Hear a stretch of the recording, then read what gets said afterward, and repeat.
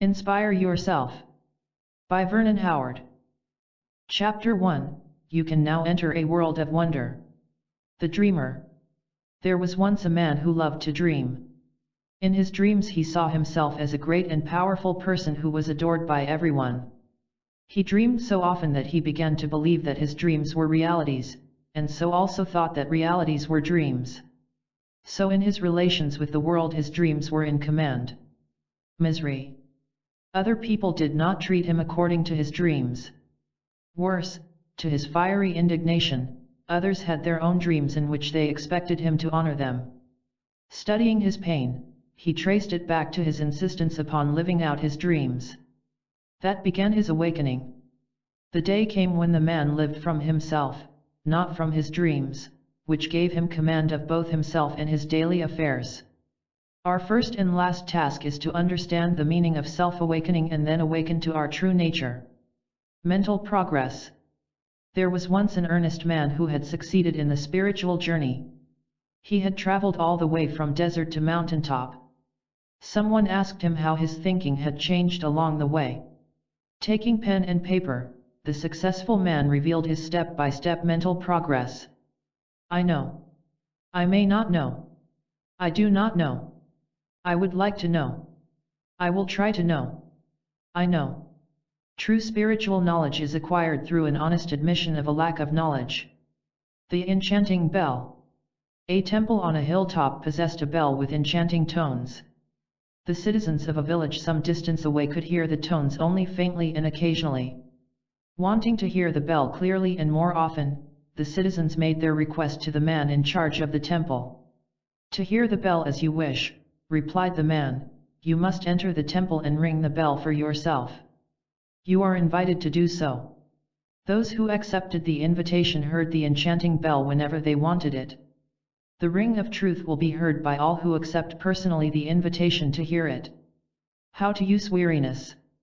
A newcomer to a study group in New Jersey remarked to the teacher, "I am curious about a point made last week. You said we have to be utterly weary in order to qualify for a new life. What does this mean?" Said the teacher to the rest of the class, "Please answer the gentleman's question. What weariness brought you here?" Herbert responded, "I was thoroughly exhausted by my nervous pretense that all was well with me." Said Vera, "Weariness with popular answers that answered nothing brought me here." Jack replied, "I was tired of trying to please people who demanded more every time you pleased them." Laura said, "It was too fatiguing to stumble through every day without knowing what my life was all about." Awareness of personal confusion is the first intelligent act of anyone who no longer wants to live that way. The truth is within. A man and his young son lived in a country torn with conflict and foolishness. The father wished above all for his son to grow up into a sane and decent human being. Since the people of the land called evil good and good evil, the father acted intelligently. He sewed a book of true wisdom into the lining of his son's coat. Years later, following his father's example of goodness, the son sought the true answers to life. His diligent search soon enabled him to distinguish between society's appearances of truth and actual truth. Then one day he found the book of wisdom placed inside the coat so many years earlier. The son knew the book told the truth, for something within him matched that truth. Every bit of true knowledge you read in a book can be experienced directly and personally within, for knowledge is never apart from your awakened nature. The Three Learners. About to take a journey, a teacher decided to take one of his disciples as an assistant. Calling 3 learners before him, he said, "On this trip you will meet many upsetting experiences. How will you handle them for inner profit?" Said one disciple, "I will imitate your responses to them." The second man answered, "I will fight them and hope to win." Said the third disciple, "I will calmly study my own reactions to them." The third disciple was chosen. Freedom from upsetting experiences begins with impartial self-observation, for that creates self-understanding. The unhealthy atmosphere. A secret factory in a forgotten desert constantly poured an invisible and unhealthy gas into the atmosphere. The gas reached the unsuspecting people in distant cities, making their lives a melancholy muddle. Wondering what was wrong, a scientist made a quiet and independent investigation. He finally traced the trouble back to the secret factory. He tried to tell others about it, but they dismissed him as a strange alarmist. The people believed the air was not only quite normal, but the only kind of air possible. But the scientist saved himself by learning to breathe in a special way. Though living within the poisonous atmosphere, he was immune to it. There are some people who cannot accept human sickness as normal and necessary, and your task is to become one of them. The stranger with the wheat. A country had such severe weather all year long that its farmers could produce only inferior crops of wheat. One day a stranger rode into the farmlands with a sack of wheat seeds. However, the stranger spoke a strange language which the farmers could not understand. Knowing this, the stranger used gestures and physical objects in an attempt to convey a message about his wheat. But the distrustful farmers and their wives made little effort to understand. Aware of their suspicion and lack of receptivity, the stranger rode away. He took with him the new and sturdy wheat seeds which produced abundant harvests in all kinds of weather. Because men neither understand nor try to understand the language of higher truth, they fail to reap richer harvest. A mistake to avoid. Clifford requested, to help us avoid mistakes along the path, what is a common mistake made by beginners? People do not see the enormous difference between mere self-improvement and a deep change of inner nature. The great difference is this. Self-improvement, such as learning better grammar or a foreign language, never challenges a man's false ideas about himself. But inner transformation requires him to hear facts about himself that he does not want to hear. Only a teaching which makes a man face himself as he is, with all his hidden confusions, can develop a truly new kind of person. Wholeness exists when the inner and the outer are the same, and this is attained by seeing the inner as it actually is, not as it is imagined. The small box. A poor man asked a wealthy friend for lessons in becoming a successful merchant. Consenting, the rich man also gave a small box to his friend. Looking inside, the puzzled poor man saw nothing, but gratefully took it home. After many lessons, the rich man said, "Concealed in the box is a gold coin for you. Invest it and you will be successful." Asked the poor man, "Why did you not tell me of it before?" "Because you would not have known how to use it. You might have spent it foolishly, or used it to impress friends. But thanks to your faithful attention to lessons, you are now a wise investor." Opportunities for spiritual success appear just as swiftly as we make ourselves ready for them. The barrel of water. A man who lived in the desert brought a barrel of pure water to his cabin. The first day he added some sugar to make it taste sweeter. On the second day he mixed in some coloring to give it a bright appearance. The next day he made it thicker by adding some syrup. On the fourth day he tossed in some ginger to give it a spicy taste. Every day he drank from the barrel which no longer contained pure water. And there were two strange things about it. He could never figure out why the water never tasted right. And he could never remember that he himself was responsible for the contents of the barrel. Man distorts the pure truth, never seeing his own involvement and never realizing the ruinous consequences. The rare spice. The hobby of a woman in Kansas was the growing of rare spices. One day she received a sample of a spice completely new to her. It so excited her taste she was eager to grow it for herself. Not knowing its source, she made inquiries, but without results.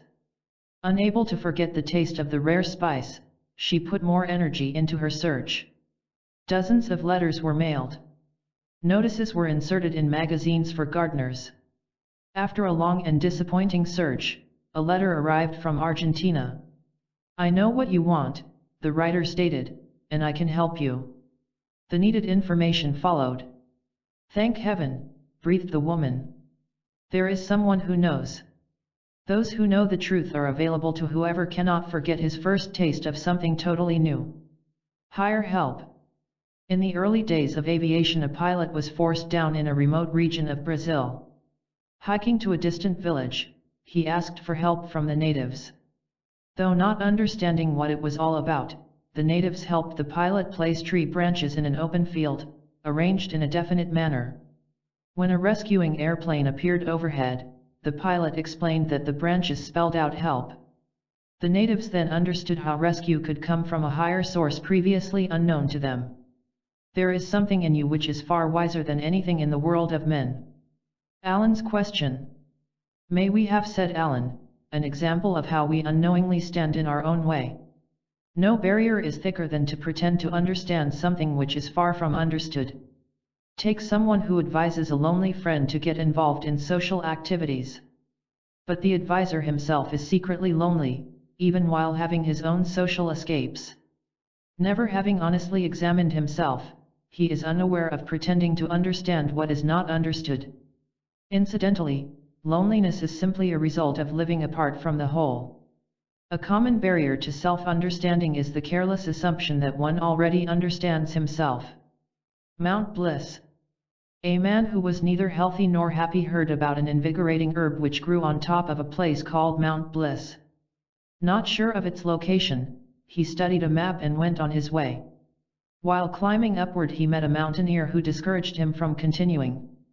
But a powerful herb grows on top of Mount Bliss. True. And it supplies fresh health and strength. Correct.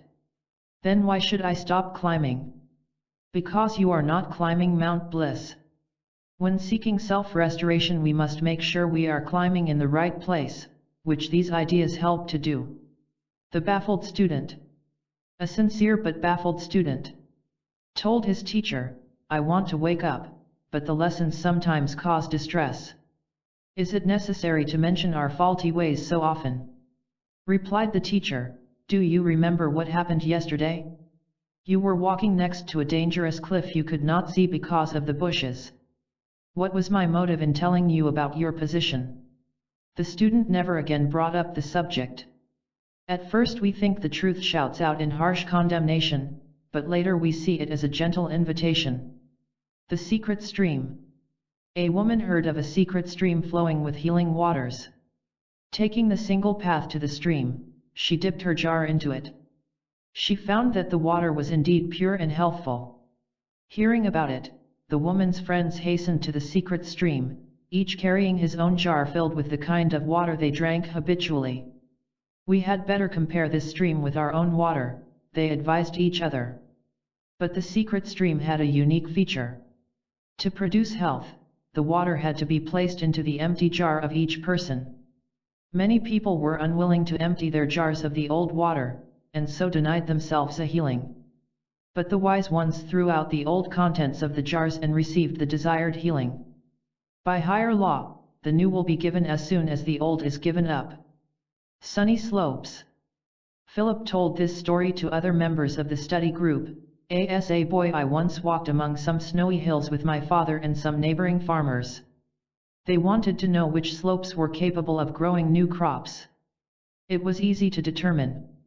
While snow fell on all the slopes, some were in a position to catch the sunshine which melted the snow. The slopes on the shady side could grow nothing.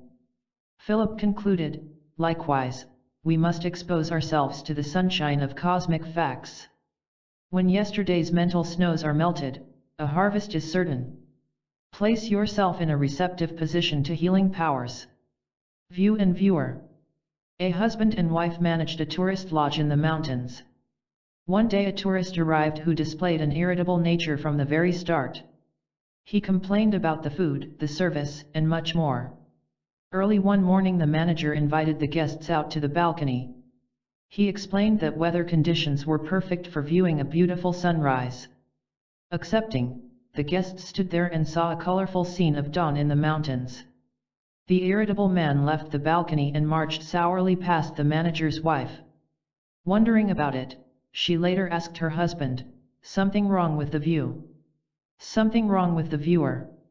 A man's own mind makes his world whatever it is, for view and viewer are the same. Different food. A sick man consulted a specialist who told him, you need a different kind of food. Dine somewhere else. Before the specialist could say more, the man rushed out to begin dining at different cafes. But, remaining sick, he returned to the specialist, who said, excellent. Now you know what won't work. Go to this place, said the specialist, offering an address. Arriving there, the man was greeted by a woman holding a book. "Ah," she welcomed him, "I see you have been to the specialist. Here is your different food." She handed him a volume of higher truth. The different diet of esoteric knowledge restores and maintains spiritual health. The Egyptian soldier. An Egyptian soldier of ancient days faithfully served the army physicians as an assistant. Feeling ill himself one evening, he tried to contact the doctors. A captain told him, "After a long day on the battlefield, all the doctors are asleep." The soldier persisted, but the captain only repeated that the physicians were sleeping. "But have you heard the good news?" said the captain with a sudden smile. "By Pharaoh's decree you are now a physician yourself." Gaining new self-confidence at the news, the soldier diagnosed and healed his own illness. The healing facts coming through a teacher are the same healing facts already existing within you, so your task is to awaken these slumbering physicians. Why pretense must go? A man was very proud of his health and energy. But one day he fell ill, so his wife called a doctor. The man resisted the doctor while angrily denying his illness. In a private talk, the doctor explained to the wife, "The whole problem is your husband's precious self-image of being a healthy man. It stands in the way of recovery." "But what can we do?" asked the wife. "As long as he deceives himself, nothing can be done. Suffering must shatter his pretense. If you see signs of this, call me, for I have just the medicine he needs." The only way to recover from spiritual illness is to abandon deceptive self-images and acknowledge the illness. Aids for beginners. Some advanced students in South Carolina offered these aids for beginners on the path. Dennis, to get to the point in life you must know what the point is, and the point is to wake up. Edna, your single greatest mistake will be a refusal to listen to truth for fear it will rob you of something valuable. But truth wants only to take your distress. William, the seeker becomes the finder when he does not seek merely what he wants to find. Ruby, people want exciting things to happen to them. If you want a happening that changes your world, continue to learn. Kenneth, see how many distractions you can ignore while climbing the mountain. Stick to the point of cosmic self-awakening. The builders. There was once a barren land where wood was scarce. But a certain citizen knew of a hidden forest where wood was plentiful, so he availed himself of it. When people asked for some of his timber he asked, "What will you do with it?" Those who wanted firewood were politely turned away. But citizens who wished to build homes or cabinets or boxes were given the wood they needed. Truth is for those who wish to use it constructively. The King's Voice. The young son of a king was kidnapped by evil men and carried away to a distant land. The prince grew to manhood, not knowing of his royal inheritance. Over the years the king had kept a request before his ambassadors in foreign lands, "Look for young men who resemble my son, and send them to the palace." When a young man arrived, a test was arranged to see whether the king's voice was recognized. The king and several of his advisors stood behind a screen. Each spoke a few words to the young man on the other side. One day the prince himself stood there and dimly recognized his father's voice. Further investigation proved that he was indeed the rightful heir to the throne. No matter how long we have been absent, the voice of truth can be recognized by those who listen energetically. A practical summary of Chapter 1. 1. Seek to understand the meaning of self-awakening, for that is the greatest task on earth. 2. The person who listens persistently for the ring of truth will find it within himself. 3. It is truly intelligent to simply admit that one does not know, for that leads to knowing. 4. Build self-acquaintance by observing your thoughts and actions, which results in self-liberty. 5. Never accept unhappiness and confusion as normal and necessary, for they can be ended completely. 6. While the truth may seem shocking at first, it turns out to be the kindest friend you could want. 7. A willingness to abandon the old and the useless makes room for the new and the beneficial. 8. Think of receptivity to truth as a great power for self-elevation, for it is just that. 9. Make it the point of your life to discover this totally new kind of life. 10. Regardless of how far or how long an individual has wandered, the truth rejects no one, but accepts everyone. Chapter 2, Keys to Action of Abundant Profit. The Man Who Read Himself. A man once owned a book he prized highly, entitled, How to Behave in Life. When not knowing what to do, he consulted the book. However, there was a major difficulty. He could read the book only when in a lighted place, and he often found himself in dark and strange situations. So when unable to read the book, he often stumbled or bluffed his way through perplexing situations. Wishing something better, he determined to be his own book. So with earnest self-study he understood both himself and surrounding life.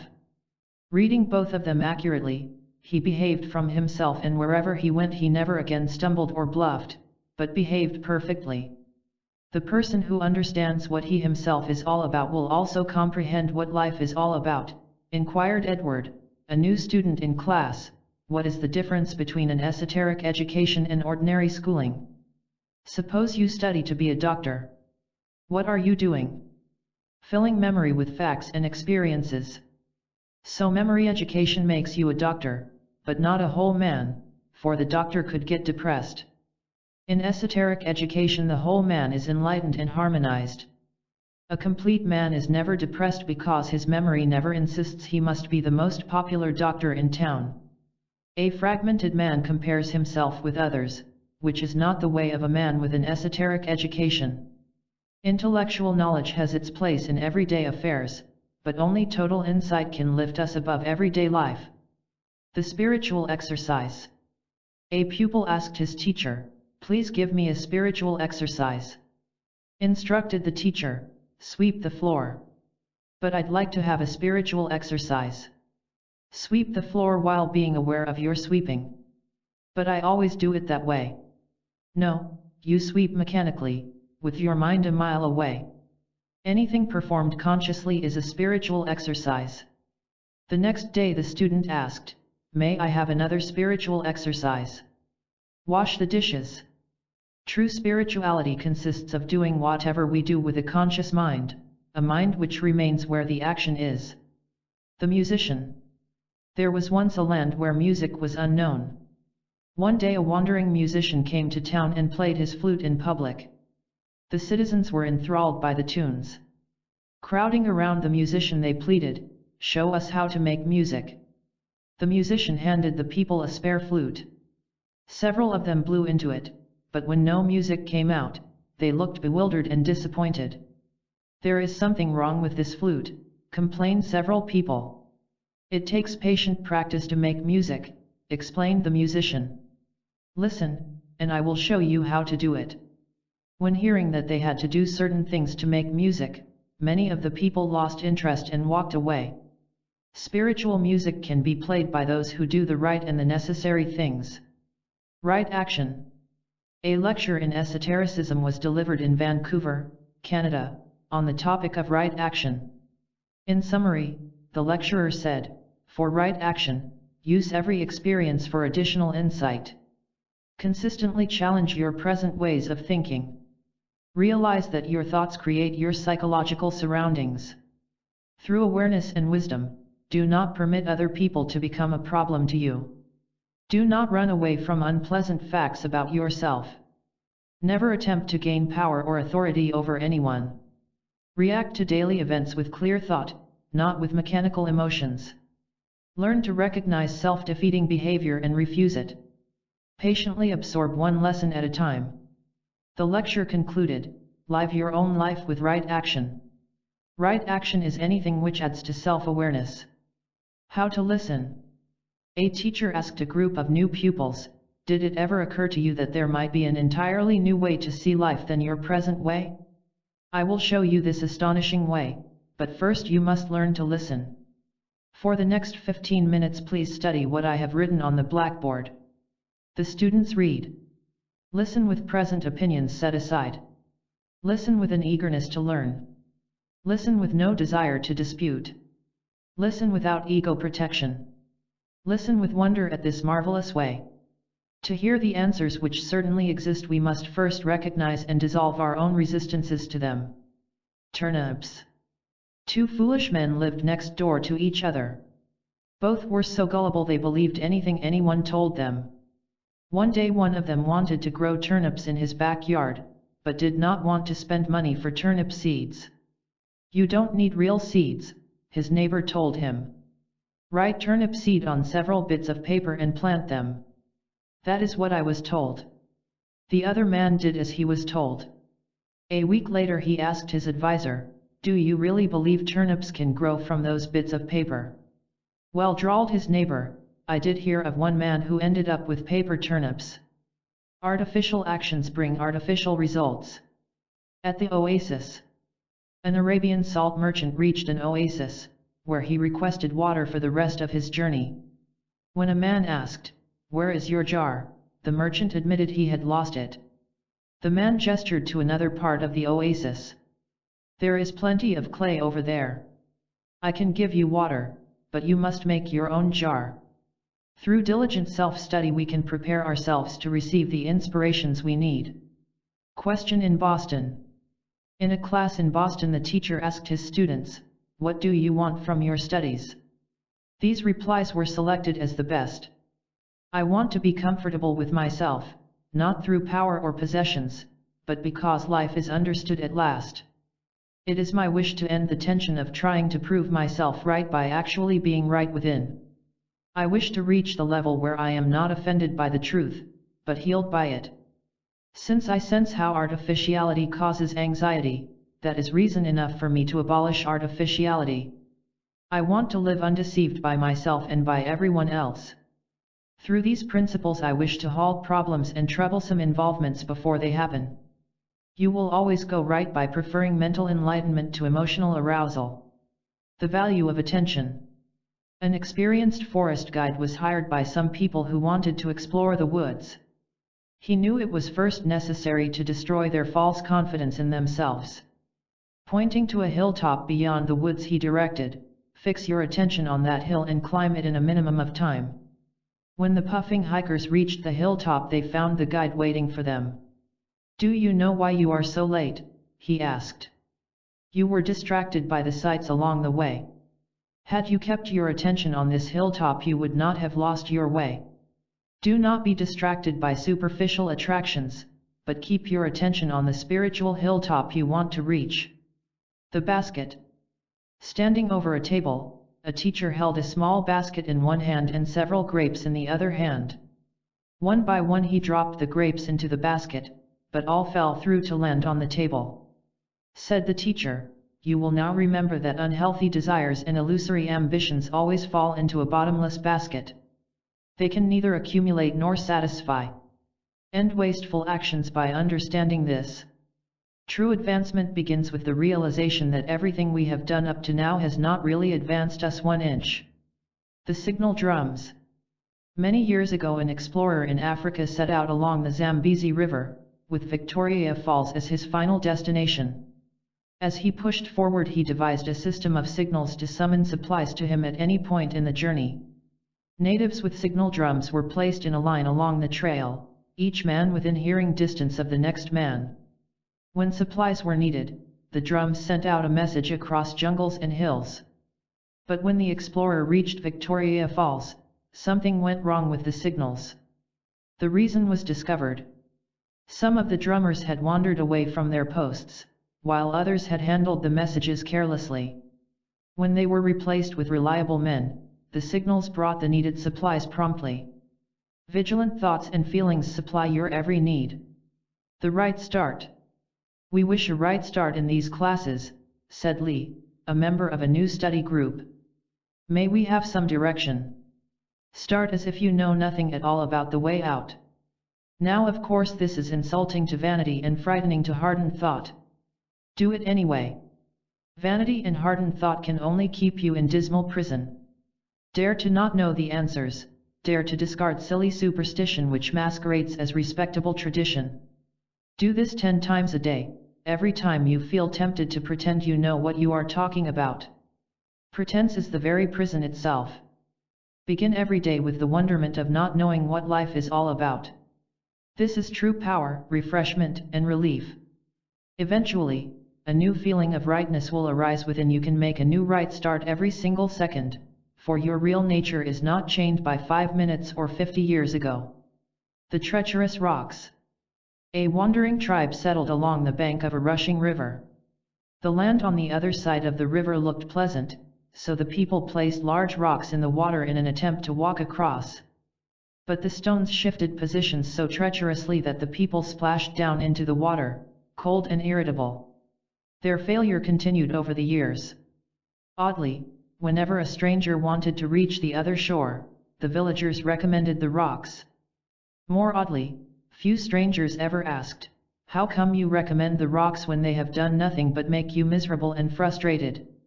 No matter how traditional or how highly recommended, false methods for reaching the other shore can only cause frustration. What few men see. A seeker wished to enroll in the school of a wise man. The teacher instructed, "Go out and be good." The seeker went out and walked down the streets, giving gifts to the poor and helping whoever needed help.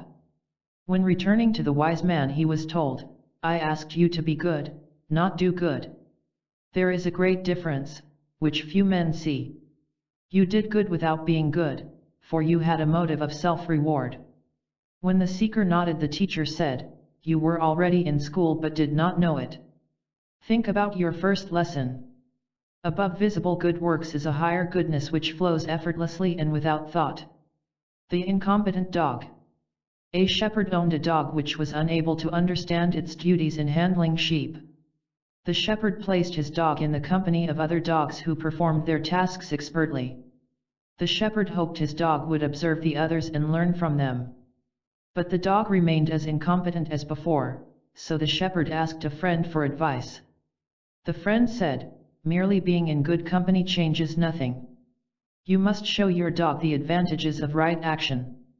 Association with higher truth can change only those who feel the need for self-transformation. Accept the actions. Asked a student at a class in New York, "How can we get more from these lectures?" Accept the actions as well as the words. If I tell you it is wise to learn something from every experience, you will agree wholeheartedly. But do you do it? You may agree that sunshine is healthy, but it does no good if you remain indoors. That is true, but how can we distinguish between artificial action and movements having real meaning? The only test of action is whether it truly changes the kind of human being you are. All else is illusion masquerading as reality. Never hesitate to perform authentic action, for results can never be anything but good. Cup and cabbage. A teacher realized that the girls in her cooking class had picked up several wrong methods. Knowing they had some unlearning to do, the teacher provided a visual lesson. She placed a cup and a cabbage on a table, then instructed one of the girls, "Hold one hand in back of you and pick up the cabbage."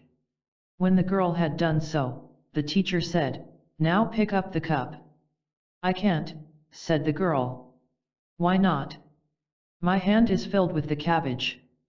"Then drop the cabbage." By dropping wrong and impractical methods, we are free to grasp right procedures. At the doorway. Dinner was about to be served at a school of higher truth. A teacher wished to impart a special lesson, so he told his students, "Stand at the doorway of the dining room and talk about food for 10 minutes.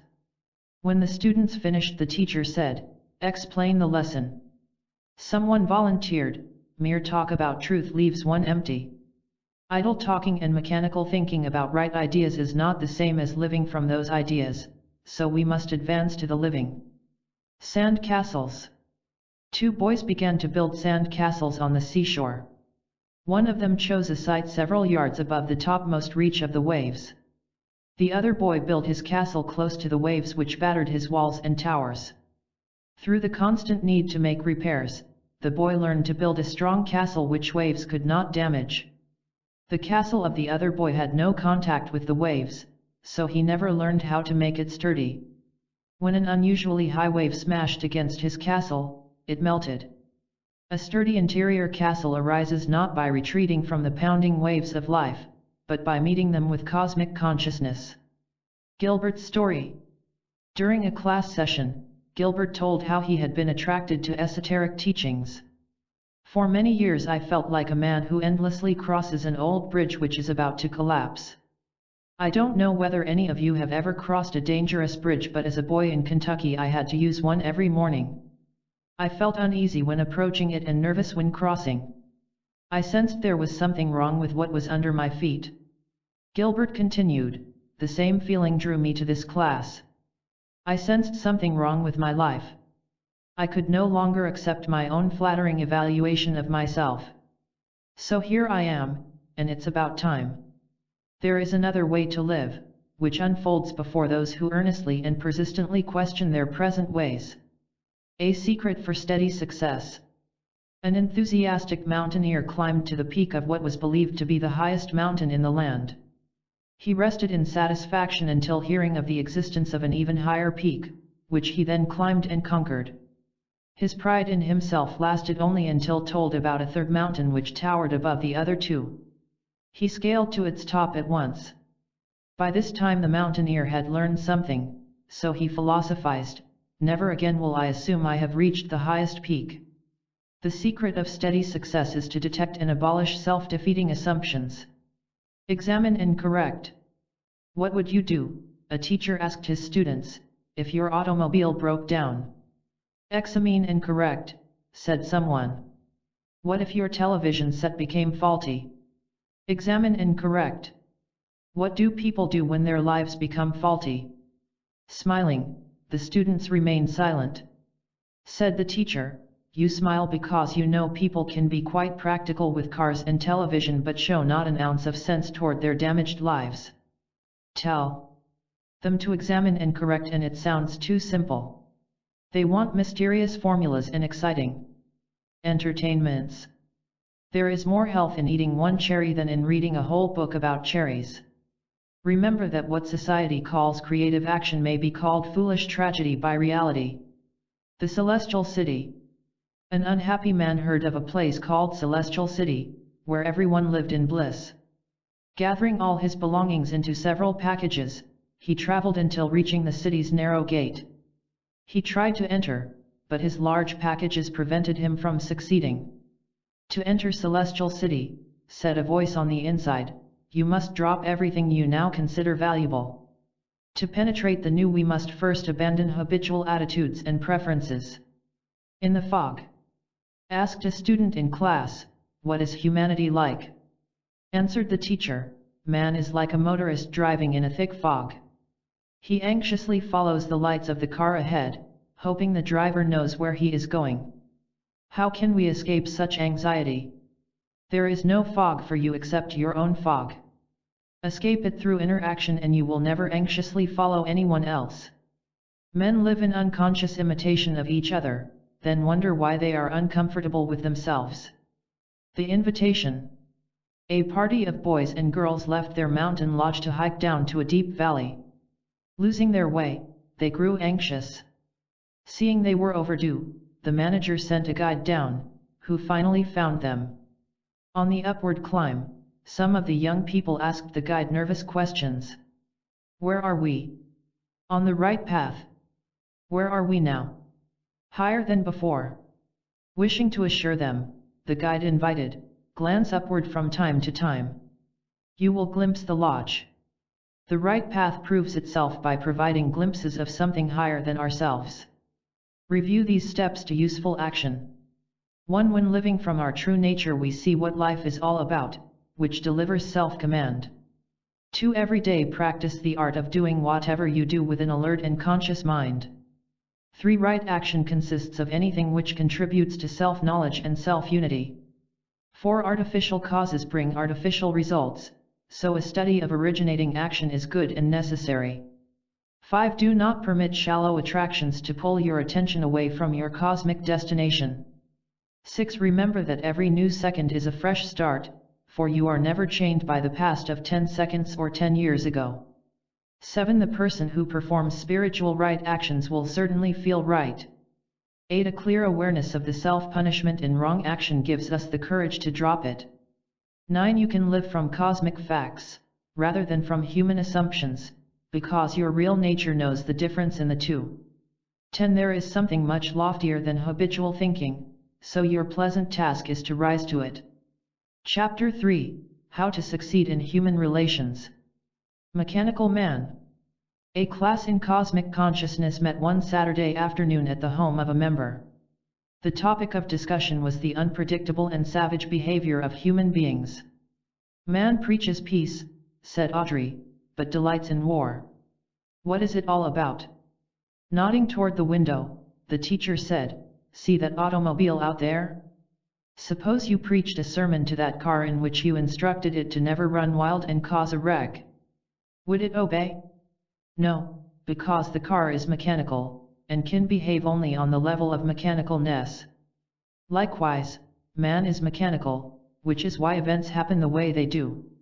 Only a conscious person can behave in a way that does not cause wrecks. Unconscious negativity is the only cause of human tragedy, and the only cure is consciousness. The archer. A teacher and his disciples were crossing a field when they passed an archer who was shooting at a target. When an arrow struck the target in the center, the archer praised himself aloud. But when the next arrow missed the target completely, the archer angrily blamed a gust of wind. Sighed the teacher as the group went on its way. That is so typical of man.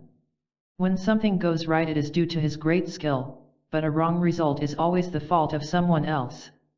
One goal, which becomes clearer as we progress, is to detect and eliminate self-contradictions. Girlfriends. A man had an attractive girlfriend with whom he shared many pleasant hours. One day he met another attractive woman, so he said to himself, I may lose my present girlfriend, so to feel secure I will add this second one. But a troubled mind warned, but by doing this I may lose my present girl. So he agonized in indecision. He finally decided to add the new sweetheart, and sure enough, he lost the first one. His misery doubled when the new woman turned out to be childish and demanding. A year later he was again faced with the same problem, but decided to stick with his present girl. Strangely, he still felt insecure. He told himself, security must reside on a higher level than my scheming and my decisions. Maybe I can find it. That was very wise self-informing. Attempts to find security through decision and choice cannot succeed, for they are products of a divided and therefore unseeing mind. The eloquent monkey. There was once a monkey who had been trained to read and to speak. As reward and encouragement he was given 6 peanuts every evening. One day the monkey was given a book of religion and philosophy, which he memorized. He was then able to deliver impressive lectures on religion and philosophy. Multitudes came thousands of miles to hear his eloquent messages about love and peace and brotherhood. One evening the hour came for the monkey to receive his 6 peanuts. By accident, he was given only 5 peanuts. Noticing this, the monkey flew into a violent rage. In his fury he tore the book of religion and philosophy into bits. Hypocrisy is a condition in which a man wrongly believes that mechanical knowledge is the same as a changed nature. Around the block.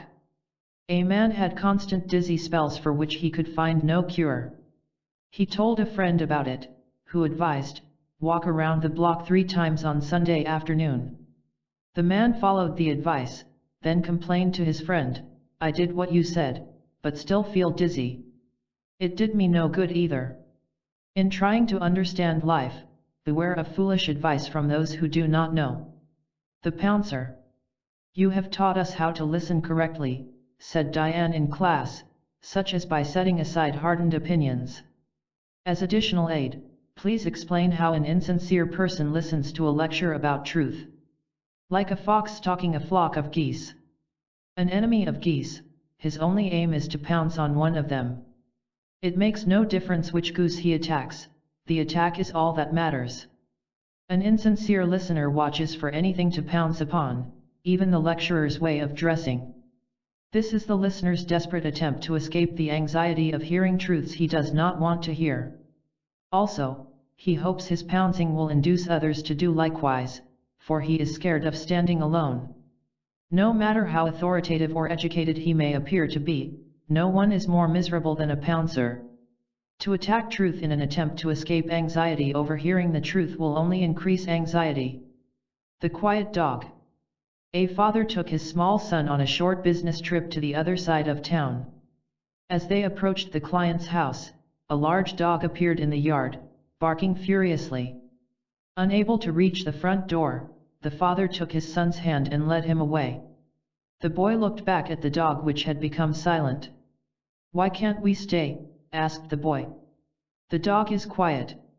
"Yes," said the father, "but his barks are still inside." Never believe that people are what they appear to be. The truly good woman.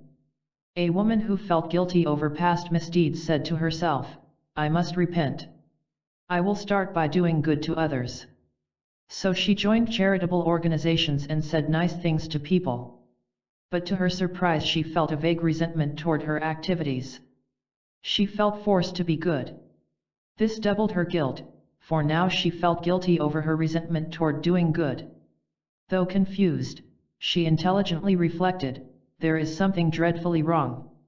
This is not goodness at all, it is self-enslaving stage acting.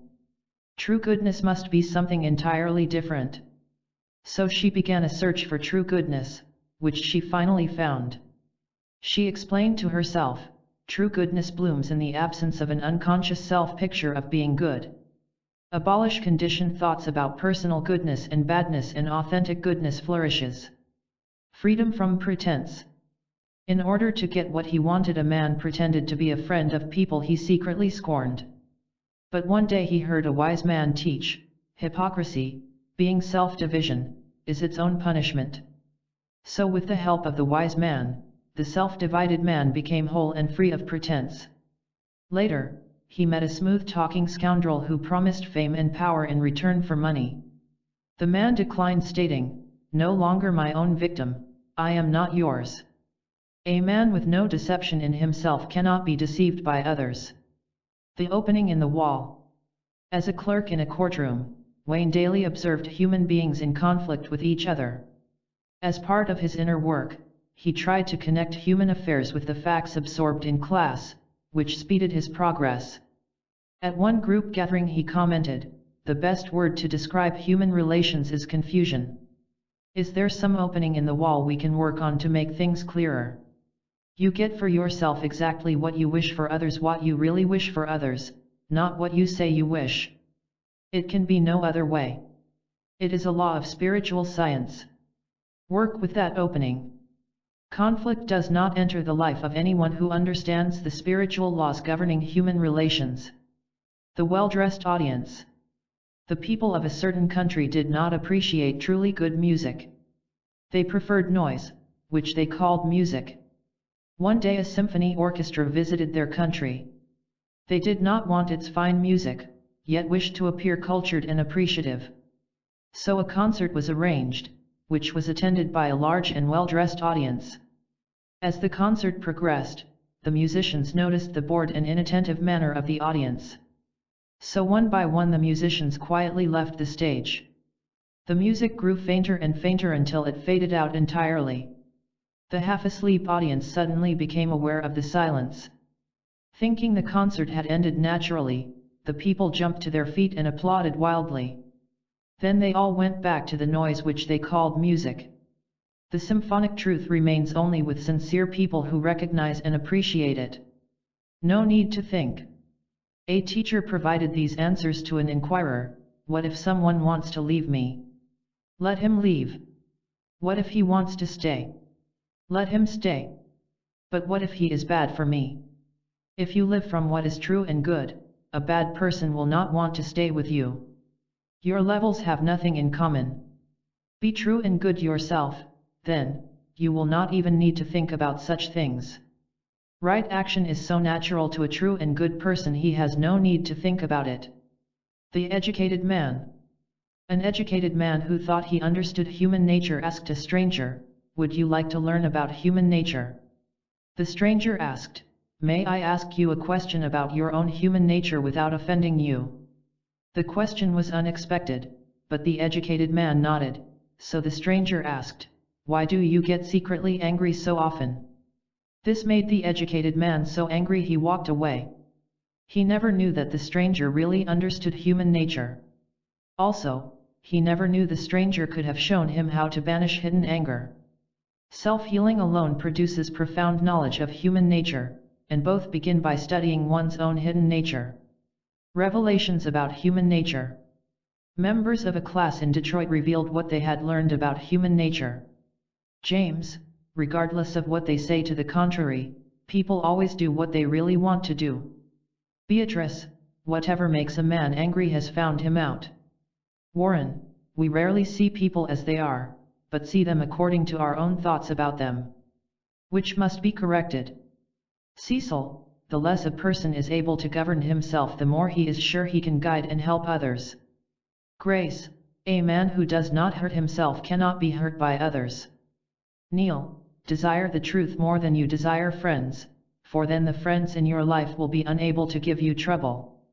Insight into human nature as it actually operates is an essential part of your psychic adventure. The dictator. There was once a cruel dictator who ruthlessly persecuted everyone who thwarted his ambitions in the smallest way. Having no conscience, he delighted in making everyone as outwardly miserable as he was inwardly tormented. Finally overthrown by enemies, he fled to another country, where he was forced to live in a small and old house. One day a former enemy was driving by in a car, when the wheels accidentally splashed mud against the house. The tyrant let out a howl of indignation heard a block away.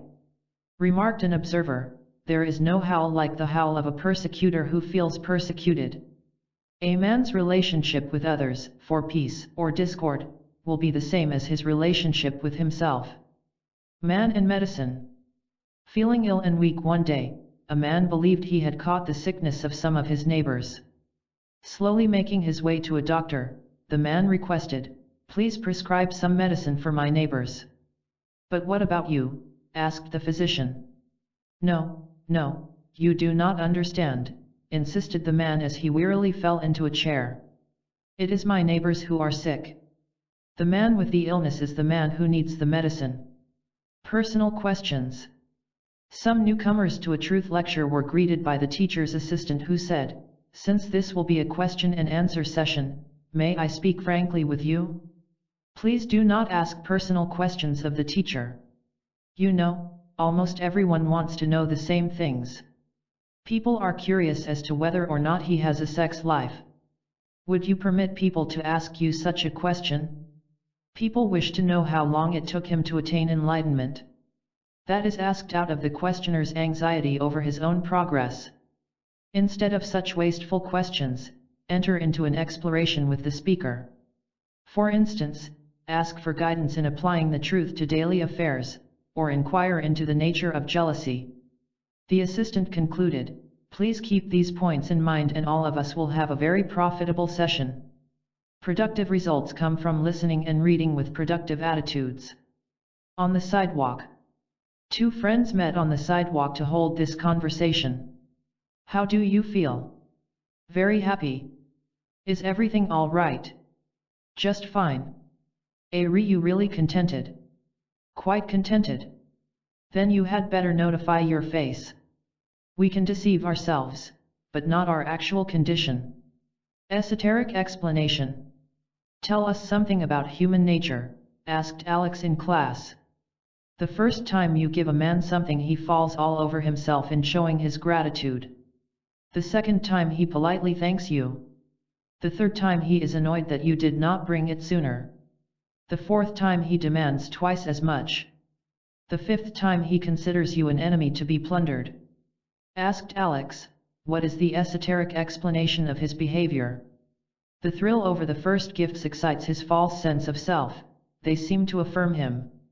But the false self is endlessly greedy for thrills, so it suddenly swings over to the new thrill of hatred and violence toward the giver.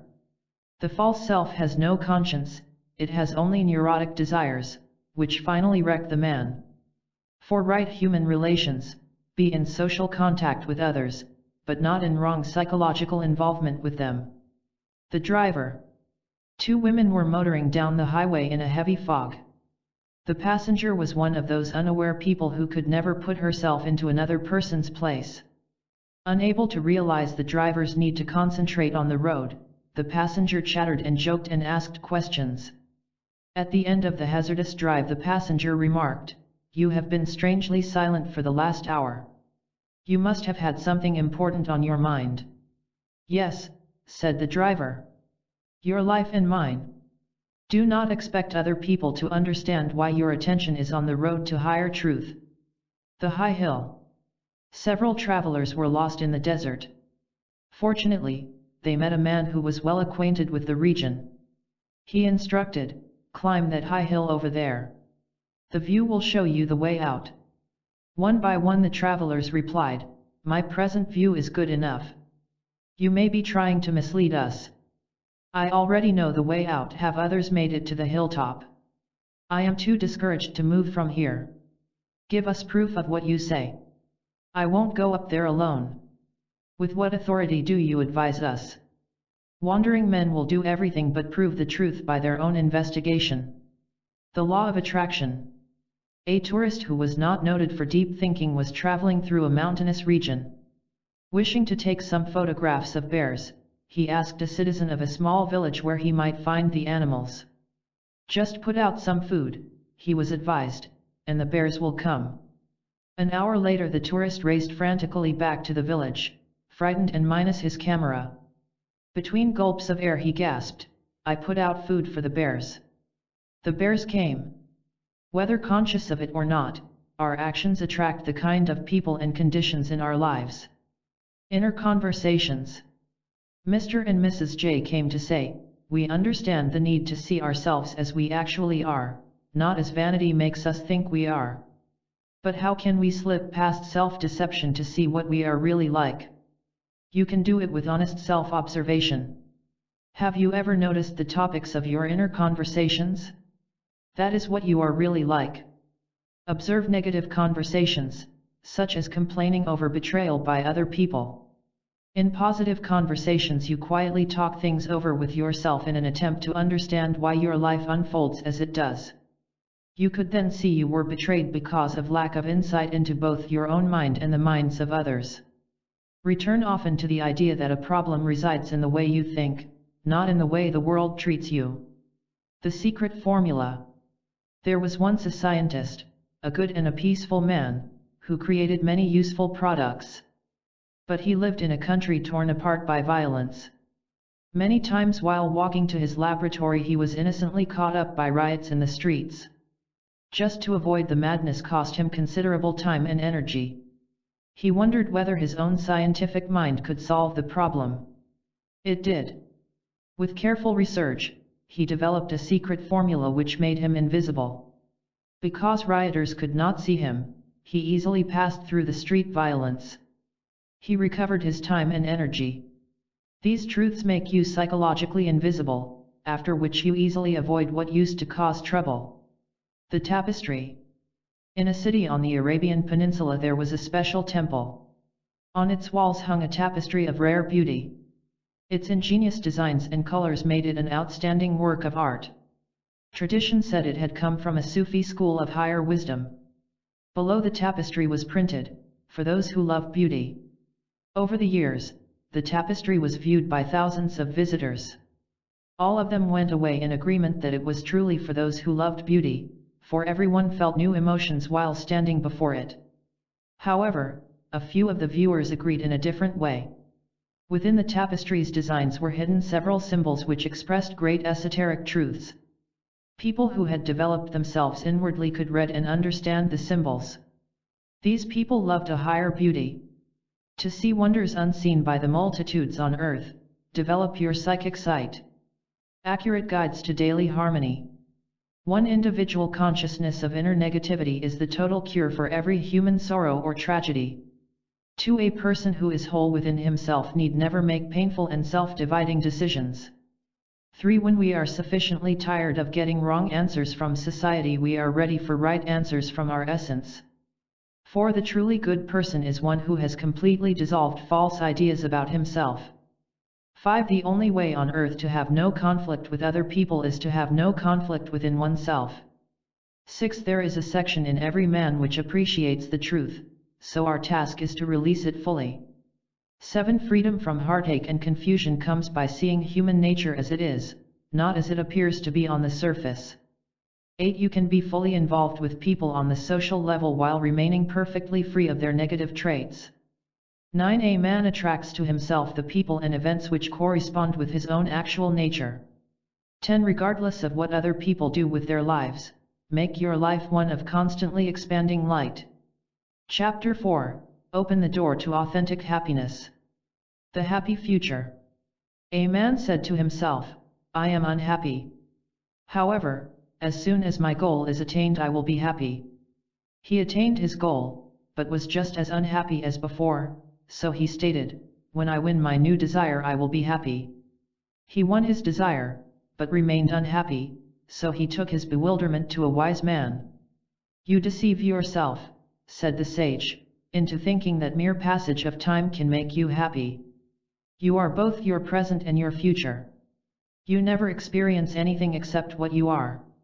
Today, change what you are, and your future will be happy, for today and tomorrow are the same. Banish space and time and you live happily here and now. Secrets for superior skill. There was once a great architect whose buildings were the wonders of the land. Few in number, his structures combined strength and beauty in a way rarely seen. One day a delegation came to ask the architect, may we hear the secrets of your superior skill? The architect replied, tear down your most honored structure. The answer was shocking, for everyone knew the most honored structure was an ancient building called the Temple of Progress. The delegation departed, puzzled and frustrated, for they knew that no one would permit the destruction of their most honored building. One day a thunderous storm tore away part of the foundation of the Temple of Progress. Hidden within the ruins were the secrets of the architect's superior skill. Astonishingly, man claims he wants happiness, yet clings to the yesterdays which prevent it. True contentment. Nothing seems more important than to have right values, said Charles, but we have trouble recognizing gold when we see it. The recognition of true values requires daily self-observation. A man must see that the winning of his desires leaves him no more content than he was before. I have a small glimpse of this, said Charles. For instance, once I get what I want I immediately want something else. Try to see the difference between actual contentment and the temporary thrill of getting what you want. What is the state of a man who sees this? He no longer torments himself. He possesses true contentment. Acquisition cunningly disguises itself as happiness, but in its falseness it always abandons its unwary victim. Illusion. A seeker asked a teacher, why do so many unhappy things happen to me? Will you listen to something you do not want to hear? Yes. You are unhappy because you live in illusion. What is my greatest illusion? The illusion that you are not living in illusion. An unaware man is unaware he is unaware, and that is the entire human predicament. The Emperor's choice. A wise emperor once sent short notes to 5 of his ministers. Each note simply asked, what do you do in your spare time? Though puzzled by the question, each minister sent his reply. I build my financial security. I involve myself in many excitements. I study to understand the meaning of life. I travel to shores and mountains. I do little but rest and relax. Said the emperor to himself, as my personal advisor I need a mature and inquiring mind. I will select the man who wants to understand life. The only activities of true value are those which aim at inner transformation. Love. Obviously disturbed by a lecture he had heard, a new student approached an advanced disciple. The teacher warned us against talking about love, said the beginner with a frown. He almost rebuked us for using the word love at all. Why? Because people talk most about what they possess the least. He wants us to use honesty as a tool for self-elevation. Do you know what motivates him to talk like this? What? Love. Love exists in the absence of self-reference, which is far above self-dramatizing words and public appearances. The weird philosopher. A certain man wanted to become wealthy, but failed. He then decided to develop a shallow but publicly impressive personality, but no one was impressed. In despair, he next decided to become a philosopher. As such, he gave lectures which denounced wealth and shallow personality. His philosophies became so weird they attracted many people whose minds were already inhabited by weirdness. To the philosopher's delight, he soon became wealthy and impressive.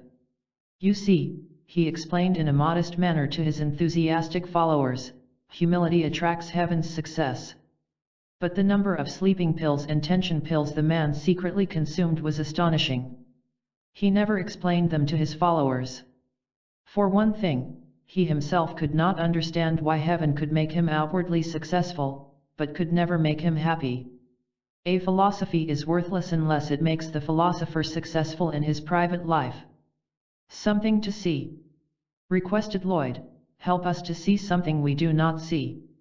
You do not see that your strength and confidence is illusory. You do not believe that under different circumstances you would behave in a different way than now. For example, someone who considers himself an authoritative public leader will feel lost and lonely when change removes him from public view. This is costly self-deception, for by valuing the artificial you deny yourself the real. Shock and despair are inevitable as long as we insist upon living in illusions about ourselves. At the brook, a good and wise king was strolling through the woods one day, accompanied by a close friend. While pausing at a brook, they were joined by two strangers who did not recognize the king. During the conversation, the strangers criticized the way the country was ruled, showing hostility and contempt for the king. The king's friend was about to rebuke their rudeness and foolishness, but the king gently led his friend away. Alone again, the king explained, what good would have resulted from shocking them awake? You must understand human nature. Of course we could have terrified them by revealing my identity, but I learned long ago that it is evil to put people under fear. No, nothing can be done for those who cannot live without hatred and arrogance. Our task is to be inwardly right. Nothing else matters. Let others live as they insist upon living, while maintaining your own cosmic course. The actor. There was once a skilled actor who played many roles to perfection. During different performances he was a daring adventurer, a handsome lover, a wealthy business executive. He acted so often and so well he finally forgot that they were roles. He believed he actually was the man he portrayed. So the actor was a confused human being. Whenever meeting an event for which he had no role he felt lost and frightened. Strangely, he did not see through his roles, even when suffering from them. Unhappiness always includes role-playing of one kind or another, which means that true happiness has no self-dramatization. The insincere seeker. A troubled man approached an advanced student of esotericism. The student, who knew an insincere inquirer when he saw one, for the student himself was once on this level. Please tell me my faults so I can correct them, requested the troubled man. You really do not want to know them, stated the student politely. The man retorted indignantly, of course I want to know. Otherwise, why would I ask? For two reasons, replied the student. One of them is idle curiosity. Secondly, it makes you the center of the conversation. If I revealed your faults, you might smile, but you would be secretly angry. The inquirer smiled and went away angry. Sincerity is the first and last requirement for elevating ourselves above our troubles. The contented man. There was once a man whose irritable nature was known by all who met him. Nothing pleased him. Everything made him more sour than before. There lurked within the man's mind the suspicion that everyone was intent on betraying and hurting him. Quite unexpectedly, a definite change came over the man.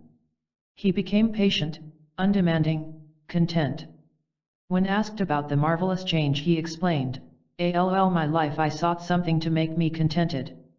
Since it never came, I decided to be content without it." Contentment can never be found by adding anything, but by resting in our natural wholeness in the here and now. Suffering must be studied. Tell us what we need to know about suffering, some pupils asked their teacher as they sat outdoors in a garden. The teacher responded, I wish I could urge you 1,000 times to study your very suffering in order to end it. People use all sorts of tricks to avoid a direct confrontation with their distress. They invent a phony heaven in the future or escape into distracting excitements. Nodding toward a red rose, the teacher explained, suffering is like a rose seed planted in the ground. The seed endures the darkness in order to grow up into the sunlight as an entirely new creation. It is highly intelligent to study suffering scientifically, with an aim to understand, which ends suffering. People in contradiction. Mr. and Mrs. T came for a personal conference with a teacher of esotericism.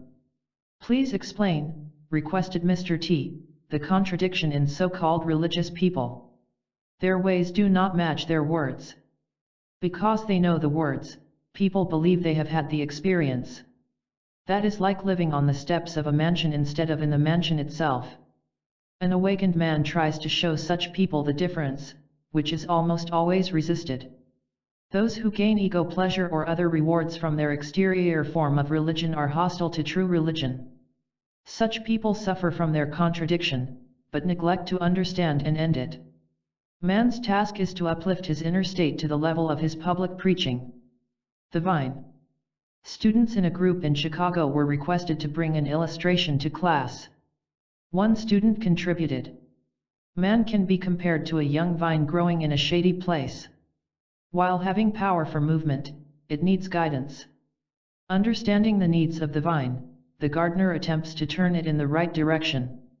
When yielding to the gardener's higher knowledge, the vine finds itself rising into the sunshine it needs and always wanted. The student concluded, man is a vine in a shady place. To reach spiritual sunshine, he must yield to higher knowledge, to reality. The higher knowledge needed for spiritual sunshine is freely available to those who are weary of shady places. The reward. A young student at an esoteric school approached his teacher to announce, I have spent the entire morning improving the garden. What is my reward? The teacher inquired.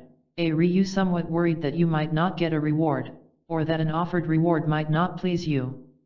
Yes. Tomorrow morning, work once more in the garden. Do it just because you do it, without worrying over a reward. That will be your reward. Our true reward is to live without demands which cause worry, to simply enjoy our own company at each moment. The Sparrow's Complaint.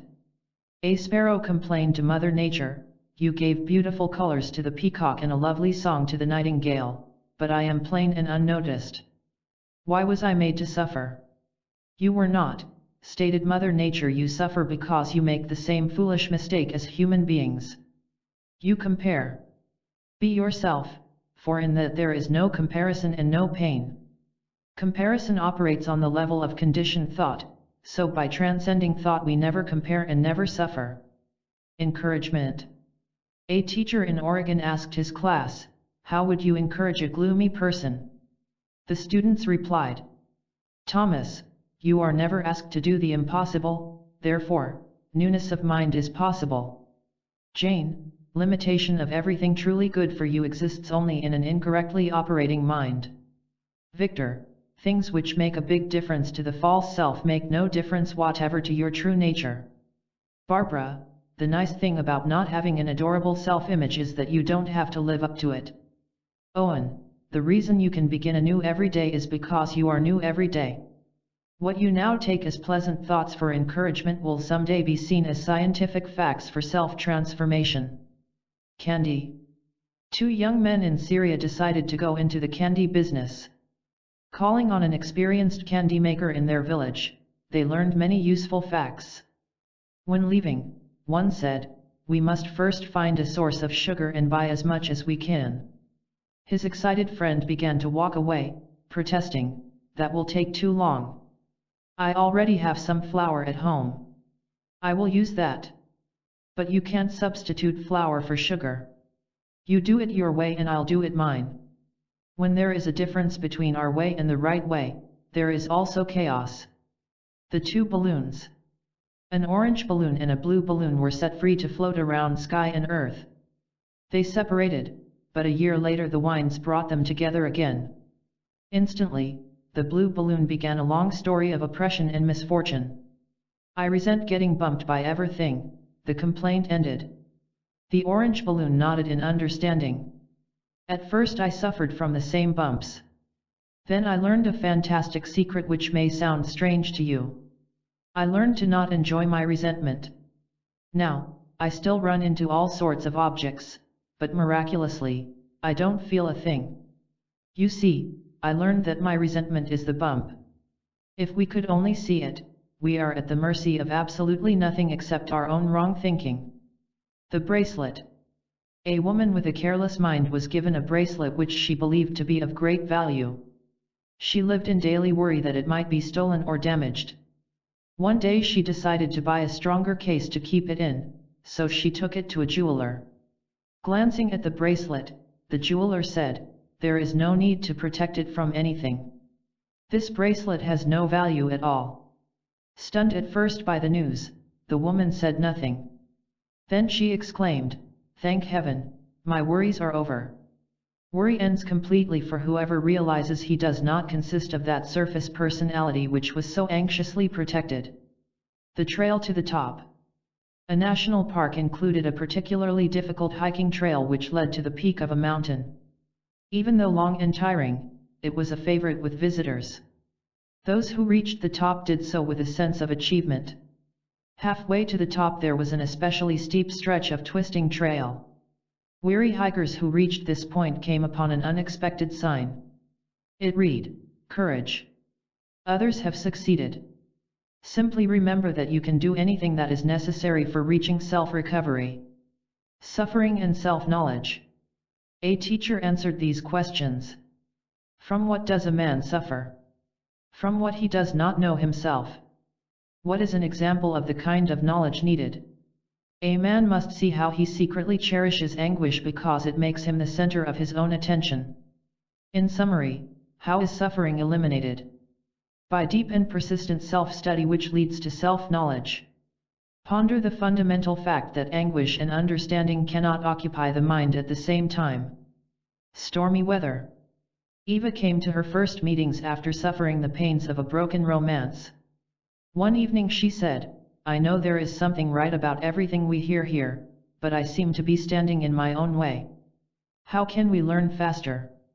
Imagine a highway used by trucks to bring food to a city. The highway cuts across a region having sudden and furious storms which wash out the bridges and block the trucks. That is similar to what happens when we are overwhelmed by stormy emotions, such as bitterness and self-pity. No one cuts us off from swift progress except ourselves. Starting right now, free yourself from negative emotions by refusing their destructive thrill. Never listen to the false voice which says there is satisfaction in fiery feelings, such as panic and dread. Perfect pineapples. There was once a field of pure and perfect pineapples. The fruit was so superior that the owner never permitted any bargaining over the price, even though bargaining was a popular custom. All day long the shoppers came to glance at the pineapples. Most of them used all kinds of cunning tricks to avoid paying the fixed price. But all were told, there can be no bargaining with such perfect pineapples. Either you want them or you do not. Many shoppers departed in anger and criticism. But others inspected carefully, and, recognizing perfection, gladly made the purchase. Truth never bargains, but comes to those who pay the price being a willingness to abandon self-centered ways. How to use life. Two students were observing a newcomer to their esoteric school. One morning they saw him trying to drag a water hose to a comer of the garden. But at every few yards the hose caught itself against the stepping stones. Annoyance was plainly on the face of the newcomer as he walked back to loosen the hose. "Too bad," remarked one student to the other, "but life is using him." A month later the students again observed the newcomer at the same task. Once more the hose caught against the stepping stones. As the newcomer loosened the hose, a new expression was on his face. Clearly, he was studying his annoyance instead of going along with it. "Very good," stated a student. "Now he is using life." An extraordinary secret for true success is to use every annoyance to gain self-insight and self-command. Helpful facts about true happiness. 1. Since the present moment is free of time, you are now free of inner pains, but must realize what this means. 2. Man's entire problem is that he is unaware of being unaware. so self-rescue begins with a new consciousness. 3. Anything that contributes to a deeper understanding of your mind contributes to personal happiness. 4. Authentic love exists in the absence of a fictitious sense of self, and nowhere else. 5. Happiness is present when there is no difference between the inner man and outer man. 6. Know that contentment is never found by adding anything, but is found by subtracting whatever is artificial and illusory. 7. When suffering is studied and understood through esoteric science, suffering ends for the scientist. 8. No person is ever at the mercy of anything except his own incorrectly operating mind. 9. Never forget that whatever is necessary for self-newness is also possible. 10. Everything works in favor of the person who meets his day with an awakened mind. Chapter 5. Discover the marvels of a new mind. Boxes of silver. A ship of the 18th century was entering a harbor in Portugal with a rich cargo of silver. It struck an unseen rock and sank in shallow but dark water. Divers tried to tie ropes to the boxes of silver, but were confused by the darkness.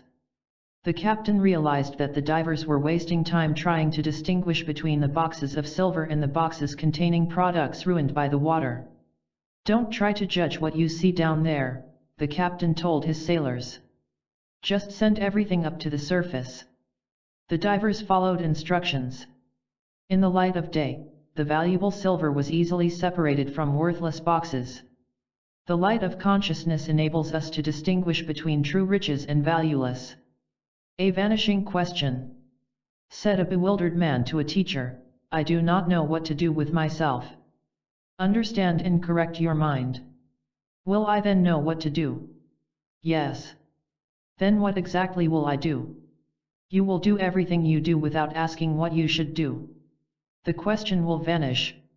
Your mind will no longer be divided against itself. You will be what you do, which is self-unity.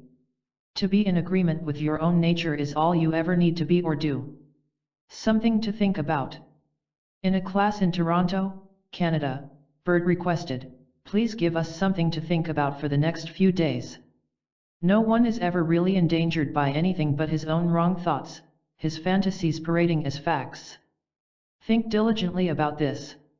A man free of his own fantasies cannot be threatened by the cunning delusions of others. To reinforce this principle, please restate it in your own words. Brenda, our only enemy is our own mental meandering. Lowell, self-liberty guarantees liberty from the traps of others. Edith, fear of danger vanishes with self-knowledge. No man is deceived except by his own permission, and the permission is unconscious, for consciousness cannot be deceived. Instruments for her seeing. Wishing to teach a certain lesson to her young pupils, a schoolteacher set 3 objects on her desk. She then asked the children to look at the objects and name them. The students responded. A telescope. A microscope. A magnifying glass. The teacher asked, "What do they have in common?" A student answered, "All of them help us to see better." That is right. They are instruments for seeing. The teacher applied the lesson, "You must use all your instruments for seeing your lessons, such as attention and effort." Our instruments for spiritual seeing are ready for today's use, such as verifying everything for oneself, and remembering our high aims. At the palace, a disciple asked his teacher, "What is the difference between intelligent thinking and mechanical thinking?" The teacher replied, "Wait a few days." The next week both men were part of an audience gathered for a pubic ceremony on palace grounds. In front of them stood a tall man with a glittering crown on his head and dressed in royal robes. Next to him was a shorter man dressed in rags.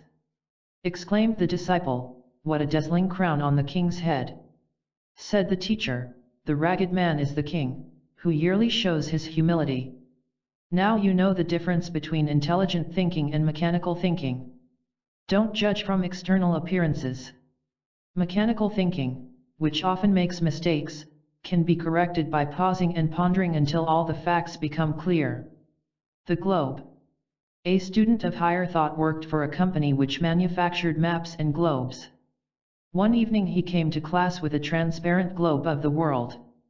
From a pocket he withdrew a small figure of a man with a length of string attached. The student dropped the man through a hole in the top of the globe, holding him suspended in the center of the plastic world.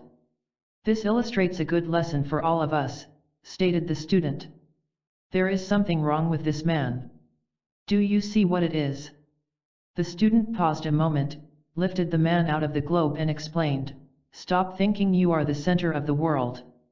Only in wrong thought do we appear to be the center of the world, which is cured by thinking above ourselves."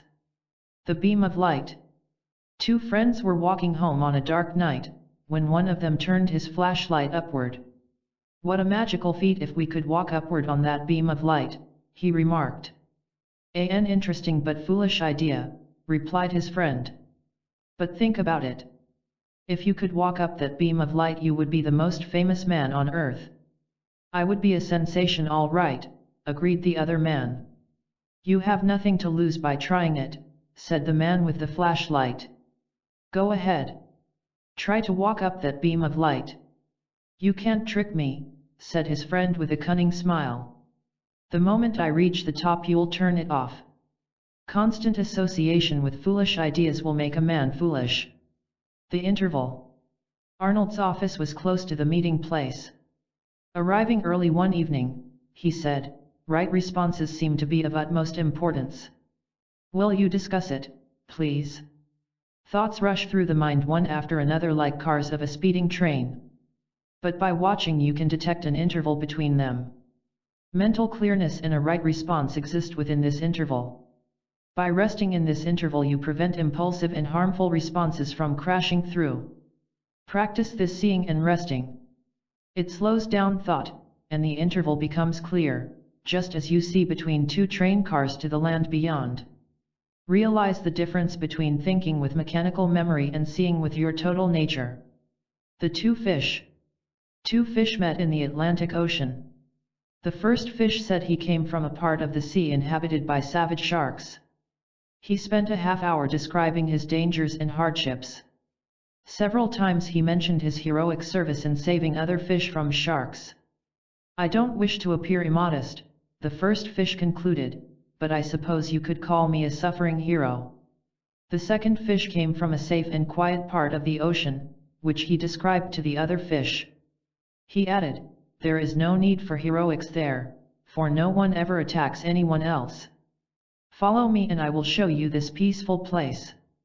"Don't be foolish," exclaimed the first fish as he swam away. "It isn't every day you meet a suffering hero. People prefer their vanity-based imaginations about themselves over reality and peace." The time. A church official in a small town frequently phoned the city hall to ask for the correct time. One day while visiting the city hall he paused to thank the young woman who had helped him. He explained, "Your information enables me to ring the church bell exactly on time." She replied, "How strange, I listen to the bell to set my tune." One dependent man foolishly follows another dependent man, and both fall into the ditch. The revolving wheel. A man sought directions to a new colony where he wanted to live. After considerable search he contacted an advisor who knew all about the colony. The advisor explained, "There are directions to the colony, but they require patience and endurance. Inside a temple not far from here there is a revolving wheel. The directions are printed on the wheel, so, of course, you cannot read them until the wheel slows down. Since it takes time for the wheel to lose speed, are you willing to patiently wait until it happens?" The advisor saw that this man did indeed have the needed patience, for he came back with the directions. A patient study of one's nervously revolving mind slows it down to where its accurate directions can be read. The dinner. There was once a man who had the foolish habit of hypnotizing himself. Refusing to face reality, he habitually escaped his anxiety by falling under a self-induced trance. One evening he entered a restaurant and ordered a full dinner. While waiting to be served he felt disturbed by something and so sought relief by hypnotizing himself. While still under hypnosis, he ate his dinner. He awakened just as he finished. Looking down at the empty plates he called with annoyance to the waiter. "What kind of service is this? I asked for a full dinner and this is what you give me." People dwelling under spiritual self-hypnosis cannot recognize higher truth when it is served to them. Right thinking. A study group in Scotland expressed these ideas about right thinking. Only when losing something of value, and taking that loss rightly, can we begin to recognize true value. To know what you want is not the same as knowing what is beneficial. Anything from which a man runs is never any place but within the runner. Consider the possibility that others may see you in an entirely different way than you see yourself. The only way to learn to distinguish between right and wrong is to prefer right to wrong. The man who makes it is the man who sees there is really no other way than forward. Realize every day that a rightly operating mind will make that day what you wish it to be. The desert tortoise. While flying over the desert, a seagull paused to rest on a rock. A desert tortoise came along to state, "I have never seen a bird like you before. Where are you from?" The seagull described the ocean, mentioning its main features, including its enormous size and its waves. As the seagull flew away, the tortoise went home to tell his wife about the conversation. "At first I thought that bird had something new," said the tortoise, "but then I saw that we have the same things. It is simply a matter of words. What he calls the ocean we call the desert. What he calls water we call sand. Guess there is nothing really new in the world." A closed mind interprets everything according to its own familiar thinking habits. The coin in the pond. A man was seated beside a pond when he accidentally dropped a coin into the water. He poked around with a stick in an attempt to separate the coin from the stones. But this stirred up so much mud he could see nothing. Not knowing what else to do, he sat quietly for a while. Then, glancing down, he saw clear water again. He also saw his coin. An agitated mind can never find the answers which belong to a settled and quiet mind. The mayor. A teacher of higher truth wished to correct the thinking habits of his students. He asked two of them, "What is the character of the mayor of this village?" Replied one student, "He is a wonderful man." Answered the other pupil, "He is a terrible tyrant." "What both of you really mean," said the teacher, "is that you think he is either wonderful or terrible. Why do you have opposite opinions? Because you base them on self-interest. For example, he either gave or denied you something you wanted. You did not describe the mayor at all, you described your own attitudes. Be clear in your own mind and you will clearly and wisely see the mayor, whatever he may be. Where there is no false self with its false interests, everyone and everything is seen with practical clarity." The dizzy world. Three friends were strolling through the countryside. Suddenly, all three slipped and fell into a ditch, striking their heads lightly.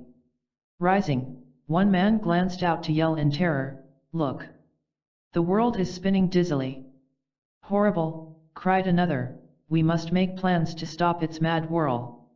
The pair ran off to get help. The third man pondered, "I wonder where this dizziness exists."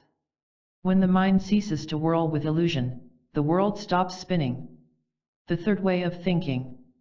During an informal discussion after a class, Roger said, "I finally saw the mistake I had made for years.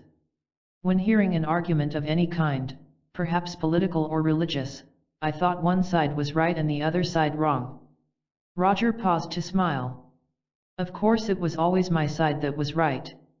Now I know that both sides were wrong, for argument is a nervous attempt to make wrong seem right." Roger continued, "There is a third way of thinking which is above two opposing sides. However, the unenlightened mind is unable to conceive it as long as the individual insists upon clinging to illusion. But any sincere person can live from the third way of thinking. In its clear consciousness is sanity and happiness. The third way of thinking, which is above this side and that side, is a wondrous state of mind." Secret thoughts.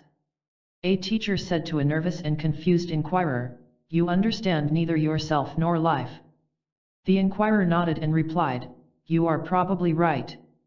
But the inquirer's mind secretly exploded with, "What right do you have to insinuate that I lack understanding?" The teacher continued, "You must stop wasting your life." Answered the inquirer, "I would like to stop all right. But the inquirer resentfully thought, how rude of you to say that I have not lived intelligently and constructively. The teacher stated, you can begin right now to find true peace of mind. The inquirer assured the teacher, that is what I want above all else. But a corner of the inquirer's mind rejoiced, I am glad I discovered what a danger this man is to my peace of mind. Those who pretend to want the truth are like a thirsty man who throws away a cup of pure water. The yardstick. A native of a primitive tribe in South America was given a ruler 1 foot long. He found great pleasure going around measuring everything by his ruler. He discovered that his hand was 7 inches long, and that his eating bowl was 12 inches wide. But he did not know how to measure anything which was longer than 12 inches. The length of his ruler was the limit of his comprehension. One day he was given a yardstick. He was greatly astonished to discover that he could measure objects longer than 12 inches. Never believe that the limit of comprehension is the limit of life. The man who felt owed. A wise man asked a man with a muddled mind, do you feel you have the right to make demands on another person? Yes. Does he have the same right to make demands on you? No. Why not? Because he owes me something. But he thinks you owe something to him. He is a self-centered man with no love for justice. There is a totally new way to see life, in which you neither owe nor are owed. A healthy and untroubled mind does not dwell in the opposing states of feeling owed or of guiltily owing. Lillian's letters. Lillian, who attended classes regularly, had a personal experience with something she had learned at the meetings. As a secretary, she once typed dozens of letters, dating them with the correct month of January. On the first day of February she caught herself still typing the month of January. She reflected, that is what we learned last week. The mechanical part of the mind hungers in yesterday. Therefore, it can't meet today correctly. I will handle today with today's newness. A mind operating in the present moment only is free of yesterday's interference, and therefore operates perfectly. Simple logic. A man with many conflicts was asked, what do you believe to be the source of your many troubles? The man replied instantly, I am always right and others are always wrong. But others will never admit I am right and they are wrong. Skipping the enormous egotism of that statement, let's look at it from the viewpoint of simple logic. How is it possible for you to always be right and for others to always be wrong? That, exclaimed the man with a dramatic sigh, is one of the great miracles of the ages. Logic cannot penetrate vanity. Wild cargo. A ship entered a port in Africa to seek a cargo for the return trip to Europe. Having some personal business ashore, the captain assigned the details of the cargo to his officers. Returning to the ship late one night, the captain gave orders to sail. The next morning the captain heard strange noises below deck. Going down, the noises turned into fierce roars and screaming voices. Glancing around, the captain saw several lions chasing around the cages from which they had escaped.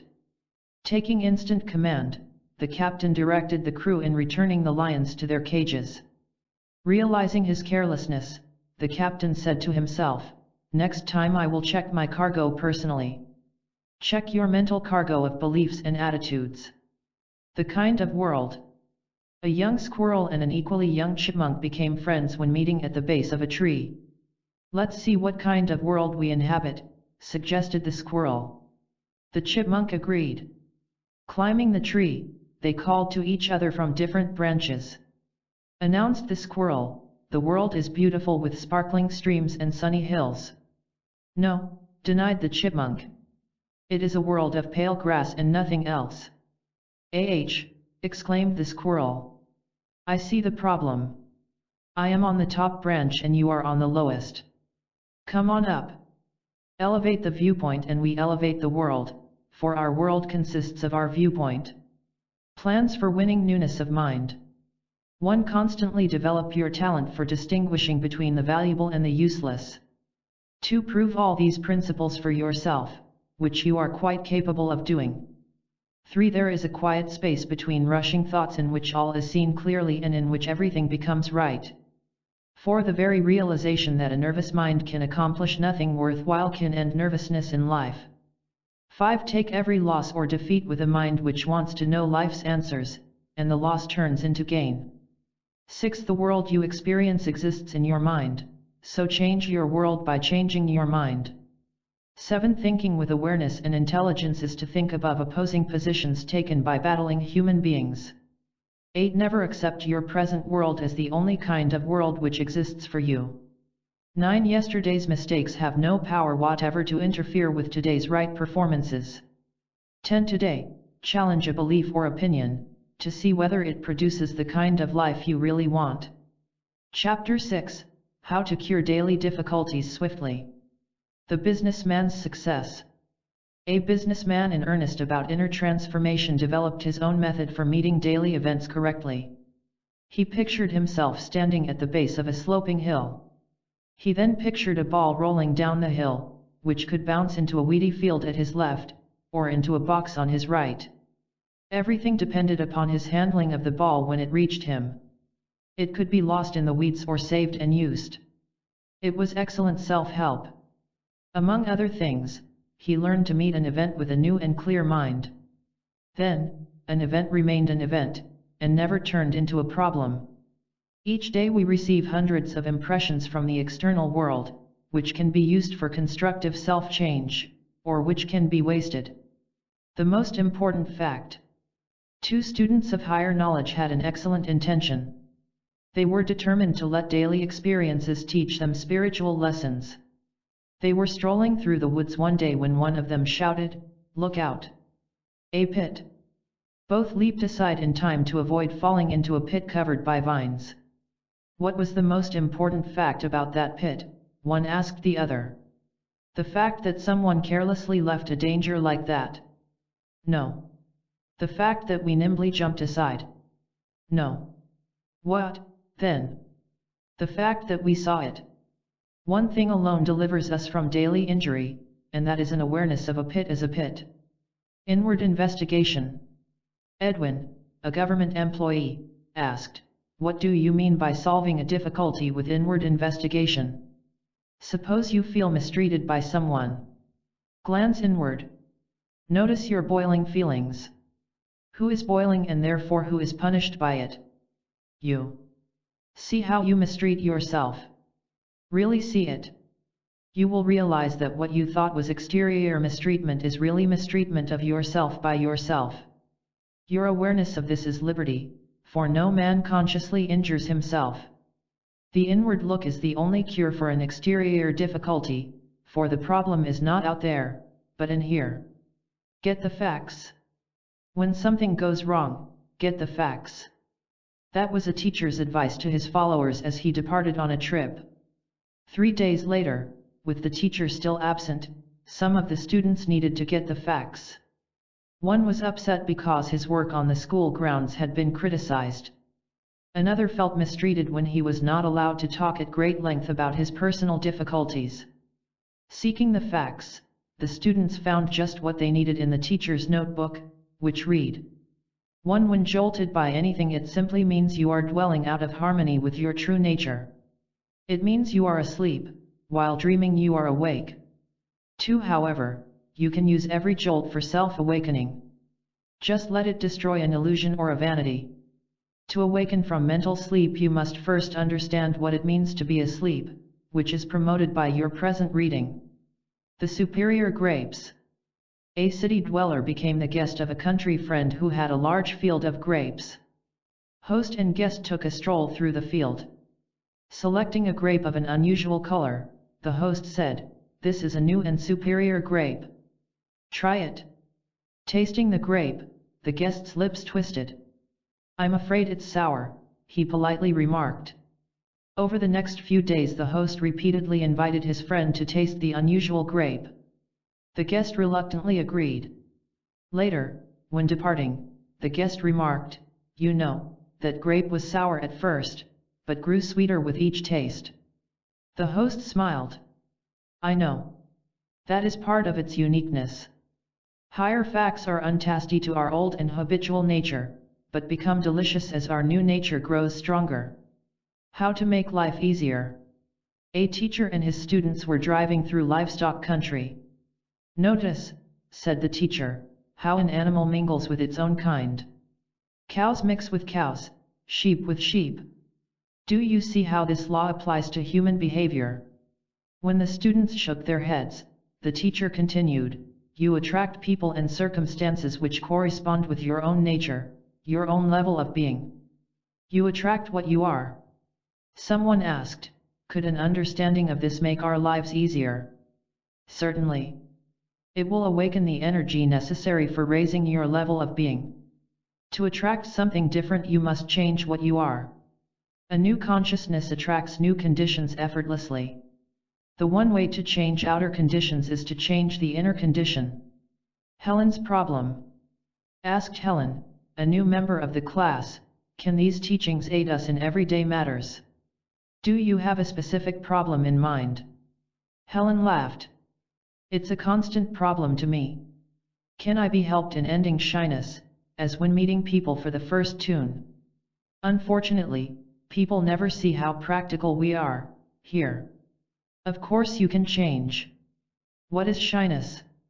You may not understand as yet, but it is a defense of imaginary ideas we have about ourselves. As imagination ends, so does defense and shyness. Try to grasp this much for now. You will see. Think of the relief you will have when you no longer protect that which needs no protection. The higher answer. A schoolteacher wished to teach his young pupils to think from higher positions, so he arranged a visual lesson. Writing the answer to a question in science on a slip of paper, he placed it on a shelf which was above the heads of the students. One at a time he asked 2 boys and 2 girls to reach for the answer, which they did. Remember, the teacher made his point, that the answer to a question resides on a level above your present level. Learn to reach above yourself. Upon the appearance of a problem, we must remember that the true answer dwells above the level of the conditioned mind. A teaching about security. A sparrow flew in and out of several trees in an orchard, seeking a secure place for its nest. Selecting a tree, it began to build on one of the higher branches. Noticing the sparrow's first trips, the orchardist scattered the bits which were forming the nest. Discouraged, the sparrow selected another tree and began a second nest, but it was also scattered by the orchardist.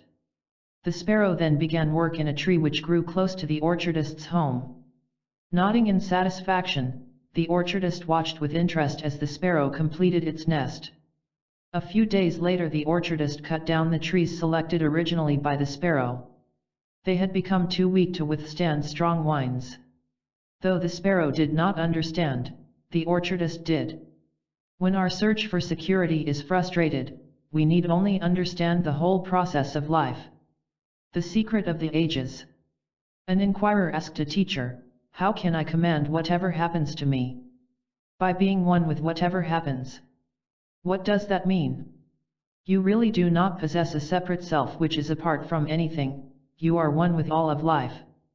However, in your misunderstanding you think there is a you in an event, which causes division and conflict. Give up your belief in a separate self and oneness will be realized, which ends conflict. This is the secret of the ages. Come back to it every day. You will change. You become the commander of everything by not needing to command anything but yourself. How to end self-injury. Mr. and Mrs. D wanted to know, what causes false and therefore self-damaging conclusions? They are caused by taking the part as the whole. Suppose you see the wind bend a tree toward the west. You conclude that the sky has a westward wind. However, at a higher level in the same sky the wind may be blowing east or north or south. So it is the entire sky which is vital, for its winds are interrelated. A man may pretend to respect the existence of other people, but his egotism secretly believes only in itself. Seeing the whole of life, really seeing it, ends self-harming conclusions. Errors of judgment occur when one part of the mind wrongly assumes it is the whole mind, thus blocking whole perception. The country woman. There was once a very lonely woman who lived alone in the forest. Every day she set out bits of food for the wild animals who came around. The animals seemed to like her, which made her feel better. But one day she ran short of food, so the animals stopped coming around. Her loneliness returned more hurtful than before.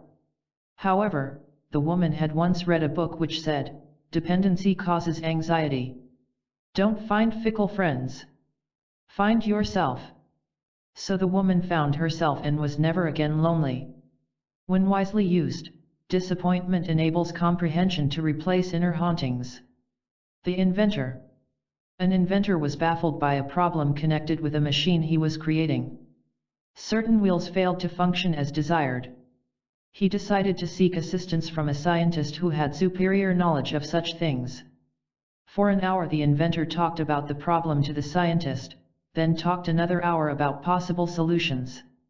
When he finally stopped talking, he was made uneasy by the silence of the scientist. Somewhat timidly he asked, "When may I expect your help?" "When you run out of solutions." Solutions to life's problems can reach us only when we no longer assume we already have them. The clock. A man once owned a large and expensive clock, made by skilled craftsmen in Switzerland. He kept the clock in a window, where it was seen by passers-by who set their watches by it. But something was wrong with the clock. Its hands habitually showed the wrong time. So the man spent considerable energy every day in turning the clock's hands to the right positions. This went on for several years, which kept the owner weary. One day someone suggested, "Instead of wasting your energy in correcting the hands, why don't you fix the clock's inner parts?" "What a tremendous idea," the owner exclaimed in astonishment and delight. "I never thought of that."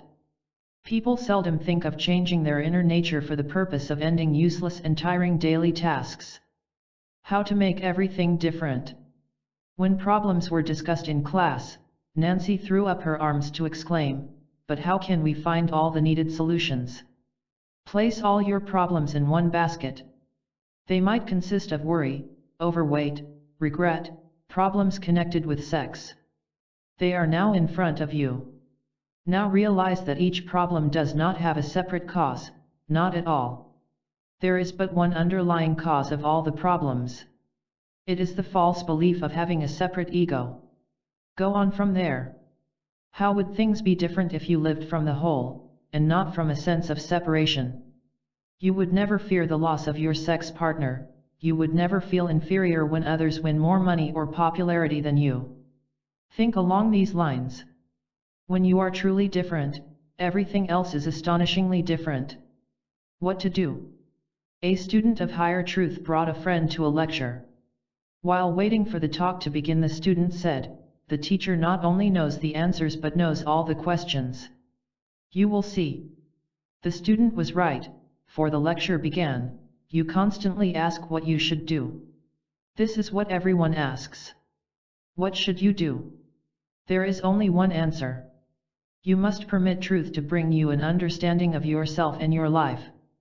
But many of you wrongly assume you already understand. Others run away because it sounds too difficult or too mysterious. Remember that right doing always involves an effort to gain new knowledge. Do this and the question of what to do will fade away. You will be pleased at how perplexing questions fade away in the light of cosmic knowledge." Correct steps. Two friends regularly exchanged helpful plans for attaining the new life. One evening one of them gave the other a slip of paper which read, "To not get hurt by others you must understand them. To do this you must first understand yourself. To do this you must see yourself as you really are. To do this you must examine yourself honestly and constantly. To do this you must have a deep wish for the new life. Your life unfolds according to what you accept as true about yourself, so self-facts are all important." Escape plans. The following plans for escaping psychic imprisonment were offered by a study group in Tennessee. It is both courageous and necessary for us to see that we do not understand many things we assume we understand. I cannot change my psychological atmosphere without first changing the way I think, for my thoughts are my atmosphere. A wise man changes causes, while a foolish man merely rearranges effects. It took steady work, but I finally saw that no true benefit could ever come from trying to win the favor of other people. To see a situation with mental health is to see it freshly, without the interference of conditioned thought. Connect these escape plans with a condition in your own life, using them to change that condition, for you can succeed. The wool coat. There was once a merchant who believed himself possessed of superior judgment. One day, wanting a new coat, he went into the country and selected one particular sheep out of a flock. "Get wool from that sheep only," he instructed the shepherd, "and have your local tailor make me a new coat." When the coat was delivered, the merchant was proud of its style and comfort. He credited its success to his own judgment in selecting that particular sheep. A week later he met the shepherd, who explained he had been unable to use the selected sheep.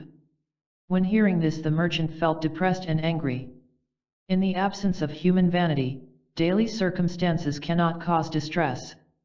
Facts about unhappy results. Asked Bruce, "Why do so many unhappy results come my way?"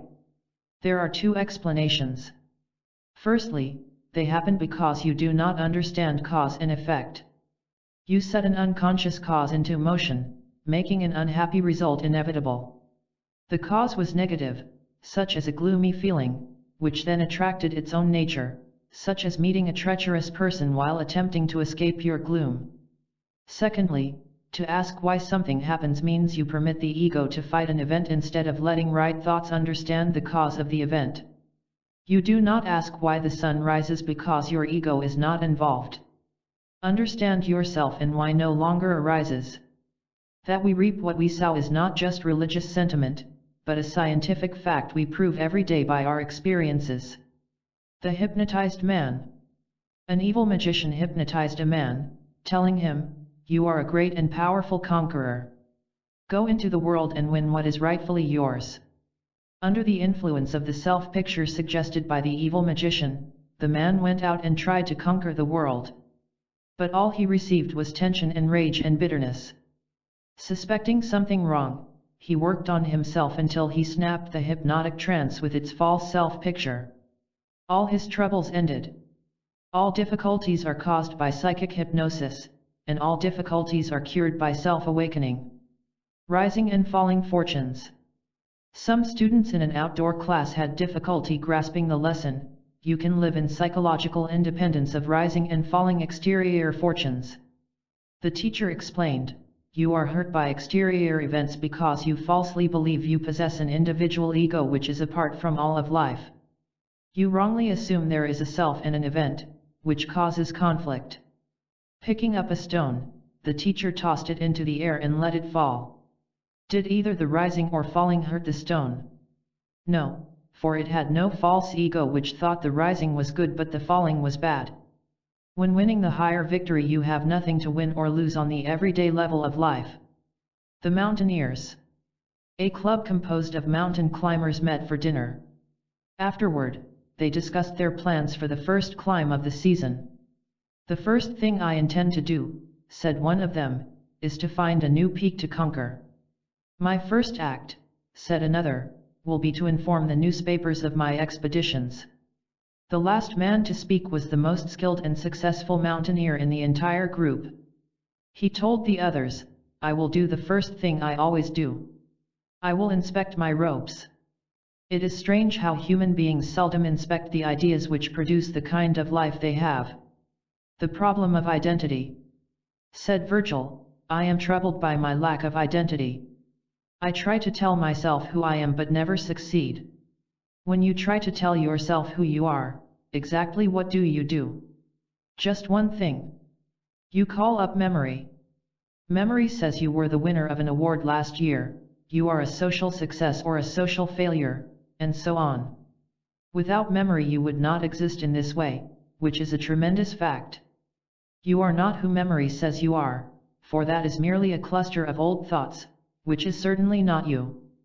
Do not use memory to identify yourself, for then you flow freely in the present moment. When a memorized image of yourself does not interfere with right now is peace and liberty. Discover who you are not, and you are not your collected self-descriptions, and life flows smoothly at last. Secret protection. A secretary lived in a home overlooking a lake. As a hobby she studied the habits of the ducks which visited the lake. One observation puzzled her.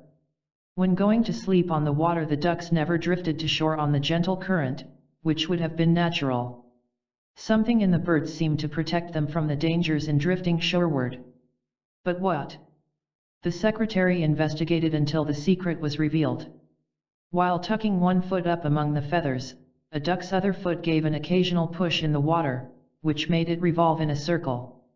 Even when appearing unalert, one part of the duck was awake and protective. Regardless of our many daily involvements, one inner part can remain awake to keep us in the right position. Truths to remember from this chapter. 1. Your daily experiences and impressions can be healthy medicine if used as such. 2. Work inwardly, for that is the source of both the problem and the solution. 3. Stick with a healing truth you do not want to hear, and eventually you will want to hear it. 4. Great relief and relaxation come to everyone who no longer protects imaginary ideas about himself. 5. Remember that an answer to a difficulty resides at a higher level than our usual thinking, so seek this loftier level. 6. Command yourself and you will be in command of everything else. 7. Realize that a false sense of self is the cause of all distress and you wash away all distress. 8. Examine the ideas you have about yourself, then make correction according to these principles. 9. Daily events are powerless to disturb the person who lives from his real nature, so discover this nature. 10. Apply the lessons of this chapter to a particular problem or situation in your day. Chapter 7. The Miracle of Easy and Natural Living. The Circle. There was once a man who liked to take walks, but was unhappy with them. He complained to a friend, "I fall into bogs and am bitten by insects. Why can't I find a pleasant place to walk?" His friend replied, "Because you always walk in the same circle." "Nonsense," exploded the walker. "I take new routes every day." "Then how come you always meet the same troubles?" "Oh, no, you walk in a circle while pretending it is a new place." "There is some logic in what you say," admitted the walker. "How can I stroll through fresh countryside?" Stop loving that familiar circle. Have the courage to step out of it. Man is so fond of the familiar and the habitual, he refuses to step out of it into his rightful place. The real reason. A family was camping in the woods for a few days. One evening the 15-year-old son set out for a nearby village to buy some groceries. He returned an hour later with scratched arms and legs. When questioned by his sister he replied, "The reason? In the darkness I walked off the trail into some bushes." His father commented, "The real reason is because you forgot something. The next time remember to take your flashlight, and all will be well." We have forgotten our original nature, but when remembered, all is well. Secret codes. Browsing through a shop which sold used books, a customer found a book he had sought for many years. The volume revealed simple methods for solving and understanding secret codes. When the customer returned to the bookstore a week later, the manager asked whether the book had lived up to expectations. "Yes," answered the customer. "I just had to remove what was not supposed to be in there." He explained that the previous owner had filled the book with scribbled notes, many of them containing erroneous information. By removing what is not supposed to be within, including feelings of hopelessness, we read and understand the secret codes about life. The new view. While seeking a site for a new home, a man finally chose a hill overlooking a dry river bed. His friends thought him very foolish. "Your only view is sand and dryness," they told him. But the man knew something his friends did not know. One afternoon a trickle of water appeared in the river bed. By evening a clear and attractive stream flowed below the building site. The man explained to his friends, it was dry only because the upstream water had been drained away by broken river banks. "I bought the property up there and stopped the drainage."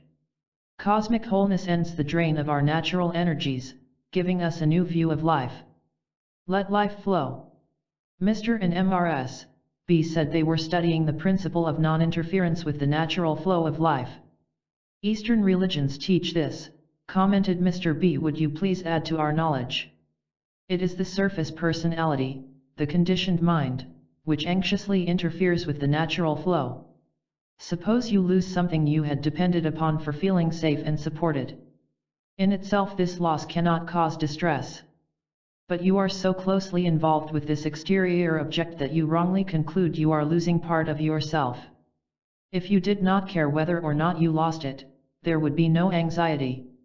This proves that your thinking determines your feelings, not the exterior object. Let life flow as it wishes, without self-interference. Watch what happens. Everything is met correctly and calmly when met without the anxious interference of surface personality, of self-centered thought. The stars. The father of a small boy studied astronomy in his home. He had a telescope through which he observed the stars every evening. From time to time his son was shown how to look through the telescope. Though not understanding what he saw, the boy sensed that the stars were different from anything he had ever seen before. One evening the father placed a protective covering over the telescope. Entering the room and not seeing the telescope's familiar shape, the boy's mind went by mental association to the stars he had seen. He asked his father where the stars had gone. The father uncovered the telescope and showed him that the stars were still there. Covering ourselves with faulty ideas does not extinguish our essence, but we have considerable uncovering to do. True spirituality. Like almost everyone else, said a man to a teacher, I do not know what it means to be spiritual. Everything I try is either artificial or impossible. Said the teacher, to be truly spiritual means to be aware of what you are doing at the moment you are doing it. It means to feel yourself in action at the precise second of that action. But is this awareness possible for me? You could have been aware of yourself asking that question. Artificiality is a result of unawareness, unconsciousness, so expanding awareness leads to genuine spirituality. The power of refusal. A certain country was ruled by a tyrant who had a nervous affliction. His eyes blinked frantically all day long. Embarrassed by it, he sought a cure, but found none. So he issued a decree which commanded everyone to blink their eyes as he did. Disobedience would bring swift punishment. So the citizens began to blink as commanded. At first it felt strange, but it soon became an unconscious habit. Since their eyes were shut half the tune, they often stumbled and injured themselves. But they rarely questioned the cause of their pains. One day a stranger entered the country. He realized at once that the custom was both ridiculous and dangerous. He refused to go along with it. And he also refused to remain in that country. You must be firmly convinced that society is not going to change its ways, which supplies fresh energy for individual change. Canary and Nightingale. A man owned a canary which was unable to sing. Wishing to draw out the bird's natural talent, the man placed a nightingale in its cage. He hoped the association of the canary with the melodious nightingale would help. The nightingale sang beautifully, but the canary remained sadly silent. The owner knew why. The canary had been mistreated by its former owner, which had suppressed its natural talent for song. Patiently and gently, the owner encouraged the canary. One day it burst forth with a song as beautiful as that of the nightingale. The owner knew what had happened. The canary's original nature had finally overcome its suppression. By associating only with what is right within us, whatever is wrong is overcome. The true and the false. Richard asked, how can we tell whether someone is giving us true spiritual facts or not? If someone tells you he can speak Arabic, how can you test him? Ask him to speak Arabic. But how would you know whether he is actually doing so? I would have to know at least a bit of Arabic myself. Exactly. To receive the true instead of the false you must first be able to distinguish between them. Many people remain in spiritual immaturity because they insist they already know the difference. They say they are on the inside looking out, but their feelings don't agree. Get the taste of truth through individual effort, after which you can rightly judge the words of others. Your own recovered naturalness is the perfect judge as to what is true and what is untrue. The pearls. A pearl diver on an island in the South Pacific brought home a basket of oysters. His young son, who had recently learned about pearls, eagerly opened several oysters, but found no pearls. The father explained to the disappointed boy, "Not all oysters contain pearls. You must examine each one carefully. Don't hope for a pearl, just examine, and all will be right. Examine every teaching offered you to see whether it agrees with the truth known by your inner nature." An incredible fact about man. A teacher held an empty jar before his class and asked, "What is in here?" "Nothing." The teacher wrapped a band of paper around the jar. On the band was the printed label, "Silver." "Now what is in the jar?" the teacher asked. "Nothing." "But it is labeled as silver." "It is as empty as before." The lesson was taught. An incredible fact about man is his belief in the reality of mere labels, mere words. He thinks he actually becomes what he calls himself. Abolish labels. Be real. Labels separate a man from himself, so by dropping labels he ends self-division and self-conflict. The wild horse. A wild horse roamed the fields and hills according to his own pleasure. On one occasion he wandered over to a pasture where a tame horse was grazing. The tame horse immediately began a conversation, telling the wild horse about the advantages of being owned by a master. "In exchange for carrying a man on my back," explained the tame horse, "I get food and shelter and whatever care I need. Never do I have to think for myself. I wonder why you do not join me in this carefree life. I wonder why you try so hard to convince me," said the wild horse as he galloped away. Dependence upon others may appear to have advantages, but our real nature never consents to it. The man who advised himself. A man was very successful in his career and very perplexed in his private life. Seeking answers, he visited a bookstore. To his surprise, he met other customers who were also seeking solutions. Some of them were very liberal in giving advice. "Read this popular book," urged one of them.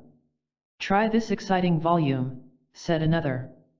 The advice seemed artificial to the man, for the faces of his advisors revealed that they were also bewildered. So searching the shelves on his own, he found a book which emphasized, "Be the person you truly are." Reflected the man, "This is the book I tell myself I want." And that was the book which cleared his perplexity. When hearing advice from your own recovered essence, you know exactly what to do. The acorn. An acorn anxiously asked its mother, "A large oak tree, how can I become an oak tree like you?" "Just be yourself," answered the mother. "But how do I do that?" "You don't have to do anything but realize your true nature. The moment you try to do anything else, you separate yourself from yourself."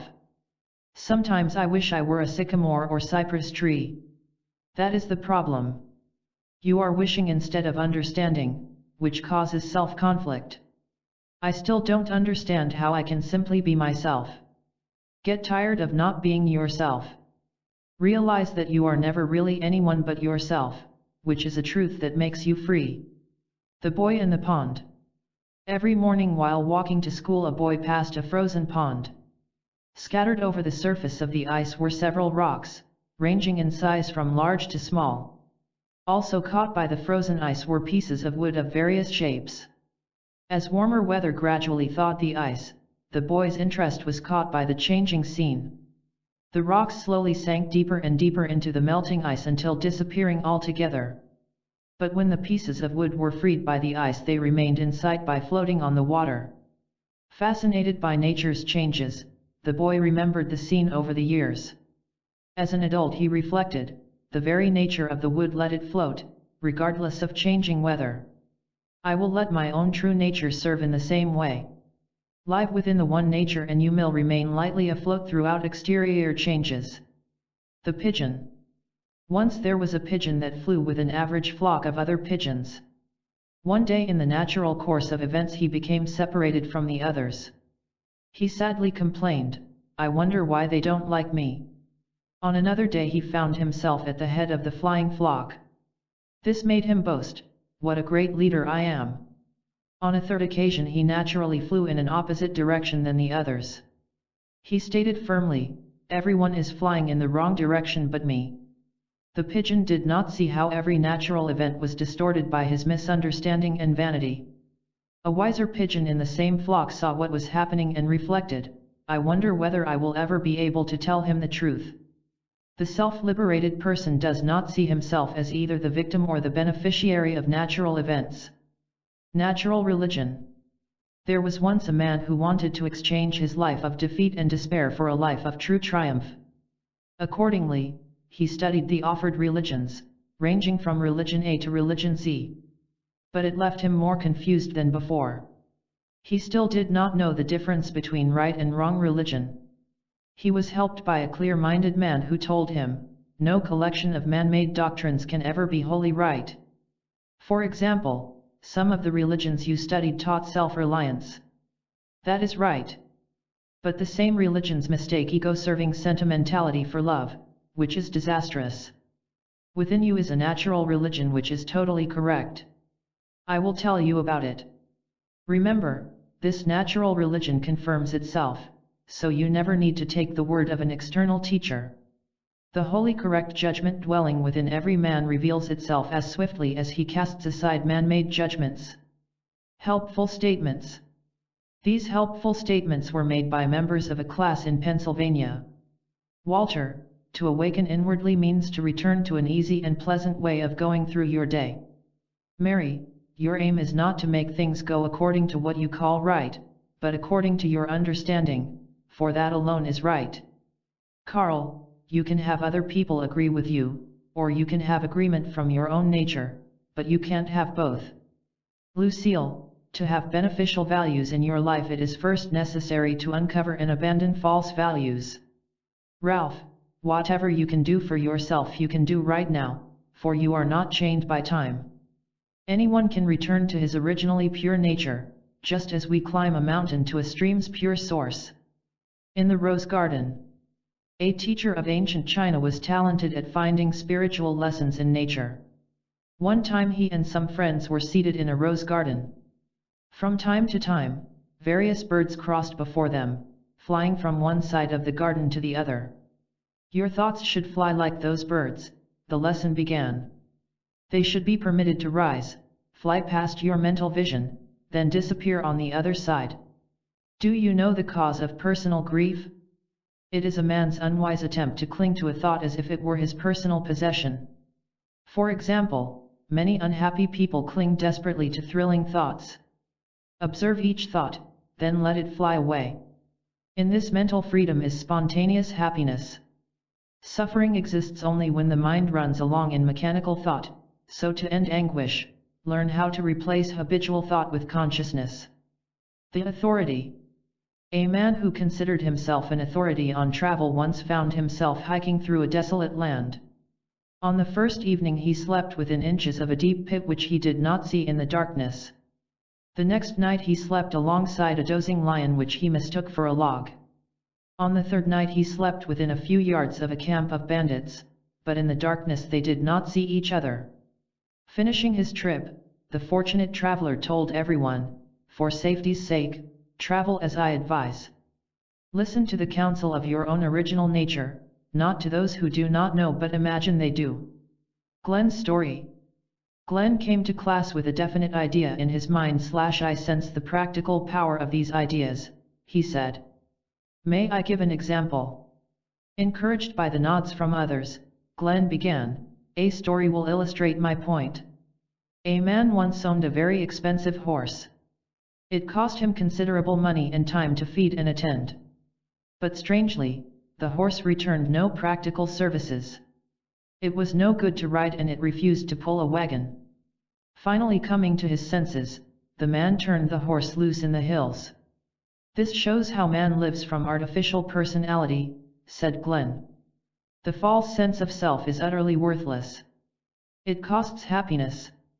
Most men never investigate themselves and so remain unaware of their false personality. They pay the price. We are here to stop paying. An excellent method for ceasing to pay the price of artificiality is to honestly suspect the presence of artificiality. Your real nature." Said a student to his teacher, "I wish to speak from myself, not from unconscious imitation of what others have told me." How is this achieved? By understanding that you never talk from yourself when you talk from memory. You are no more your memory than you are the book from which you took some facts. Memory is the past, the old, the chained. Your real nature is the present, the new, the free. The student nodded and said, I understand. Exclaimed the teacher. Now you are talking from yourself. Your true nature does not depend upon memory for psychological security, therefore it performs freely and perfectly in the present moment. The supreme law. There was once a citizen in a country which had 10 million laws. The laws were so confusing and contradictory they kept the citizen afraid and guilty all day long. He asked dozens of publicly prominent people if it were possible to be free of his feelings of oppression.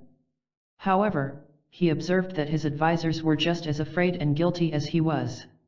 His search finally brought him to a man who affirmed, there exists a supreme law. Obey it and man-made laws will not trouble you. Every man is given this law at birth, but he forgets it. Look for this supreme law at home. Searching through an old trunk in the cellar, the citizen found the supreme law. It read, obey the law of your own original nature. All feelings of oppression can be repealed by reuniting yourself with the supreme law of your true nature. Lessons for recovering a natural life. 1. Dare to step out of the known and the familiar to journey toward the unlimited world. 2. Remember that your aim is to recover your original and your untroubled nature. 3. The abandonment of a wrong position recovers the energy needed for self-transformation. 4. Realize that anxious thoughts have no real power to interfere with the natural flow of your day. 5. The aim of society is to keep everyone imprisoned, so make it your aim to refuse psychological imprisonment. 6. Let your true nature, not your conditioned self, judge whether a teaching is true or not, for it is always right. 7. Life is delightfully simple to whoever lives according to natural laws. 8. Natural happiness is recovered just as swiftly as we toss out wrong and hardened thoughts about life.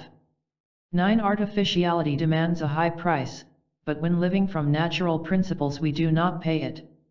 10. You are now uniting yourself with natural law, which means you are now on your way back home. Chapter 8. Freedom from fear and nervous tension. Tunnels. An astronomer drove daily to the observatory located on top of a mountain. The upward road passed through a series of tunnels. The astronomer was a spiritual scientist as well as an observer of stars. One morning while on his upward drive he reflected, this road is like the inward journey. There are dark tunnels along the way, but entering them and passing through is the certain way to reach the desired destination. There are no obstacles in the tunnel. The only barrier is our own timidity. The astronomer continued, what tunnel can I enter and pass through today? I know. One part of me still believes that riches and fame can make me less afraid. But a scared human being who becomes rich and famous will still be a scared human being. I will work on that idea. The man who makes it to the top is the one who plunges through all inward tunnels, never attributing any power to them. Village in Venezuela. A village in the highlands of Venezuela was visited by a team of engineers. Their work was to lay a water pipe from a lake to the village. While a crowd of curious children watched, a pump was installed to carry the water over a hill which stood between the lake and the village. One afternoon, as the children watched in wonderment, water poured out of the pipe at the village. One of the odd boys shyly confessed to an engineer, I could not understand how water could run uphill. The engineer asked, why didn't you ask? The boy answered, I was afraid there was no answer. Get rid of any unconscious fear that the answers to life may not exist, for they do exist. The cause of insecurity. Fred and Patricia, who came to class together, said they had the same question, what is the real cause of mental insecurity? The basic cause is a man's imaginations about who he is. For instance, he falsely thinks he is a controller, a giver, a winner. As long as exterior events seem to confirm these illusory identities he feels secure and sunny. But when they don't, and they often don't, he feels lost and desperate. You must end all self-pictures, after which you no longer fight exterior events, but blend with them. This is the way of sanity and liberty. An actor who quits the stage never worries over performances.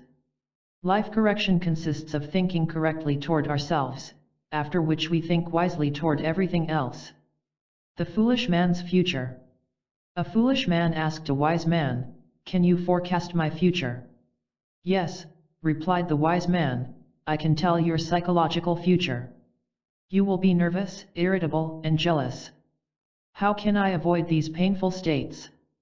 For one thing, give up your greedy goals." "I wish you would not call them greedy goals," said the foolish man with resentment. "I call them worthwhile ambitions. That is your problem. You use words like paint to make evil look like good." "Well," said the foolish man as he stood up to leave, "all this is very interesting. Maybe we can talk again." "No," said the wise man. "You will never be back. Both of us know that. Every man has a psychological future which he can make right with sincere intentions today." The shadows ahead. 3 friends were passing through a strange land at night. Just ahead they saw some moving shadows which seemed to menace them. "We had better run away," whispered one. "No, it is best to rush forward and fight them," stated another. Advised the third man, "Let's sit quietly here until we understand what they are." So that is what they did. At dawn, the shadows which seemed so menacing turned out to be broad branches of a tree. The inaction of a quiet mind is the only action leading to perception of things as they are. A real source of help. A group of disciples left the lecture hall after a particularly powerful message from their teacher. A young student commented, "It is almost frightening the way the master exposes our pretenses. Part of me wants to run away and hide." Other pupils nodded in agreement. Said an advanced student with a smile, "Truly you are beginners on the path. Be neither frightened nor angry toward a teacher who sees through you, for he is the only kind of person who can really help you. Careful attention to our truth lessons makes them appear less and less like hawks and look more and more like the doves that they are." The uniforms. There was once a man who owned dozens of uniforms and costumes. He wore the uniform which seemed best for the occasion. For example, when wanting to appear wise he wore a judge's robe, while at a party he dressed like a clown. Playing his uniformed roles seemed to provide security, for he needed only to glance at his costume to know who he was. But over the years he noticed something while removing one uniform and putting on another. He felt terrified, for in that minute he did not know who he was. The man finally consulted a sage who told him, "You have noticed something quite valuable. Get rid of your uniforms and dress normally. Have no fear am doing this, for you will then know who you really are." Social uniforms consist of self-dramatizing thoughts, so by dropping them we rest in our own normality. The bull in the field. A man and his son were crossing a field when a vicious bull appeared before them, half hidden by some bushes. The terrified boy started to run away, but his father calmly called him back. "See," said the father with a gesture, "the bull is chained. You were safe all along." As they walked on, the father said, "Fear is a terrible emotion, which you need not suffer from. Learn to see a situation as it is, not as you are. When you are truly transformed, so is your world, and that world contains no fear." Corrected mistakes. Members of a class in Ohio told of self-harming attitudes they had corrected. Gerald, "There was no way for truth to get through to me until I realized at last that I was a prisoner who refused his own liberty." Elizabeth, "Do not allow the behavior of other people to be your model, or you will suffer from what they suffer." David, "Not realizing that it was really possible to know, I used to content myself with pretending to know." Dorothy, "A person who has taken his own responsibilities will never wrongly bear the responsibilities belonging to others." Stephen, "I saw that true victory is not over people and events, but over my own wrong and unconscious ideas. Our task is to neither excuse our mistakes nor blame others for them, but to determine their causes within ourselves." The hermit. A citizen fleeing from a wicked king found refuge in a cave on the side of a mountain. There he lived for years in nervous discomfort. Not only did he fear capture, but huge boulders crashed constantly around his head. One morning, weary of his fearful existence, he climbed cautiously to the plateau above the cave. There he met a group of happy people who told him the king had no power to reach them. Complained the hermit, "Why didn't you tell me about this before?" Someone answered, "You never asked." People live in a world of fear because they do not question the necessity for doing so. The angry man. There was once a man who had been treated roughly by life. He wrongly used it as an excuse for hostile behavior. As he daily showed his anger to others, he discovered that people were easily shaken by his hostility. So he enjoyed the power his animosity seemed to supply. He felt important and individualistic. One day he met a stranger, and, as usual, showed anger.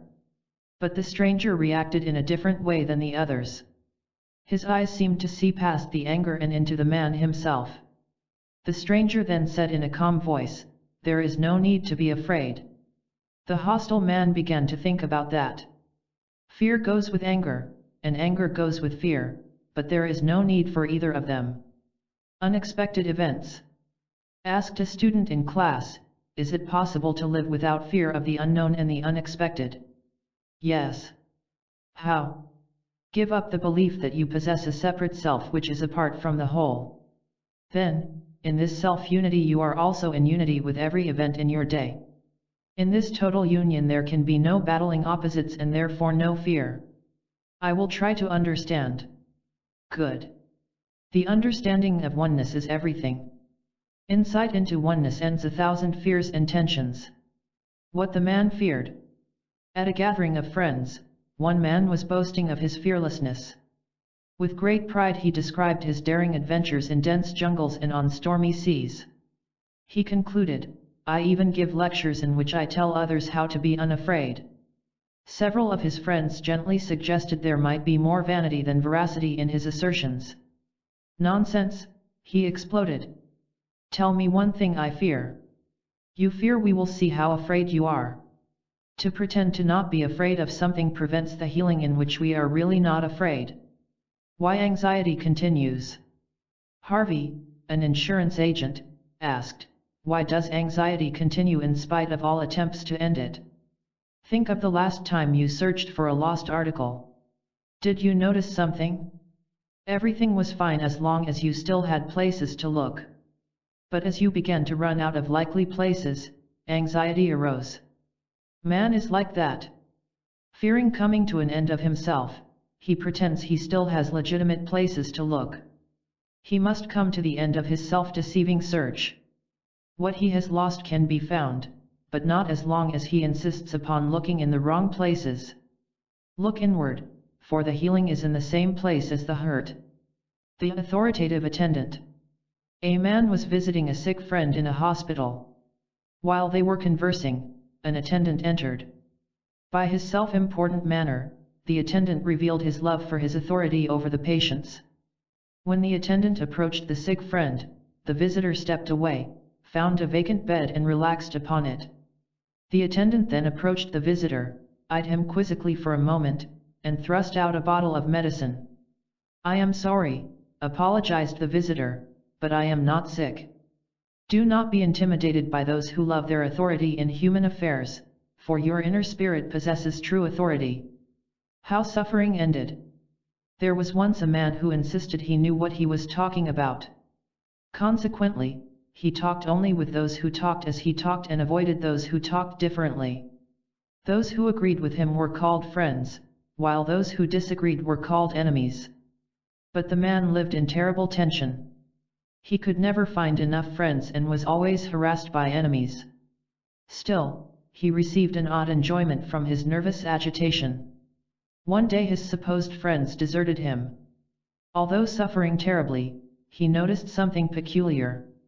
By losing his friends he also lost his enemies. From that day on he sensed how his suffering could end. And when he finally understood, his suffering did end. Both friends and enemies exist as ideas in a divided mind, so by rising above these ideas a man becomes unified, and therefore truly friendly.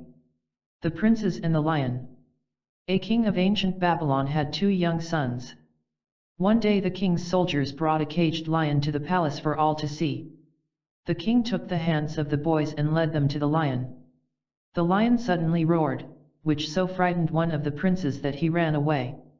That evening, the prince who had remained with the lion told his brother all about the strange creature. The frightened boy was impressed with his brother's knowledge, and said so. "It was easy," came the reply. "I just stood there and studied." The person who eventually understands what life is all about is the person who does not run away. The strange magicians. A girl ran home to tell her father about a marvelous magician she had seen. Excitedly, she described how the magician had made doves and flowers appear out of the air.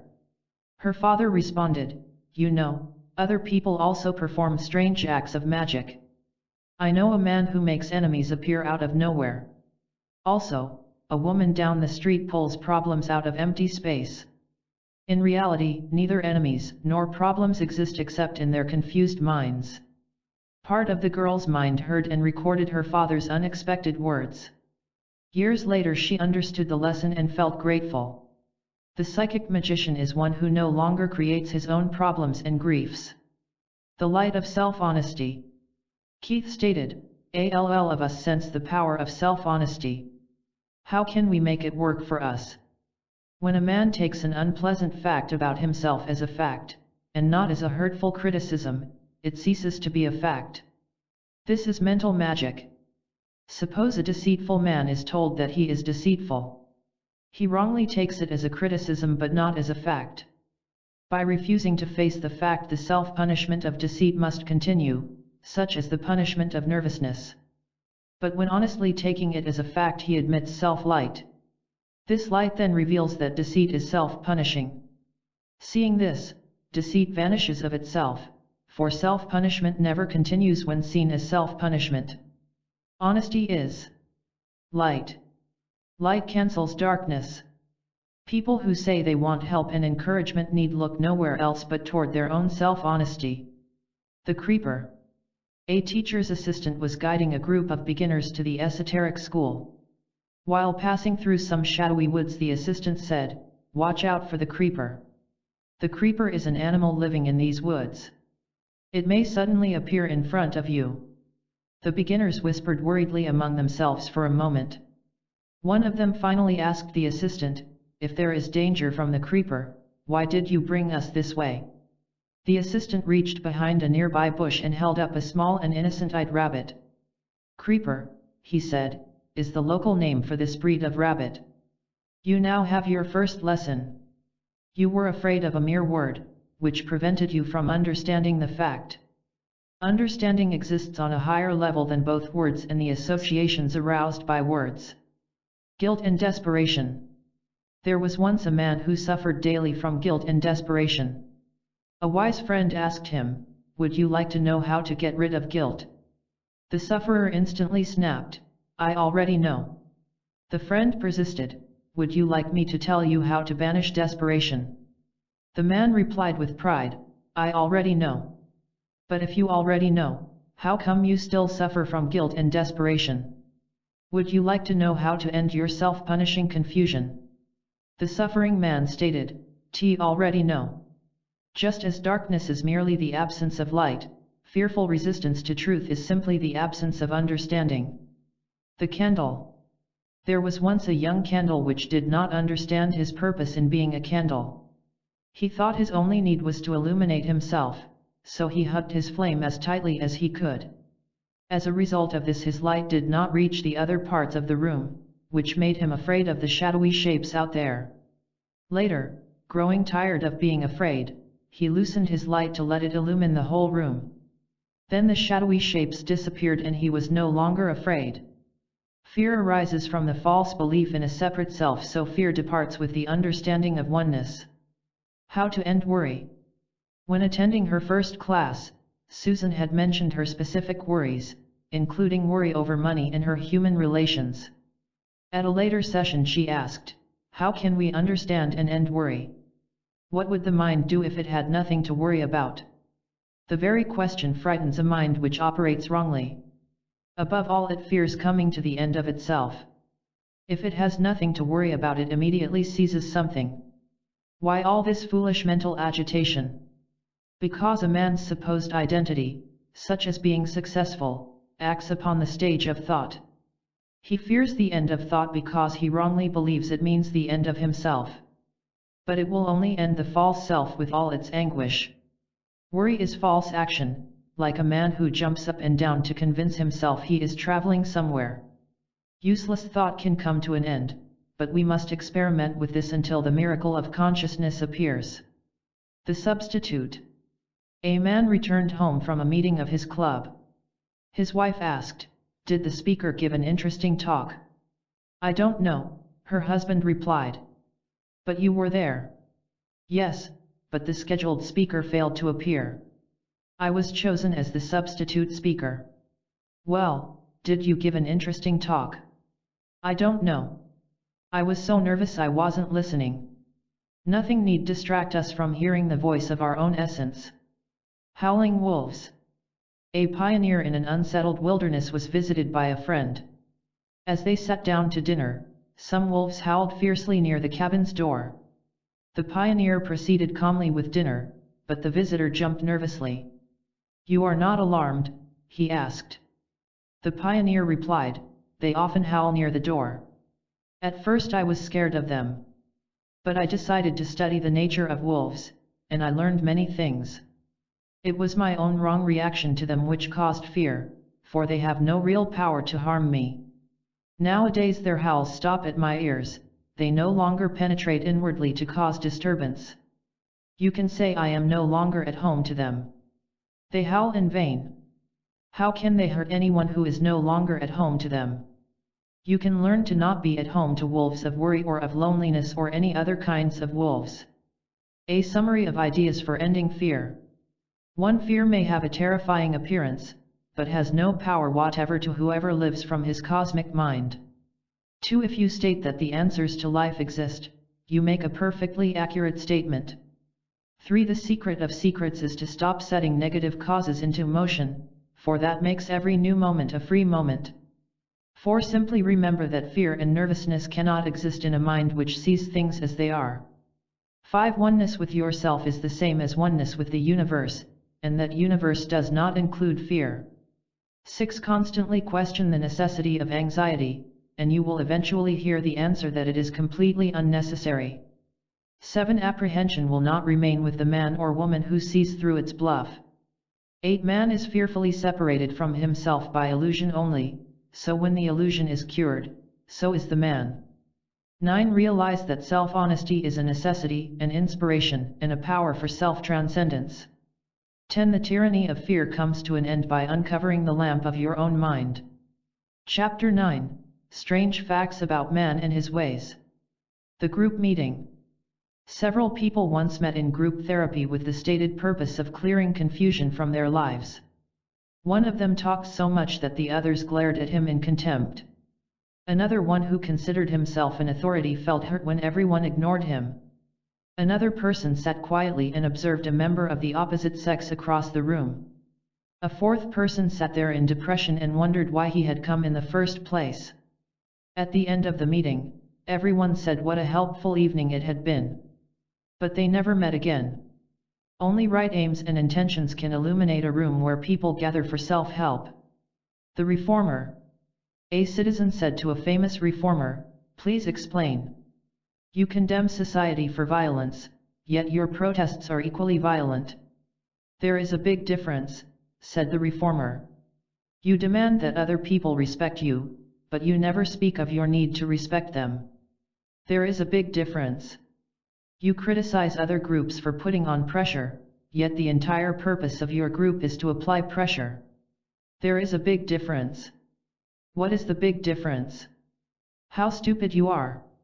We are good, while others are evil." A man can be empowered by delusion or by self-knowledge, but only self-insight changes anything. A strange fact about suffering. A teacher of esotericism entered the classroom and wrote 5 sentences on the blackboard: "Stop loving your suffering. Stop enjoying your persecution. Stop adoring your anxiety. Stop cherishing your resentment. Stop glorifying your failure. You may think, the teacher told his pupils, that people want to end their suffering and persecution. In fact, they fight like tigers to keep them. Why? Because suffering provides an excuse for egotism. The sufferer is able to remain the center of both his own attention and the attention of others. If you want spiritual rebirth, give up your love for such foolishness. A sincere willingness to abandon the false pleasure of suffering will reveal the supremacy of peace. Actress Anne. It is incredible, said Anne in group discussion, but I now see why self-observation is so vital. Quiet self-viewing is the beginning of self-change, a change toward health and happiness. Asked Jerry, what, exactly, did you observe in yourself? Something startling, said Anne. I saw how I secretly resented people who expected me to behave in a certain way toward them. I was like an actress given a difficult role she really did not want to play. I now see how fearful I was of the disapproval of my audience. You know, I would never have believed this about myself unless I had seen it for myself. None of us believe it at the start, added Isabel, but thank heaven we are waking up. A refusal to remain in psychic sleep is a power in itself for self-awakening. Adrift at sea. When their ship sank in a storm, 6 men and women found themselves at sea in a small boat. On the first day they felt confident, but later turned gloomy when no sign of rescue appeared. I think, said one of the men on the third day, we should promise heaven to lead more noble lives in exchange for rescue. All agreed. Just as they were about to raise their hands in a vow, someone shouted, wait. Not so fast. I see land. No person ever changes his nature until he deeply sees the absolute folly of living as he does. The box of chocolates. As class ended, a teacher set a book of wisdom and a large box of chocolates next to each other on a table. Take whichever you prefer, invited the teacher. All the students but one crowded around the book of wisdom.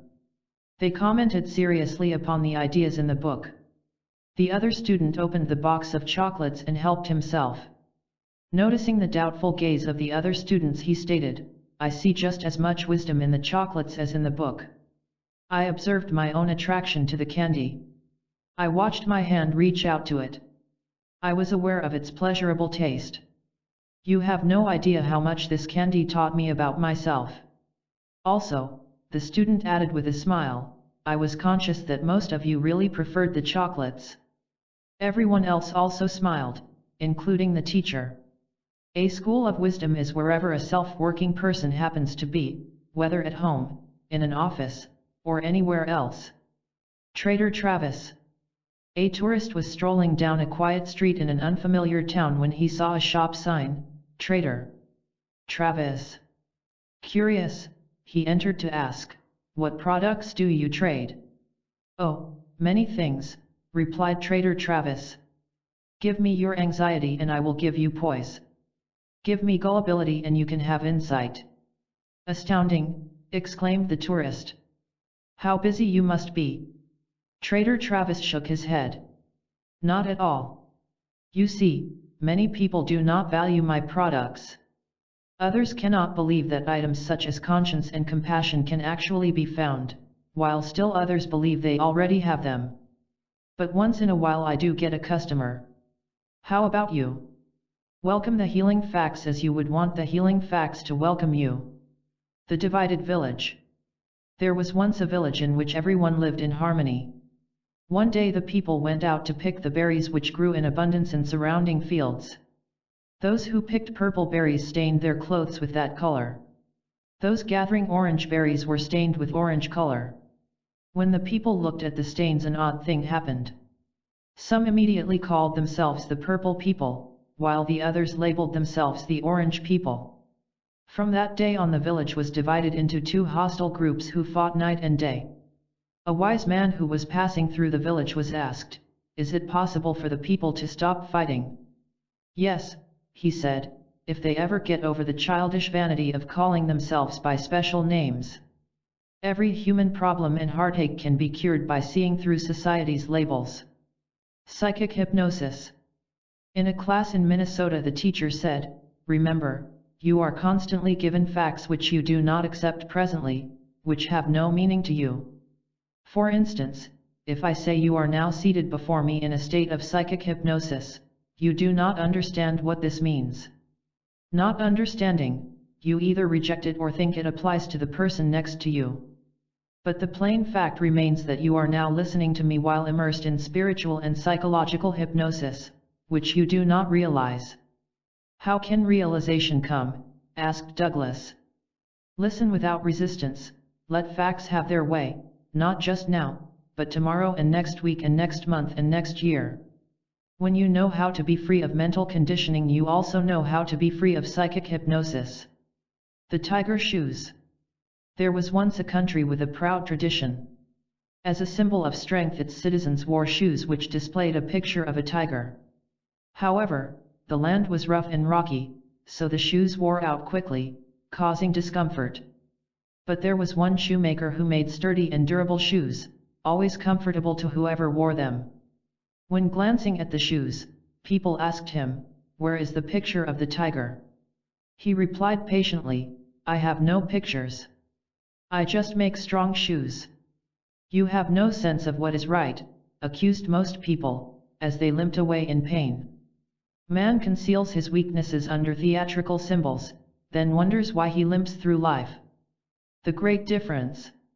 A man visited his friend at an esoteric school.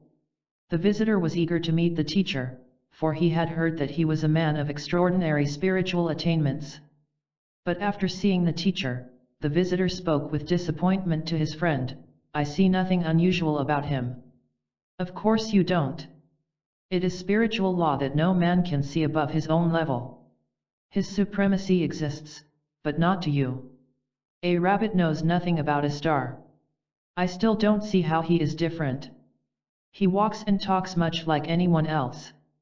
When he walks and talks, do you know the great difference between you and him?" "What?" "You do them mechanically. He does them consciously. For the next few hours, try to see the difference between mechanical behavior and conscious action." Psychic powers. A man who had found a genuine teacher was asked how he had succeeded. "I knew only one thing," explained the man, "but I knew it for sure. I knew that a true teacher never bluffs. Bluffing is a stupid man's attempt to appear wise." Sooner or later, all teachers are asked about psychic powers. A false teacher bluffs out his answer. He promises supernatural rewards to his followers, or boasts about miracles he has seen, or hints that he himself possesses occult powers. And how did the authentic teacher reply? He told us to give up our childish attraction to psychic powers and to try for just 1 hour to not think a destructive thought. There is something different about the answers of an authentic teacher, which is detected by people having something different in themselves. What a free man is like. A teacher in Australia asked his class of advanced students, "What is a free man like?" The replies came. "Ruth, since he understands why things happen as they do, he can guide others to safety. Merle, he does not live from borrowed opinions, as do most men, but lives from his own pure essence. Dean, an expert in human nature, he perceives dozens of facts about a man that the man himself never even suspects. Maxine, he knows that the best things in life are invisible. Hugh, having no psychological attachment to his listeners, he has something truly good for them. Shirley, unlike most men, he really sees that a simple goodness is right after all. Our aim is to know what a free man is like by personal experience." The bottle of water. 2 men were digging potatoes on a hot day. Pausing for a drink, they discovered they had only one small bottle of water between them. "We will divide it half and half," said the first man, to which the second man agreed. The first man put the bottle to his lips and quickly drank all of the water. His companion protested loudly. The first man lowered the bottle, shook his head slowly and said in a very serious tone, "You must try to understand. I know how it appears to you, but my behavior was both logical and necessary. You see, my half of the water was on the bottom. Greed cunningly attempts to justify itself. The peculiar rainfall. A certain country had a peculiar kind of rainfall. On some days it rained pure water which gave health and refreshment to the citizens. But on other days the rain was impure, causing illness and discomfort.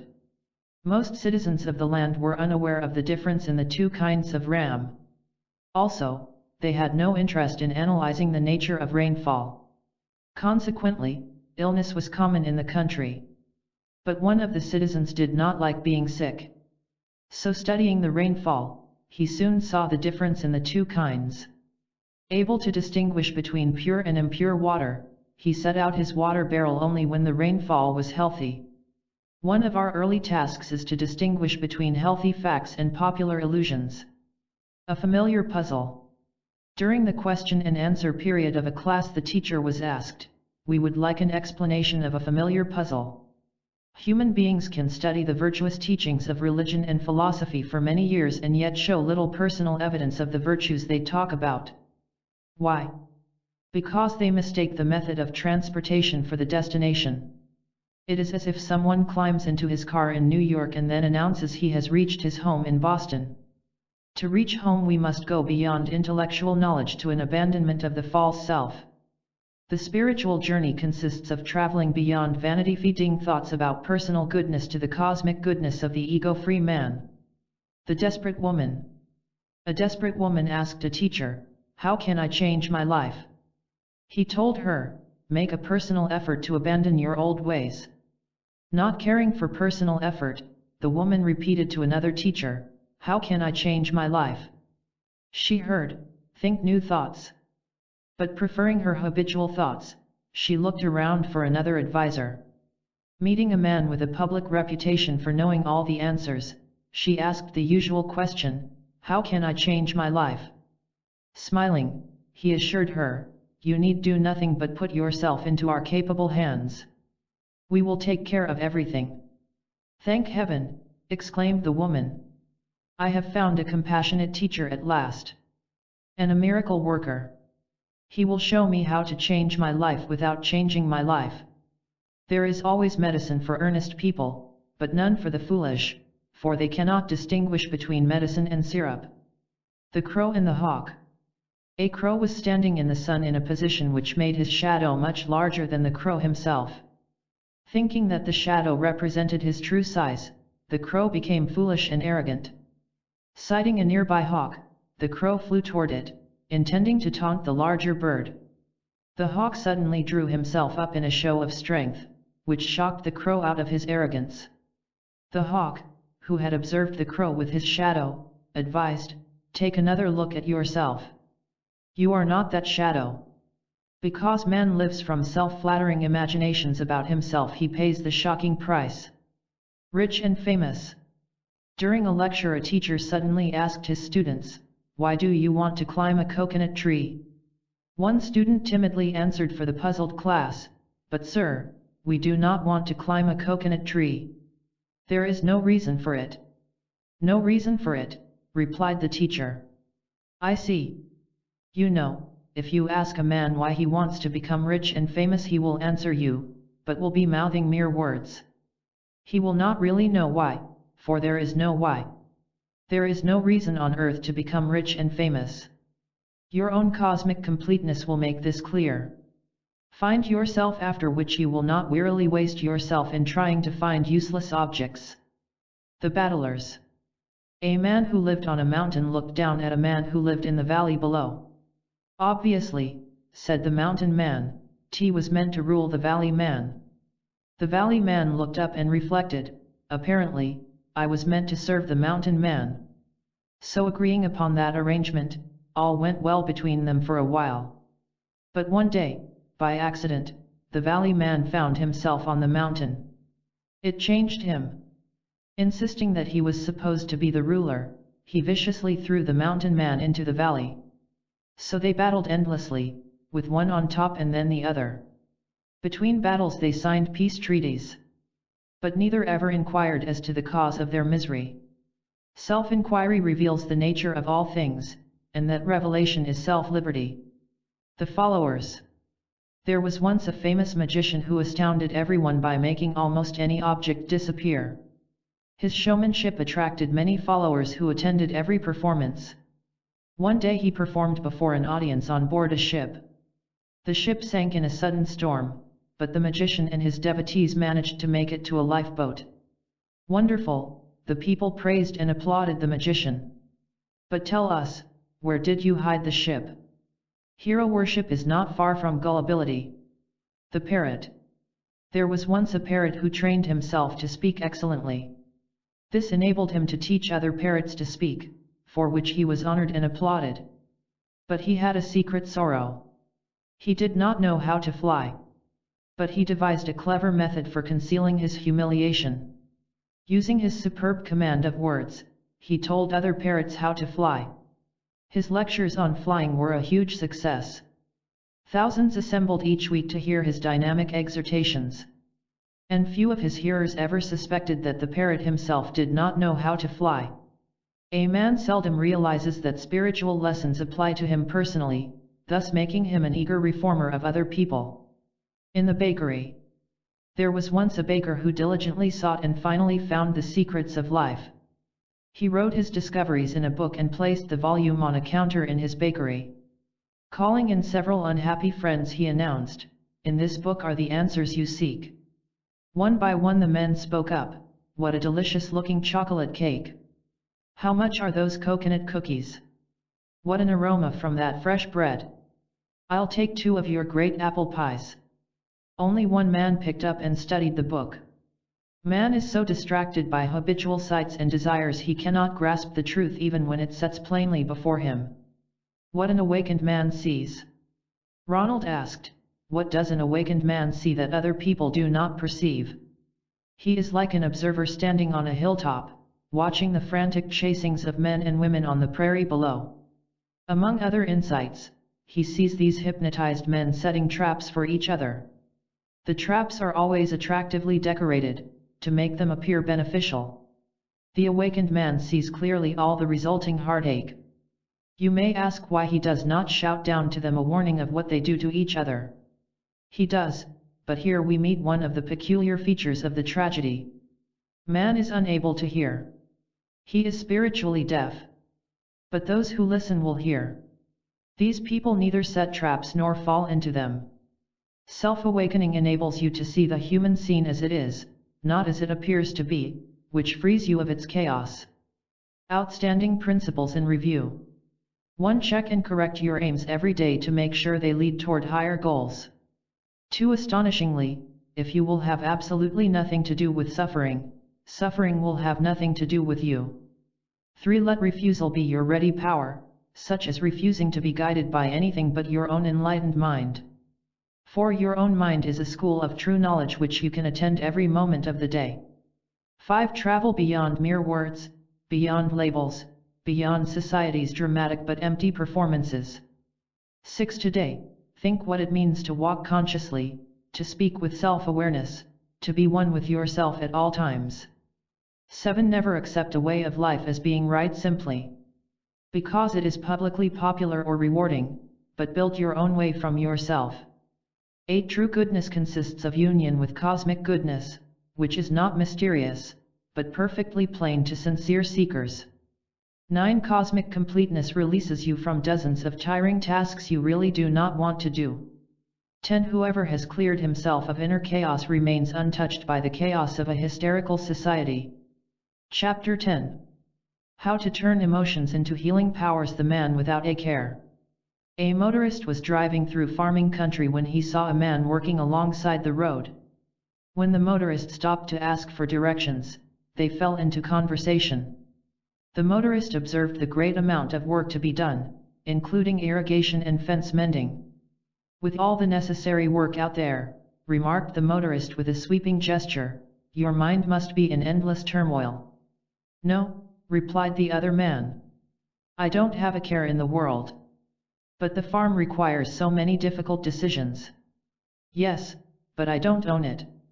An individual without a sense of personal ownership toward life is carefree, with no difficult decisions to make. The Rock. While conducting a class in a shady grove, a teacher said, "I want you to see the burden of having an angry mind. Also, I want you to see that the hiding of anger is not the same as the absence of anger. The teacher then instructed a student to pick up a heavy rock and set it down again. The student groaningly did so, after which the teacher next instructed, place your coat over it.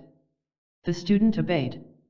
Now tell me, the teacher asked the class, is that covered rock just as heavy as it was before? The burden of any kind of negative emotion is lifted by exposing and understanding it. Concealed weapons. A citizen of a violent nation decided to emigrate to another country. When reaching the border of the new nation, the guards asked, "Do you have any concealed weapons?" Admitting he had, the guards turned back his several attempts to cross. On one more attempt, a guard asked, "Why carry concealed weapons?"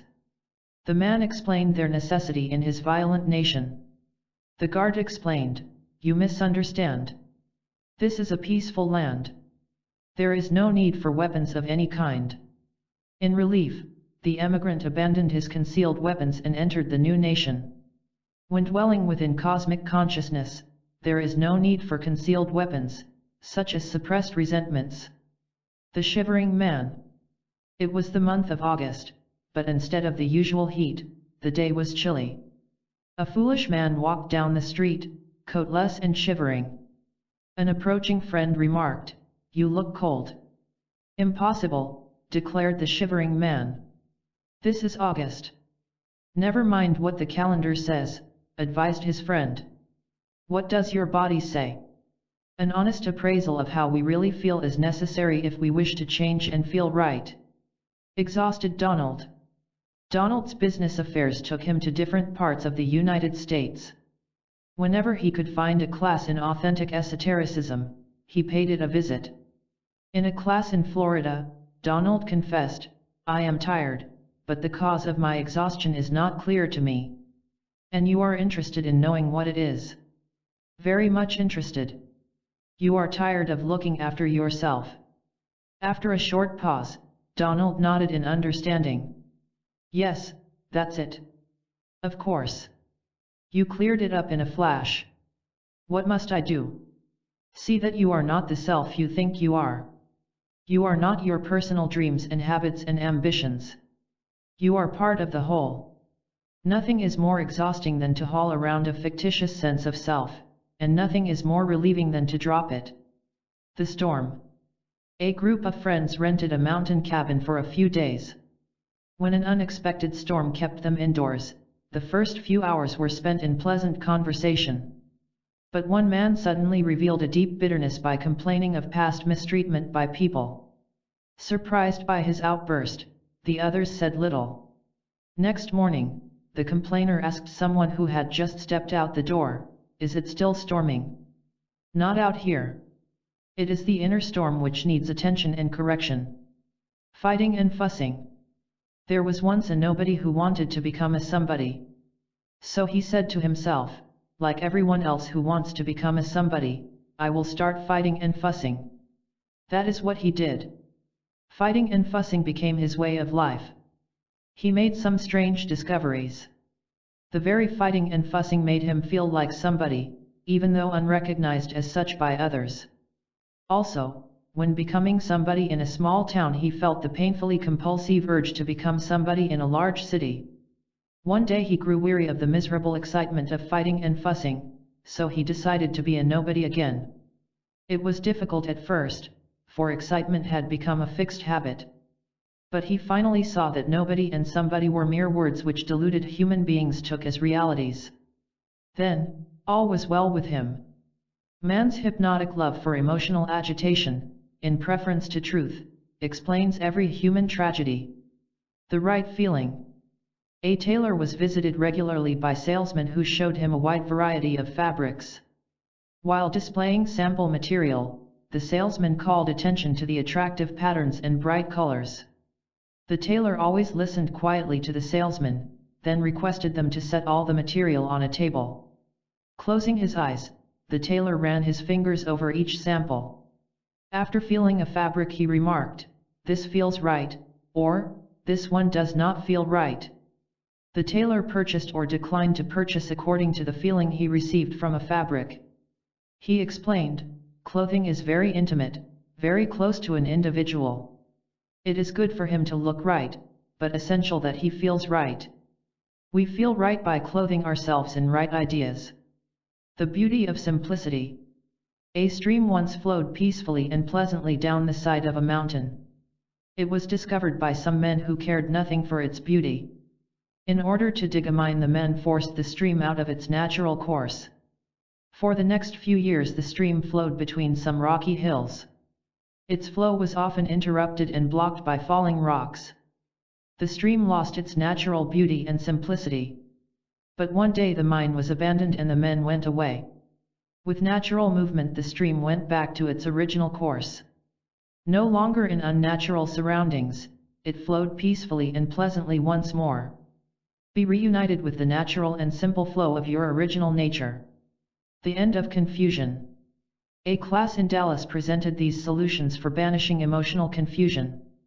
Leslie, there is no personal inferiority or superiority except in wrong emotional reactions, which clear thinking can correct.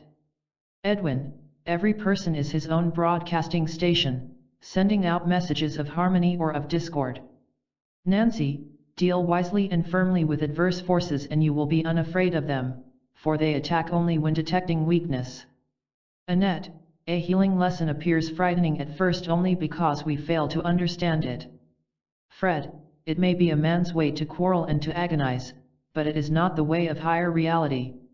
When rightly channeled, emotions become a form of energy for healing. The man who ran. A man was strolling through the woods when he saw smoke rising from the trees.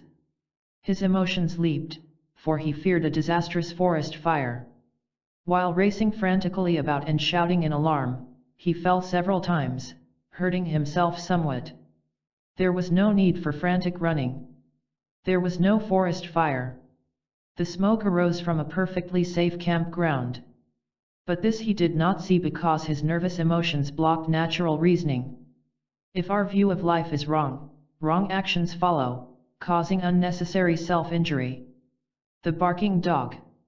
A traveler in Tibet was guiding his horse along a narrow mountain trail. At various places the path grew vague and divided. This aroused frustration, for he wanted to end the hazardous journey as soon as possible. When approaching some bushes, a large dog leaped out, barking furiously and blocking the trail. Reluctantly halting, the annoyed traveler considered ways to get rid of this unexpected enemy. Then a man appeared who said, "He is not trying to block your way, but to show you the way. A dangerous bend is just ahead. Keep to the right and you will be safe." Frustration of desire seems to be an enemy only because we fail to grasp its deeper message of safe guidance. The volcanoes. A certain land was covered with hundreds of smoldering volcanoes. Wishing to understand their nature, some scientists lived among the volcanoes for several weeks. Part of their report read: the volcanoes have a peculiar pattern of cause and effect. Every time a volcano erupts, its lava and smoke cross the ground to reach surrounding volcanoes. The fiery touch of the erupting volcano causes the other volcanoes to explode. So these volcanoes have their own way of fighting among themselves, with one provoking another. However, a few volcanoes are peaceful. They never attack and therefore are never attacked. It is psychic law that a person gets what he actually gives, regardless of what he wrongly assumes he gives. How to use sorrow. In class, Dorothy reported fine progress in straightening out her life. She explained, "My aim is to get through to myself, which calls for energetic action in knocking down the walls of my own resistance to truth." Dorothy then asked for help with a particular idea. "I'm wondering about the familiar teaching about using sorrow for gain. I don't see how suffering can do any good. I dislike pain." Dorothy and the class heard, in itself, sorrow is indeed valueless. But you can use suffering to end suffering. If you knew the secret of turning stones into rubies, you would use those stones. Your reading and experiencing are teaching you this secret. A wise way to use suffering is to clearly and consistently see how utterly worthless it is. False guilt must go. There was once an unhappy man who demanded of his neighbors, "You owe me a better place to live." Having a false sense of guilt, his neighbors paid his way to a better place to live. But a few days later the still unhappy man complained, "You don't show me enough respect." So his confused neighbors paid him shallow compliments, which the man eagerly devoured. The more the unhappy man was given, the more he demanded. Not knowing what else to do, his baffled neighbors usually appeased him, even while sensing it was wrong. They finally consulted a wise man who explained, "Drop your false guilt. You permit him to exploit you, so you yourselves add to his neurosis. He must save himself by becoming a conscious human being." Realizing the truth of this, the neighbors felt much better. It is the truth that makes you free, including the truth about the human condition. Tree and treasure. A group of men buried a treasure in a field, intending to recover it when needed.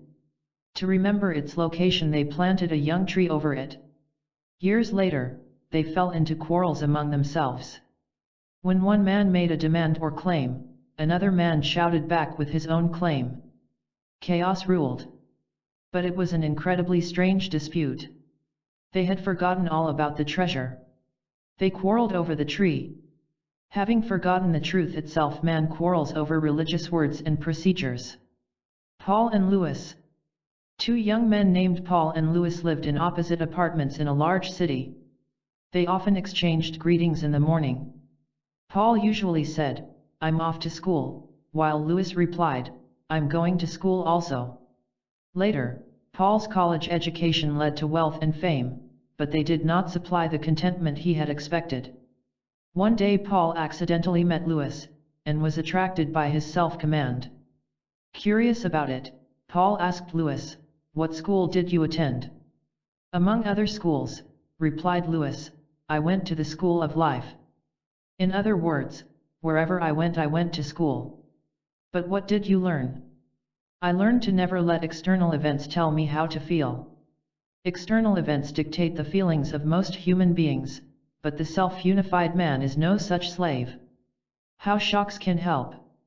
Arthur said he and his wife had been discussing a certain idea at home. He then explained in class, "You say it is good and necessary to be shocked at our psychic sleep. Will you please review? You are driving your car in heavy traffic. Your mind wanders and you make a mistake, but correct it in time to avoid an accident. First you had a shock, then you were aware that you were unaware. Now, if you simply realize you were asleep for a moment, and not blame the other driver, you wisely use that shock for future self-alertness. Your awareness of being unaware is awareness itself.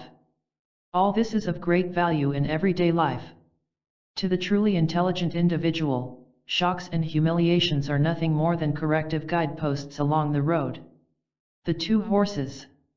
A man once owned two horses which he could not tell apart. In order to distinguish one from the other, he tied a rope around the neck of one horse. However, the rope fell off, so he separated the animals by a fence. But one horse leaped the fence, leaving the man as confused as before. He then asked a neighbor, "How can I tell one horse from the other?" Studying the horses for a moment, the neighbor nodded and said, "I think I have it. Look very closely and you will see that one horse is black and the other one is white."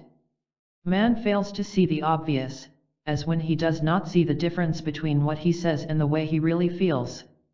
The waterfall. Turning a comer, a party of tourists came upon a magnificent waterfall.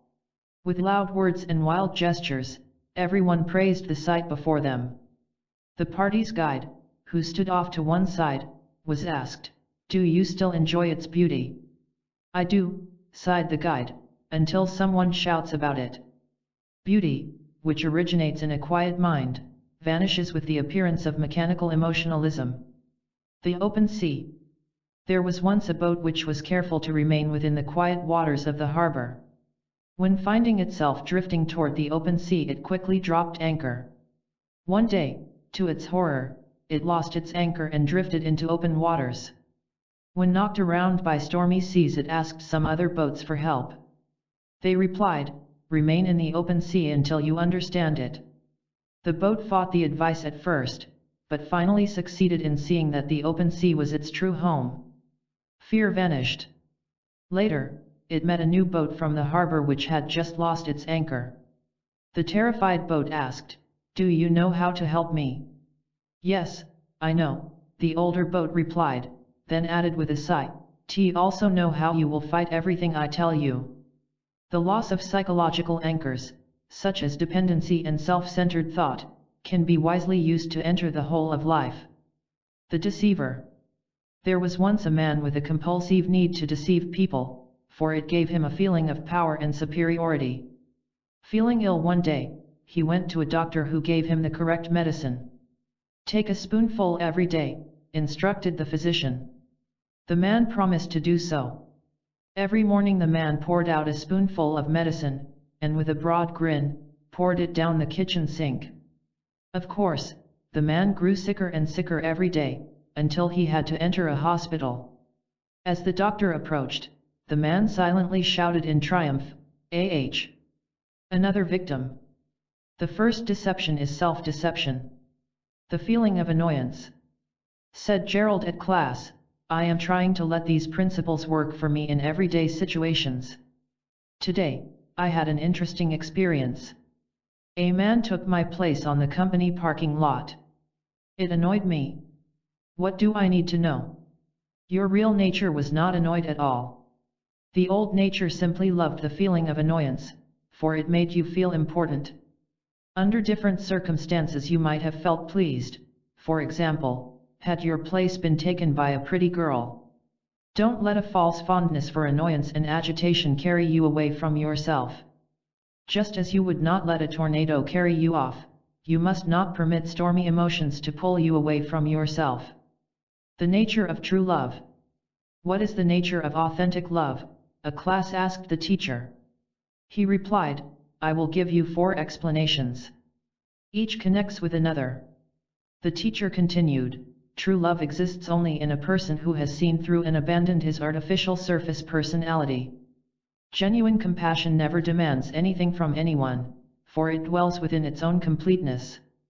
Real tenderness is above the level of mere words, above shallow sentimentality, above public dramatics. True love is part of the lofty individual who never divides the world into opposites, such as you and I. Authentic compassion blossoms naturally within those who go all the way with inner transformation." The perplexed swan. There was once a young swan who became separated from his family by a storm. He felt an inward urge to find an associate with other swans. However, because he failed to look at his own nature, he did not know what kind of a bird he was. On one occasion he saw some hawks, and thinking he might be one of them, he joined the hawks in a raiding party. He barely escaped the guns of some angry farmers. In turn he thought he was a mockingbird, a peacock, a duck. All imitations brought grief in one form or another. In despair the swan flew to the tree of a wise old owl to ask, "Who am I?" "Examine yourself," stated the owl, "and you will know. First you must see who you are not." By dropping labels and imitations we finally dwell within the contentment of our real nature. Be receptive to these inspirations. 1. Freedom from feelings of distress comes by exploring and understanding them. 2. Remember that most negative emotions are concealed, unconscious, so clear awareness of them is the right medicine. 3. The outer storm ceases the moment the inner storm ends, for they are the same storm. 4. Do not be like most men who secretly love conflict and agitation, but love only peace and decency. 5. A right view of life creates right action, and right action produces right feeling. 6. Notice the peculiar fondness of people for sorrow, then refuse absolutely to value sorrow, for it has no value.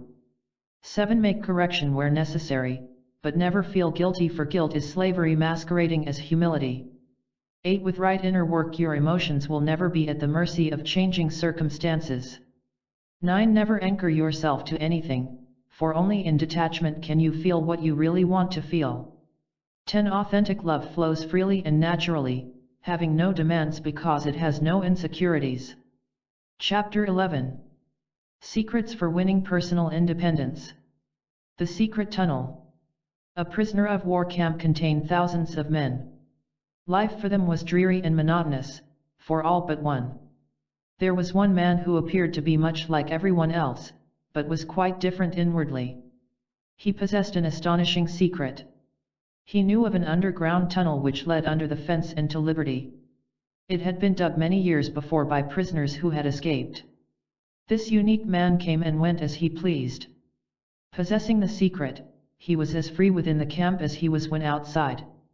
He tried to tell others about the tunnel, but they were so busy complaining of misfortune they could not pay attention. Those who know the secret way are in the world but are not imprisoned by it. 2 o'clock. There was once a foolish man who believed himself to be a great philosopher. One day someone asked him, "What time is it?" The foolish man answered, "It is 2 o'clock." An hour later another man asked for the time, to which the foolish man replied, "The time is 2 o'clock." When a third man asked for the time, the foolish man said, "It is exactly 2 o'clock." The foolish man was asked by his wife, "Why do you always say the same thing, regardless of the time of day?" "Because my clock always says 2 o'clock. But the clock does not work." "You do not understand," said the foolish man. "The clock is the authority for my philosophies. In my sincerity I submit my humble mind to whatever it may say. Do not submit yourself to traditional beliefs, for there is no true authority except your own enlightened mind." The marked road. On his way home a traveler went down a road which was clearly marked with guiding signs.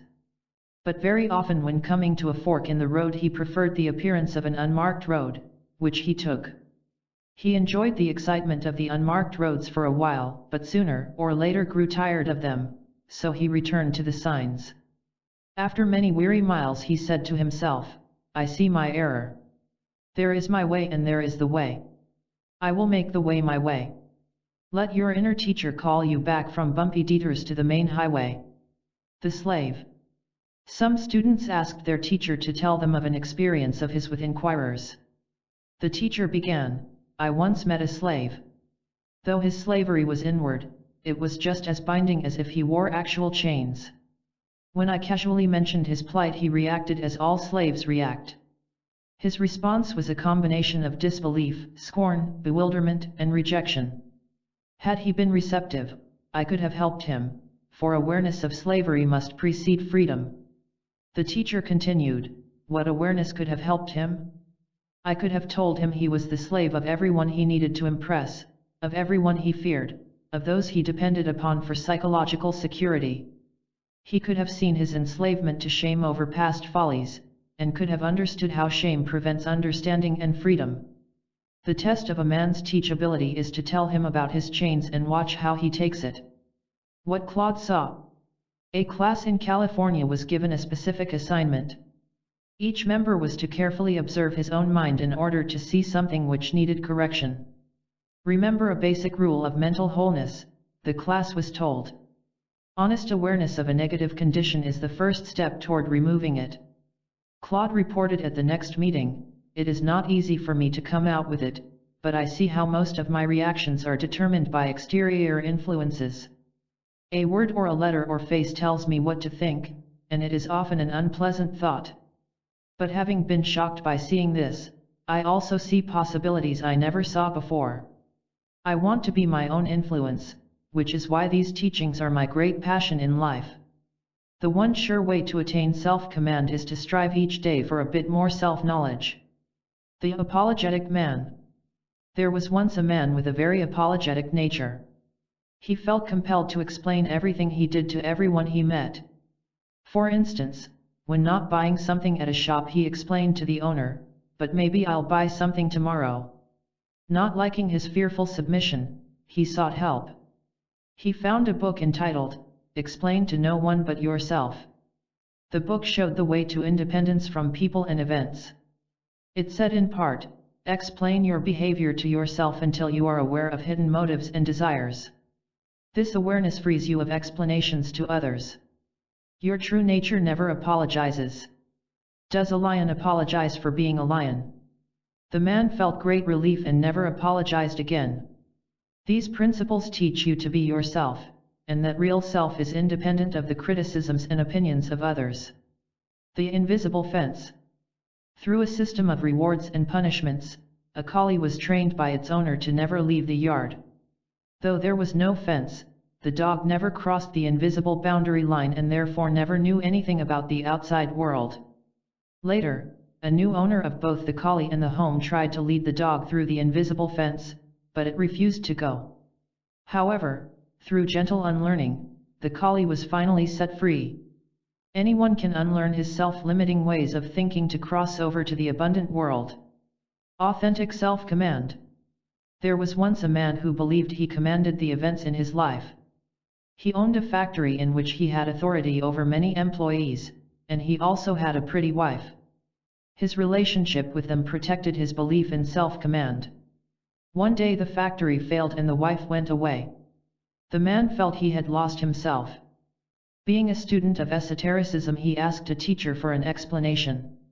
He heard, "You believe you possess a separate self. This illusion creates a second illusion, that is, you think this self can and must command other people. Give up your false belief in a separate self. This ends the false need to command others, which ends anxiety also. Then you will be one with yourself, one with life, and will have authentic self-command." These principles make sense where nothing else does, and that is because they are right. Good and bad news. A student of esotericism raced excitedly up to his teacher to exclaim, "I have just heard good news." "I am sorry," the teacher replied, "but it is bad news." The teacher explained to the bewildered student the meaning of the term identification. You call an event good news when you identify with it. This means the event seems to affirm your acquired sense of self, seems to prove your invented identity. Likewise, you say another event is bad news because it seems to threaten this imaginary self. A week later the student sighed sadly to the teacher, "I have just had bad news." "No," said the teacher, "it is good news, for now you can better understand identification and get rid of its injury. Rise above both good and bad news to where every event is met with understanding and self-command." Information for Betty. Betty first attended class when having a domestic difficulty, and continued in class when the problem ended. She was often the first to request information, such as this: "Please discuss the need for seeing ourselves as we are, not as we imagine we are." You never see yourself when supported by others, whether socially, financially, spiritually. You see your state only when supports collapse. There is your great opportunity. Don't miss it. Be aware that you were not standing alone, not thinking for yourself. Pass through the shock and you will reach the door of deliverance. Don't miss it. Real change occurs within the person who uses shocks as lessons in self-discernment.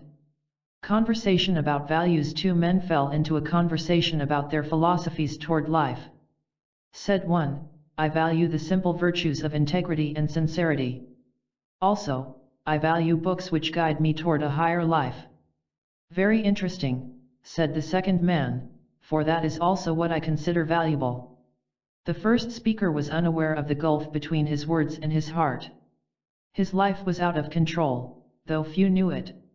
After careful self-examination during earlier years, the second man had seen through his shallow ways. This had led him to sincerely value higher truths. He was a self-commander. There is no way to separate what we actually value from what happens to us, so an investigation of values is wise. The essential lesson. A seeker came to a teacher to say, "Do you remember my visit with you a few years ago? I wanted help in finding the answers to life, so I told you I was attending the lectures of famous and popular scholars. You said very little to me during the visit, and I still do not know why. I have come today to admit to childish thinking. I once believed that a man's fame and popularity indicated inner trueness. I learned only one thing from all those famous men. I learned they do not know. To know that was essential," said the teacher. "Now you can be helped. Run away swiftly from any person or organization offering to take over your own mental responsibilities." The front gate. A man was once put in prison. As the front gate closed behind him, he had the impression that the guard did not lock it. He said to another prisoner, "I think the gate is unlocked." The other man shook his head. No, it is secure. The man asked dozens of other prisoners, but they all said the same thing, there is no way out, the gate is locked. But the man's first impression was correct. The gate was unlocked, so he walked out. Unhappy man's first impression is correct, for the gate is unlocked, there is a way out. Class in Wisconsin. A class in esoteric truth in Wisconsin listed these clues for attaining personal independence. Gordon, strangely, an early sign of self-liberty consists of our dawning awareness that we really do not know what is good for us. Maxine, when coming to conclusions, make sure they are your own, and not merely borrowed. Stanley, what keeps a man chained is his refusal to accept the humiliation of seeing that his present position is all wrong. Lola, the next time you feel that someone or something stands in the way of what you want, ask how you would feel if you no longer wanted it. Vincent, if you have to get involved in something, get involved with your psychological independence. Right now, as you hold this book, the path to freedom starts right in front of you. The reason why. A teacher gave a public lecture which was attended by many people who had not heard higher truths before. The teacher stressed the theme, it is your life. You can do whatever you want with it.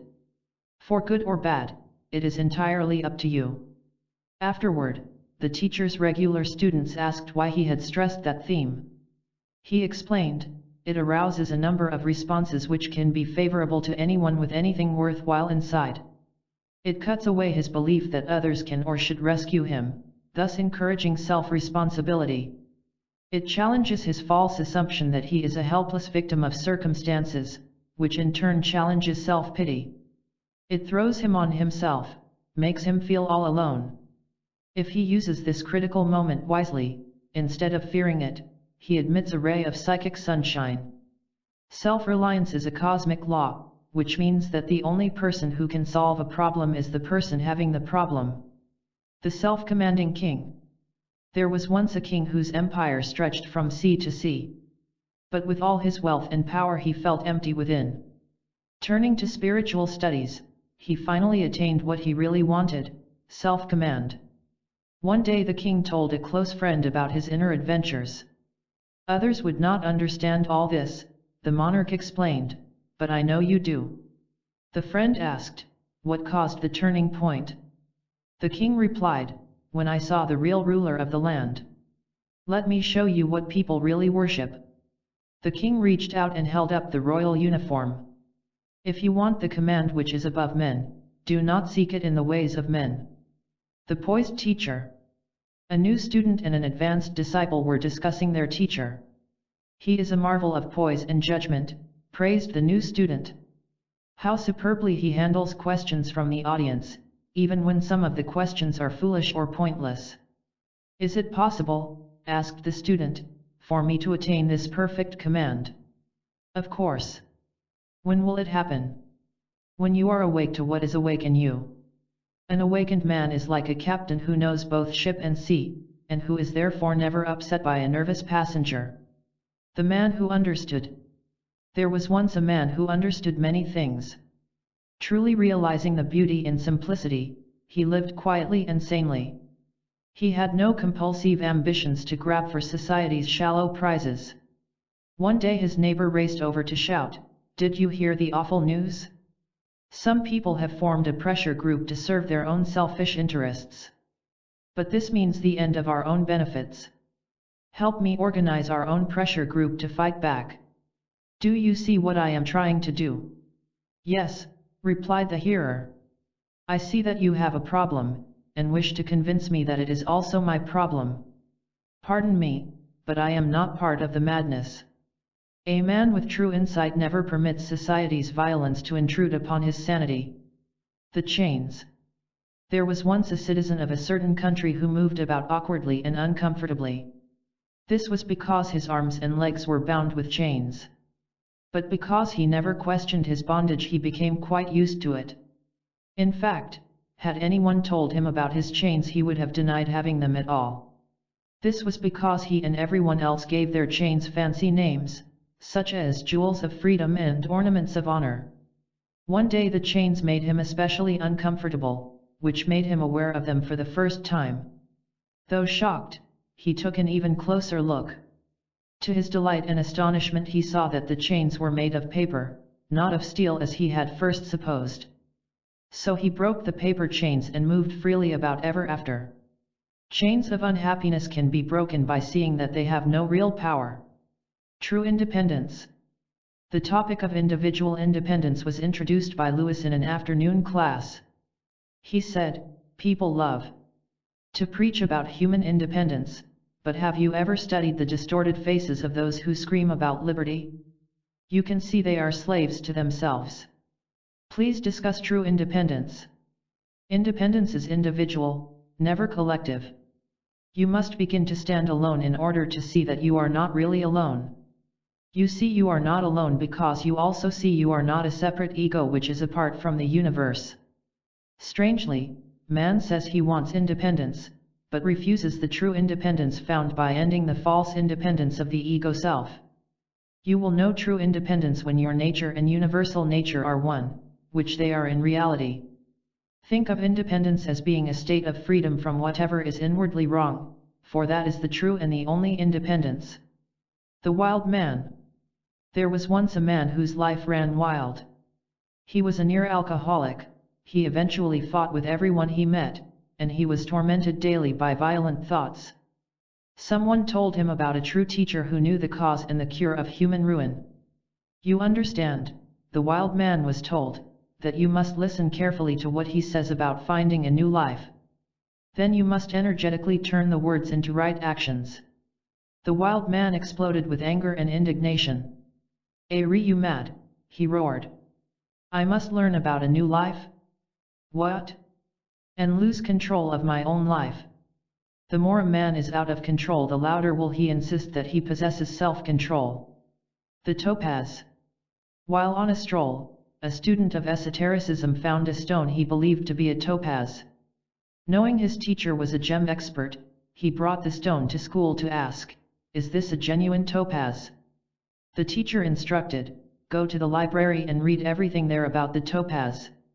The student departed, returning an hour later to say he had followed instructions. The teacher said, "I can now tell you that the stone in your hand is a genuine topaz." Asked the student, "Is there some reason you did not tell me that before?" "Yes. I have taught you and the others many times to not be gullible. Test everything personally. You can now match what I told you with your own discoveries. Whether with gems or with life, you are quite capable of being your own expert. No one knows the truth better than you, provided you know what it means to live with the true you." Key to the kingdom. A weary wanderer met a stranger who told him, "The end of this road is a peaceful kingdom. There is a gate at its entrance which requires a key. Somewhere along the road you will find the key." After many days of travel the man reached the gate. To his surprise, the gate was open, so he walked in. Sighting the stranger again he said, "I am very grateful to you, but why did you mention a key when the gate was already open?" The stranger replied, "People always think in terms of the known and the familiar, but the key is different from what they think. The key was your own persistent wish for the kingdom. When you think of freedom from your own misunderstanding, for that is right thinking." The innocent jeweler. In Germany many years ago a powerful baron possessed a ring he prized highly. One day he gave it to his jeweler to be polished. But one night some enemies of the baron stole the ring and hid it in their own quarters. When the anxious jeweler reported the theft to the baron's guards, he was imprisoned. The jeweler tried to explain his innocence, but his own fear and confusion made his story seem false. While seated in his cell, the jeweler put his mind to work. Remembering the baron's enemies, and his own carelessness, he realized what had happened. He requested a few minutes with the baron, which was granted. As a result, the ring was recovered and the jeweler was set free and restored to his former position. Man's psychological imprisonment is a result of a gigantic misunderstanding, a cunning hoax, but a hoax he can expose. Follow these paths to personal freedom. One part of you is entirely independent of society's confusion, so make it your task to awaken it. 2. Constantly call yourself back to yourself, for each effort weakens the grip of psychic tyranny. 3. Your very willingness to hear about your mental chains is the unlocking key. 4. Correct learning consists largely of unlearning wrong attitudes and acts. 5. When something really makes sense you feel it, which is why these principles are increasingly attractive. 6. Build spiritual integrity by seeing whether an offered idea agrees with your own deep sense of tightness. 7. Liberty exists, freedom is ahead, there is a way out, so march ahead in spite of everything. 8. True independence ends gullibility, which means that the free man is never deceived or hurt by other people. 9. Think of freedom as an inward attainment, never as something to be gained from the outer world. 10. Remind yourself over and over that the prison of unhappiness has no bars except incorrect thoughts. Chapter 12. A treasury of methods for self-elevation. The elm tree. A teacher of natural science told a new class, "The word I wish you to remember is investigation. If you wish to discover the secrets of science, let that word guide you." The teacher then invited the students to look out the school window to the yard below, which they did. "Observe that large elm tree," said the teacher. "It has a secret which investigation will reveal. It sounds incredible, but the leaves of that tree exhale several tons of water every day. The point is, use personal investigation to make a natural fact your fact. Otherwise, you will not know but will not know that you do not know. Be scientific in self-investigation, which means you wish to find what is there, not what you hope is there." Old World and New World. Said a seeker to a teacher, "I wish to leave the old world and enter the new world." To do this, the teacher answered, "You must see where the old world exists." "Where does it exist?" "Nowhere but in a wrongly operating mind, a mind living in the illusion of time." As an aid to beginners we sometimes use the words old world and new world, but these are mere labels arising from the level of conditioned thought. You must eventually rise above both the old world and the new world. Then what will there be? One world. Your mind creates the kind of world you inhabit, so uplift your mind and you rise to a higher world. The new fruit. Through skillful crossbreeding a great botanist created a new kind of fruit. Its taste was far superior to any other fruit in existence. The botanist offered a taste of the fruit to 3 of his neighbors. Each neighbor, who had his own favorite fruit, gave a reason for refusing the unique fruit. "It has no resemblance to an apple. Oranges are good enough for me. I'm afraid it won't taste like a peach." From that day forward the botanist offered his new fruit only to those who could think outside of their past. To taste a totally different kind of life, dare to detach yourself from the familiar and the habitual. Higher consciousness. "You have emphasized the need," said Robert, "for abandoning habitual thought in favor of higher consciousness. Please discuss this." "You must not abandon habitual thought. Every day matters, otherwise you would not remember how to drive your car. But you must uncover and end all thoughts about who you are, about your supposed identity. Without self-thought there is no sense of identity. But this is so frightening to most people, falsely frightening they refuse to let go of what they call themselves. But the end of the false self is the beginning of wholeness. When self-labels disappear your day alternates between practical thought, as when gardening, and consciousness, in which there is no fixed and frightened self.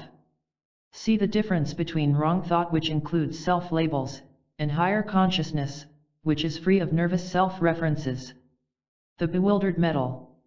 A strip of metal once rested comfortably on a low shelf in a factory. It remained there for a long time, doing nothing but collecting dust. One day a workman picked it up, carried it to a bench, and began to twist it out of its usual shape. "Why are you doing this to me?" shouted the alarmed and frightened strip of metal. "To enable you to see wonders beyond your imagination," replied the workman. "Just now it all seems strange and frightening, but someday you will be very glad.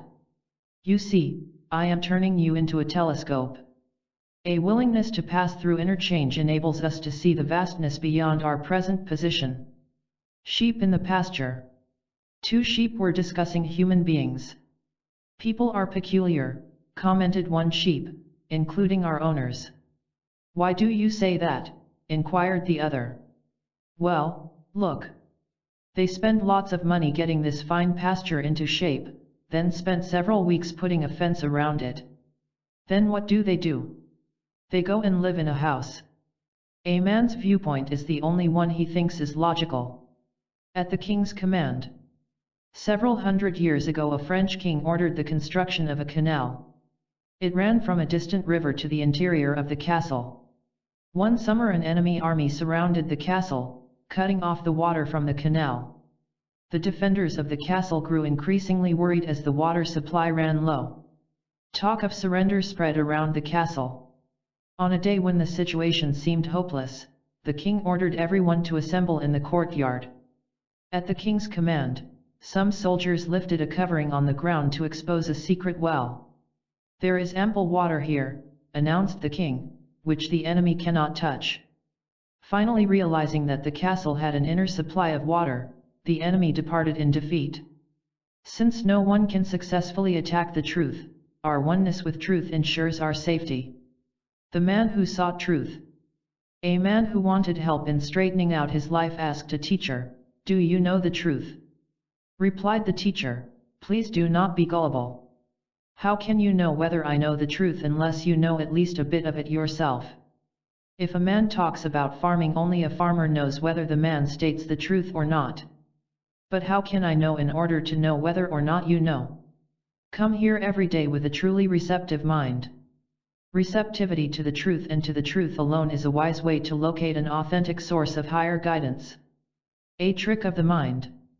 Joyce commented, "I have observed that many people feel cheated by life, which possibly includes me.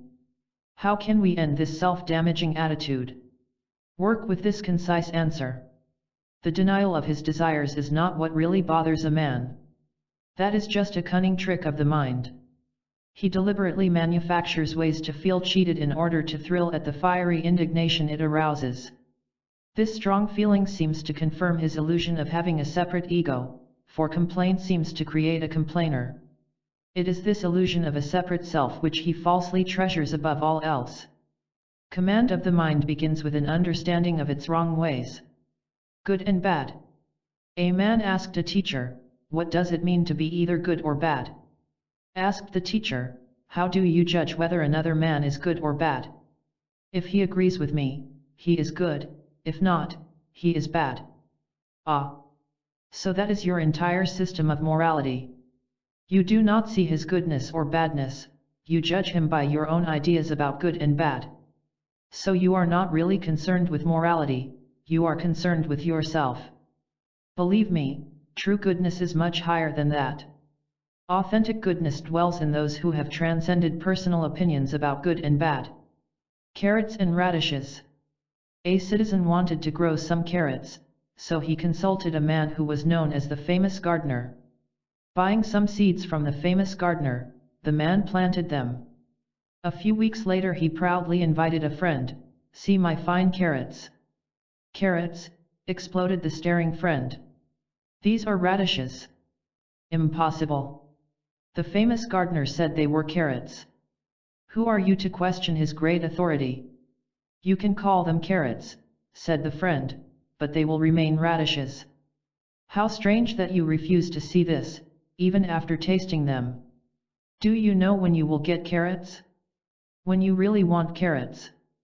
We can begin to grow the right products by frankly admitting that we are not presently growing them.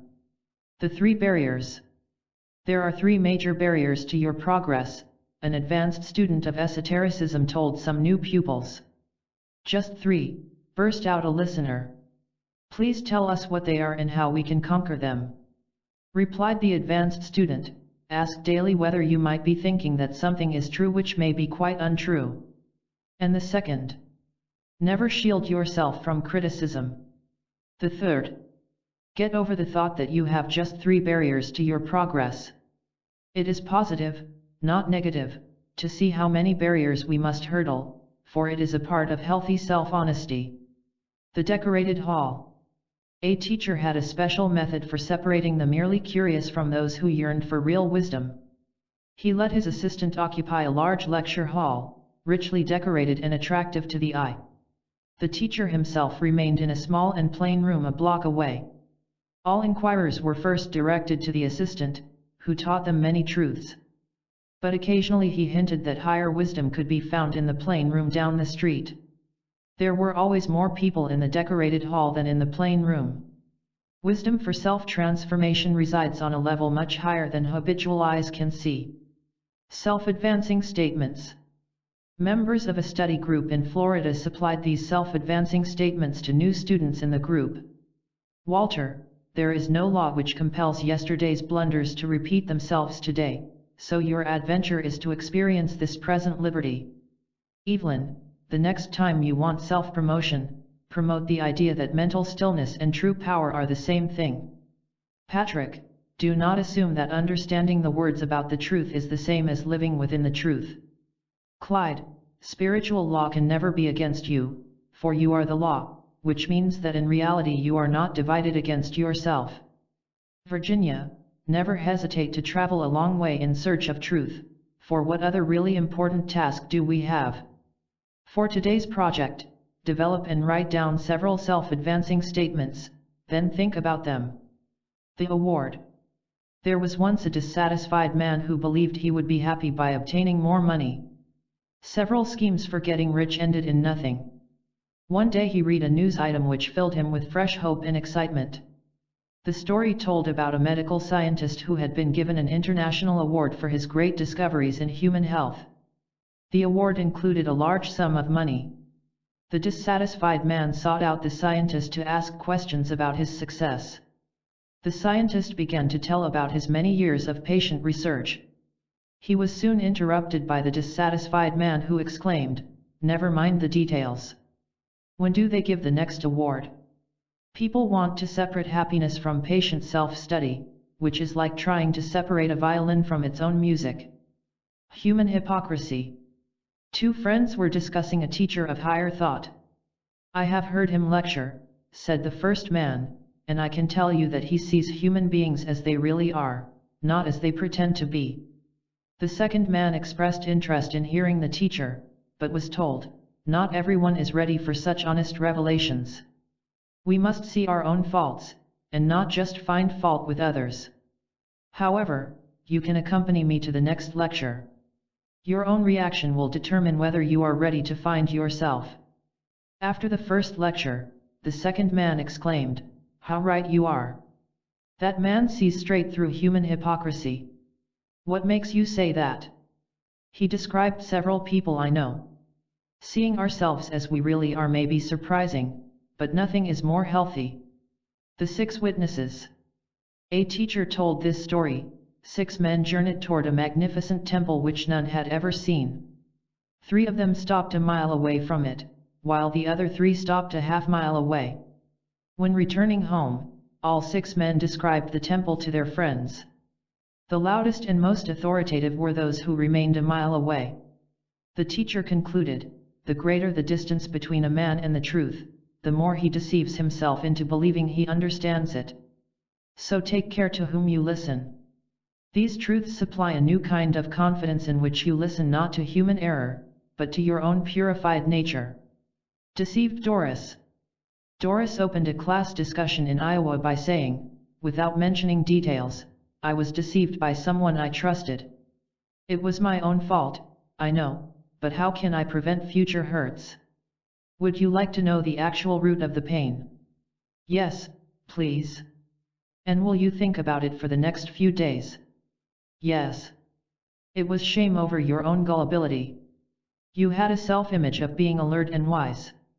Getting deceived smashed this image, causing shock and resentment. Let the image remain smashed, for that makes room for sharp insight. Then, that kind of pain will not repeat itself because you will recognize a deceiver when you see one. Nothing is more protective in daily affairs than a clear mind, a mind free of harmful images." Bird in the bush. 2 students paused in a journey to rest beneath a tree. Their attention was attracted by a small bird perched on a bush a short distance away. One of the students suddenly shouted and waved his arms, at which the bird darted away. In surprise, his companion asked, "Why frighten a harmless bird?" The other man sighed. That is how we all misunderstand. I saved that bird from a hawk you did not see. We misunderstand life's lessons, taking them as harsh treatment, when they are really our rescuers. How pain vanishes. A bewildered man complained to a teacher. Whichever way I turn in life I get hurt. Asked the teacher, who is this self that gets hurt? Describe this person you call yourself. The man supplied his name, his occupation, and other details. But you are none of these things, informed the teacher. These are simply acquired words and ideas about yourself. Get rid of them and pain will vanish. But all this is so mysterious. I don't understand. Do you really want to understand? Yes. Then come here regularly until you do. Remember the importance of discovering who you are not, for then you will know who you are. The entertainer.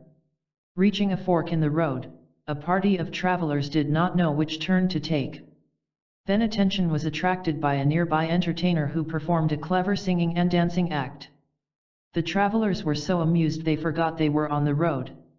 Sitting down, they applauded the entertainer and gave him money. Also nearby was a man who simply pointed out the correct turn to anyone who came over and asked. An authentic teacher never says anything to merely entertain or stimulate anyone, but speaks only to instruct. The cure for anxiety. Asked Harold, what is the basic cause of anxiety? A person unconsciously labels himself as man A, that is, he calls himself a success or anything else which seems to provide individuality. This creates the opposite of man B, for A cannot exist without B. But now A is anxious, for anything opposite to his label becomes an enemy or competitor. So how does anxiety end? By not creating the illusion of being man A. If A ends, B also ends. But a man fears to drop his label of being A because he thinks it steals what he calls his individuality. Also, he cannot conceive a state which is above all labels, above both A and B. But this free state exists. You are here in class to find it. Understand that you neither have nor need a self which must hold the world together, and you will be in the world. The choice. A duke in earlier days in England needed a reliable horseman to carry messages from his estate to London. 2 soldiers requested the appointment. The better man will qualify himself, said the duke. Both of you will ride for a few weeks. Do not make unnecessary stops. At the end of several weeks, the duke was ready to decide. In turn, he rode each of the soldiers' horses to London. He observed a difference in the habits of the 2 horses. One of them slowed down or stopped at almost every inn along the way. The other horse kept a steady forward pace. The duke knew which rider to choose. Our daily habits are better clues to our actual nature than our words. 5 vital facts. 5 students asked their teacher to give them the single most vital fact each needed to know. The teacher addressed each learner in turn. Know that you never suffer from anyone but yourself. Realize the existence of higher points of view. Understand that sentimentality is not love. See that you are not the person you assume you are. Perceive that the truth's only aim is to cure. Discover something which is vital for you to know, then concentrate your attention toward understanding it. The Strange Road. A mountain road in the state of Montana was used regularly by tourists. Their destination was the peak of the mountain, which offered a spectacular view of the forest below. Every once in a while the road seemed to object to its use, for it collapsed in certain sections, leaving impassable pits. The road required so much repair the local authorities began to examine it. For several weeks they found no explanation for the road's tendency to destroy itself. One investigator decided to search through some old records of the area, which revealed the cause of the strange pits. Certain stretches of the road had been built over copper mines which had been abandoned many years earlier. A new road was built over solid ground. You are building a new road through life, a road having no mental or emotional pits. Important instructions to remember. 1. Investigate these ideas with a passionate wish to discover what life is all about. 2. Ordinary thinking has its place in daily affairs, but let your whole life be under the guidance of your Whole mind. 3. Have no apprehension when reality places you in unfamiliar circumstances, for your whole mind commands all circumstances. 4. A truly receptive mind is like the dawn which eventually reveals a magnificent world. 5. A man who does not like the taste he is getting from life needs only to change his spiritual food. 6. Nothing compels anyone to repeat his blunders except his own mechanical thinking, which consciousness can correct. 7. Write down a guiding idea which appeals to you, then put it into action for the next few days. 8. Authentic confidence is effortless, for it arises naturally from a life united with cosmic power. 9. The only purpose of truth is to help the individual, to cure him of everything needing cure. 10. The reason why you should proceed with good cheer is because nothing is more delightful than the upward journey. Chapter 13. Special guidance from esoteric science: the law of cause and effect.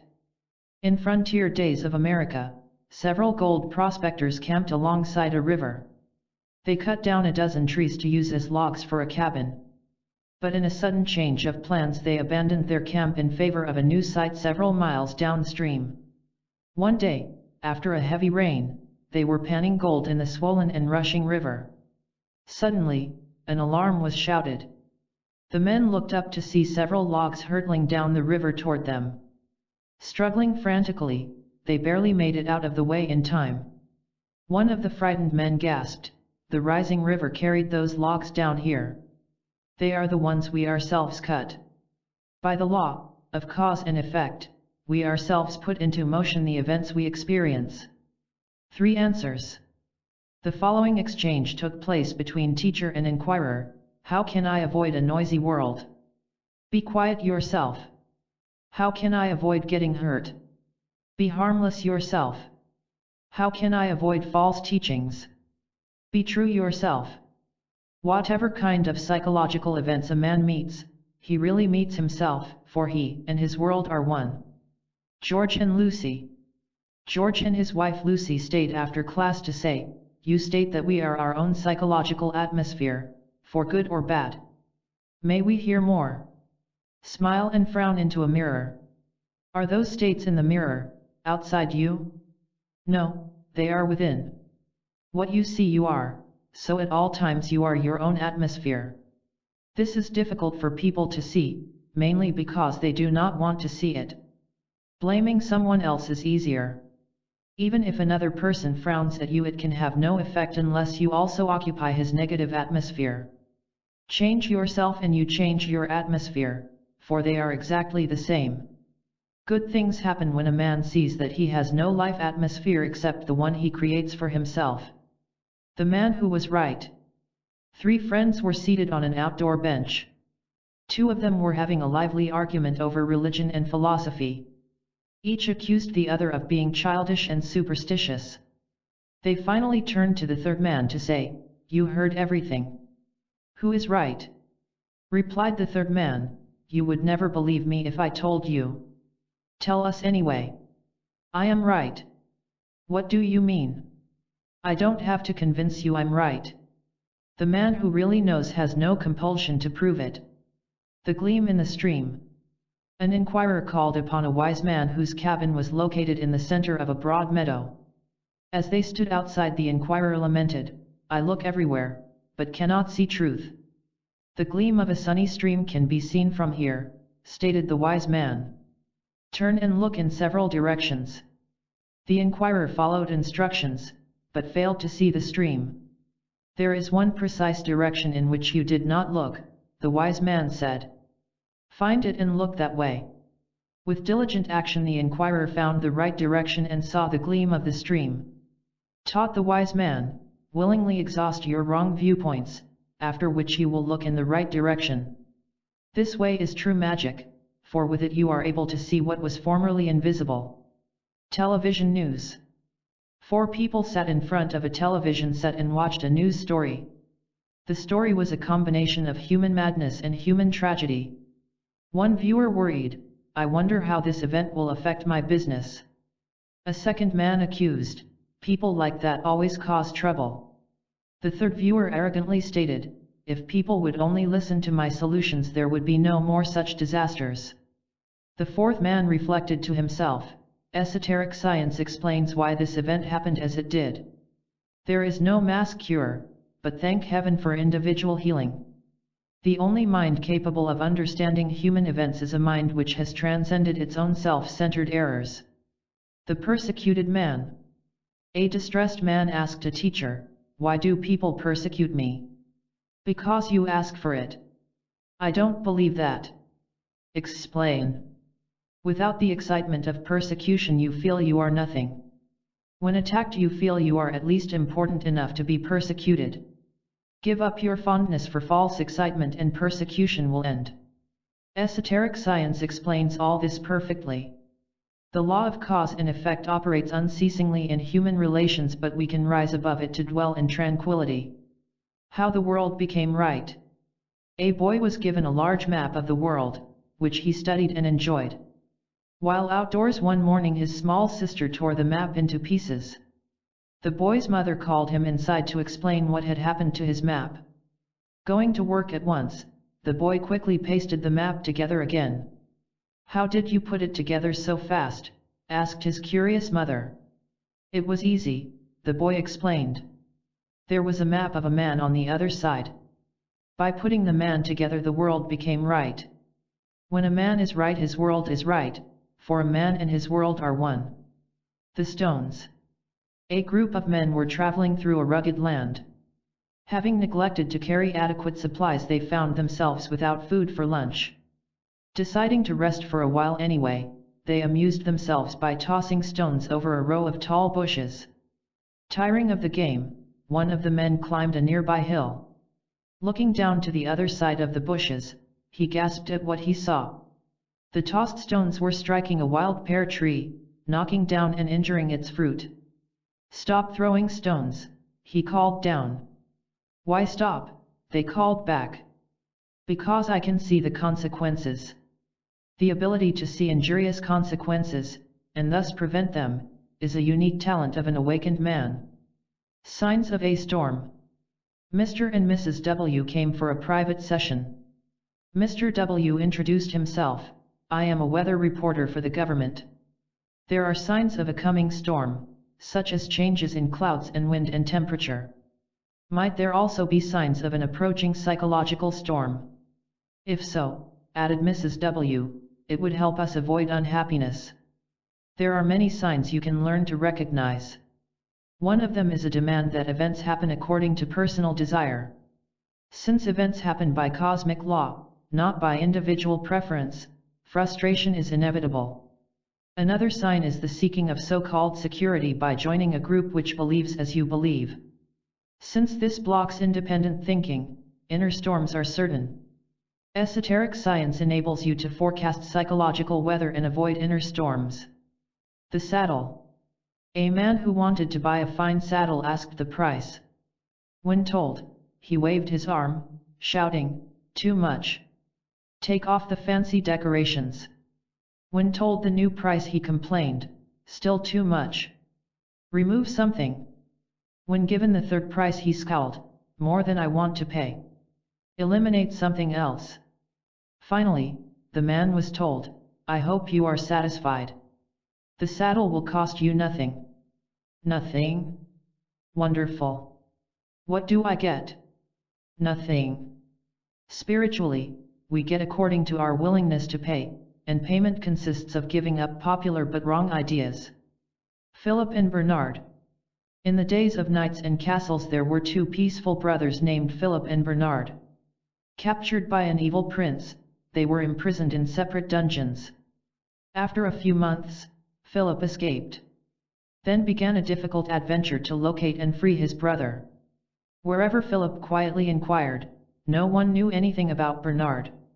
Turning homeward for a short rest, Philip saw someone entering the family fields at the same time as himself. It was Bernard. Happily, they exchanged stories. Philip then laughed, "At the same time I was seeking you, you were also seeking me. The liberty which the seeker seeks is also seeking the seeker." The shoes. A man was strolling down the boulevard with his wife. Because he was absent-minded he had put on one black shoe and one white shoe. After a few minutes he turned to scowl at his wife. Please, dear, try to walk more gracefully. People are staring. It is much easier to criticize another person than to examine oneself. The brooch. The day after a shopping tour a woman missed her prized brooch. She told her husband she must have lost it in one of the stores she had visited the day before. She then rushed to the garage to drive back to town. When driving away she thought she heard a shout, but in her hurry and distress she ignored it. Not finding the brooch in any of the stores, she drove home in a depressed mood. But her face brightened as she saw her husband waiting for her with brooch in hand. It was behind the sofa all the time, he said. I called as you drove away, but you moved too fast. She nodded.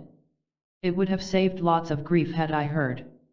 I know, her husband said gently, but yesterday was in the way. We must cease to listen to our past conditioning, for it prevents hearing the good news found in today. The gift. A father promised his son a present. An hour later the boy entered the garage and asked for his gift. The father nodded toward a table on which the boy saw some string, sheets of paper, and several strips of wood. There is your present, the son was told. Understanding the boy's bewildered stare, the father explained, I need to put the parts together. Then you will have a soaring kite. We soar in spiritual skies as we bring our divided nature together into a harmonious whole. How to handle change. The second time she attended class, Nancy said, most of us dread change. What is the solution? Realize there is no fixed point in you which is apart from change. You are one with change, you are change itself. The will of change is your very own will. Picture yourself in an airplane which changes from east to west, from up to down. Are you apart from the airplane or the changes? No, you and they are the same. Let go of your fixed point. Realize your oneness with change. Dread departs. Change is never a threat to whoever realizes that he and change are united within the total movement of life. The stairs. One man was standing at the top of some stairs, while a second man was standing at the bottom. A third man was standing in the middle of the stairs. The man at the top declared, these steps go downward. The man at the bottom stated, the steps run upward. If you were in my position, the third man said to the others, you would see they run both up and down. A true view of life includes all viewpoints, not merely the one seen from a presently preferred position. Rain.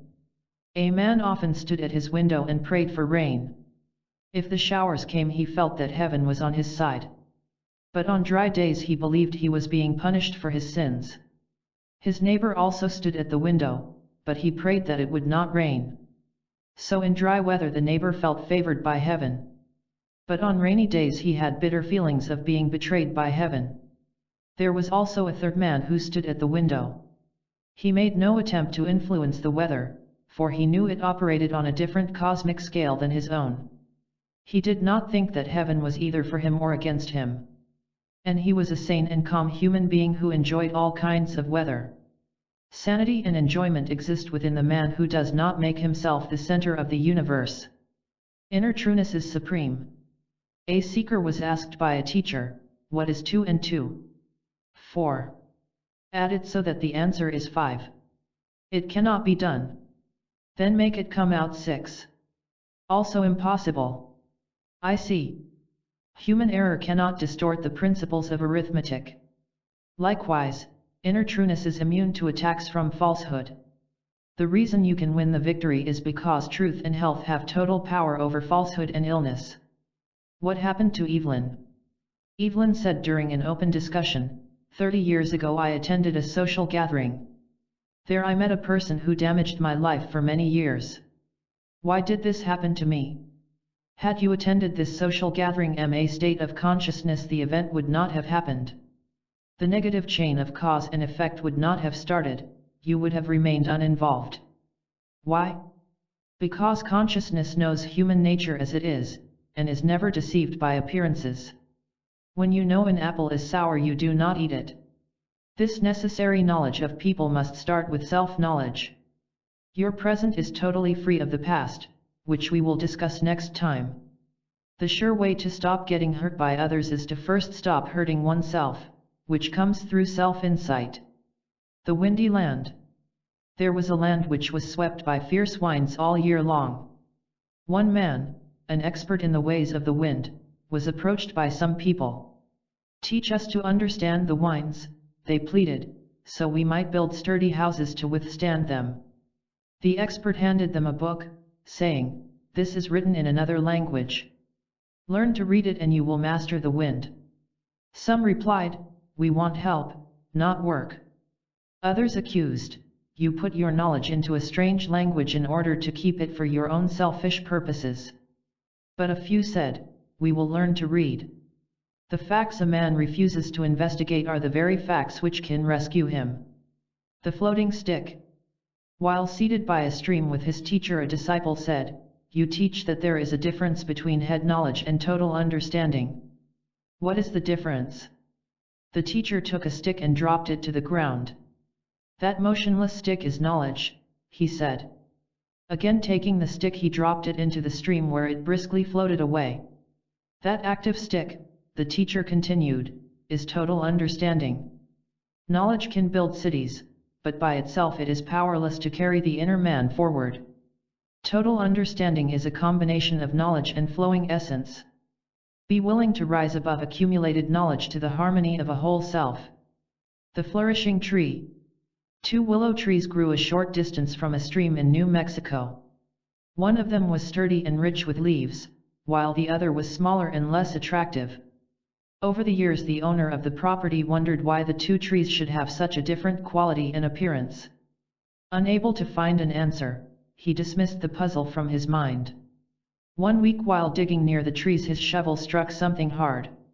When uncovering it, he solved the mystery of the trees. Years earlier, someone had buried large slabs of a stone wall in the spot.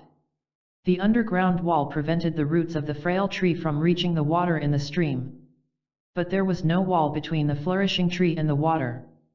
Blockage of a flourishing life is within, and so is the ability to remove the blockage.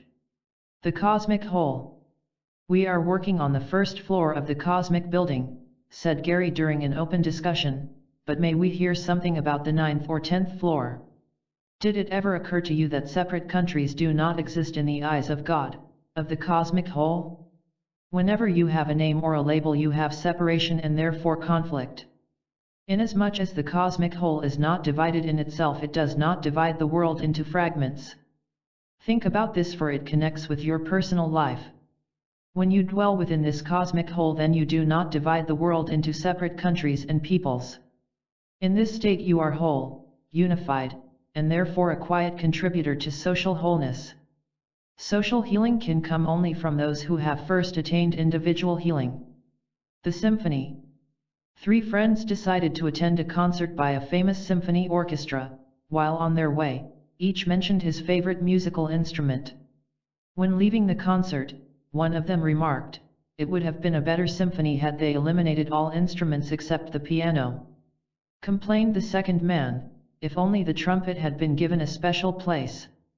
The third man said, "I would have enjoyed the symphony more had I heard the violin only." And none of them ever realized what they were really saying. Since life is a whole and total process, personal preference for one part will prevent our life harmony. Facts about esoteric science. Students in Arizona informed each other of the single most important fact about esoteric science each had learned in the last month. "I must look at my busy involvements and have the courage to inquire whether I might be hurrying nowhere." A person who fails to understand truth will often argue about it or remain silently critical. Both are forms of ego defense by a frightened person. Anything wrong with me will mechanically expand to make things wrong for you, so true morality consists of making myself a right person. If you simply drop a fearful thought, where can fear exist? Nowhere. Our aim is not to feel better, as by changing surface habits, but to be different by abandoning artificial personality. Esoteric science consists of helpful facts and healing changes, available to all. Use this summary for self-transformation. 1. The man who really sees himself as the cause of his problems will also see himself as his cure, which is a great achievement. 2. The self-unified man is at ease in all conditions, for he has no need to prove himself to anyone. 3. This way enables you to see the invisible. For instance, you grasp instantly the motives and desires of other people. 4. When the man is right, his world is right, for a man and his world are the same thing. 5. An awakened man can see trouble before it happens, and thus wisely remain free of it. 6. The kind of life we welcome will come to us, which means we must study what we are welcoming. 7. Let esoteric science explain the mysteries of life to you, for it is able and willing to do so. 8. Truth is supreme, having no opposition and no enemy, so join truth and possess its supremacy. 9. When a man ceases to hurt himself, he ceases to be hurt by others, for both hurts are the same inner movement. 10. Your first duty is to save yourself, after which you will know what to do and what not to do toward helping others. Chapter 14. The Perfect Path to an Inspiring Life. Opal Country. A man had a deep wish to find some opals. Traveling to a country noted for the gem, he searched around, but discovered nothing. Finally, after several unrewarding days, he found a small opal. The excitement of the discovery surged through and dominated his mind. Though remaining in Opal Country, he was in a peculiar state of mind. He searched, but could not see. His mind was so distracted by the small opal he could give attention to nothing else. An experienced opal finder came along who recognized immediately the man's strange obsession. The two men talked, after which the obsessed man realized how he had cut himself off from additional opals. "Thank heaven you woke me up," he exclaimed. "I thank you. We must not fix our minds on a small truth we have found, but must dare to go on to greater discoveries." How the solution arrives. "You have stated," said Max in class, "that a deep understanding of the problem will reveal the solution. May we hear more about this?" A man lives in terrifying uncertainty, spending most of his time trying to conceal it. He lives in fear because he lacks understanding of liberating cosmic laws. Now, in order to understand this, he must first be told that he does not already understand. When told this, his mind closes like a slammed door. Feeling insulted at being told the truth, he runs away. However, if he were to remain and listen, even while feeling angry, he could save himself. By seeing his basic problem, he also sees the solution. When tired of working at something, you don't wonder what to do, you stop working. Solutions in life are discovered by personal agreement with the truth about life. The Sage and the Nobleman. A sage was visited by several noblemen who occupied high places in the kingdom. Each prince or duke was accompanied by a servant who introduced the nobleman to the sage. The sage nodded politely after each introduction, but said nothing. After giving a short talk about the inward life, the sage left the lecture hall immediately. On the journey home, some of the noblemen complained that the teacher had not shown sufficient respect to their high rank. Grumbled one of them, "He was not even impressed by hearing of my great gifts to the poor." But one nobleman stated, "You may not return for another lesson, but I will go back very soon." The fact that he was not impressed by us told me another story. I don't trust anyone who is impressed by riches or titles. To be impressed by truth itself is the only sensible kind of impression. The Wandering Ship. In the days of sailing ships, a captain set a course for a port in Ireland. Every evening he carefully charted the next day's journey. After a few days he was bewildered to find that the ship was off course. He checked his calculations every evening, but on the next day he found the ship still heading in the wrong direction. Only after 2 weeks was the mystery solved. A stowaway was caught, who confessed to making small but vital changes in the captain's calculations. The stowaway had hoped to reach a port of his own choice. We must catch psychological stowaways who pull us off course, such as grumbling and self-righteousness. The state of awareness. A teacher knew his students did not as yet understand the difference between practical thought and a state of awareness, so he told this story. Many years ago an explorer on the island of Bali gave an umbrella to a native, who misunderstood its use.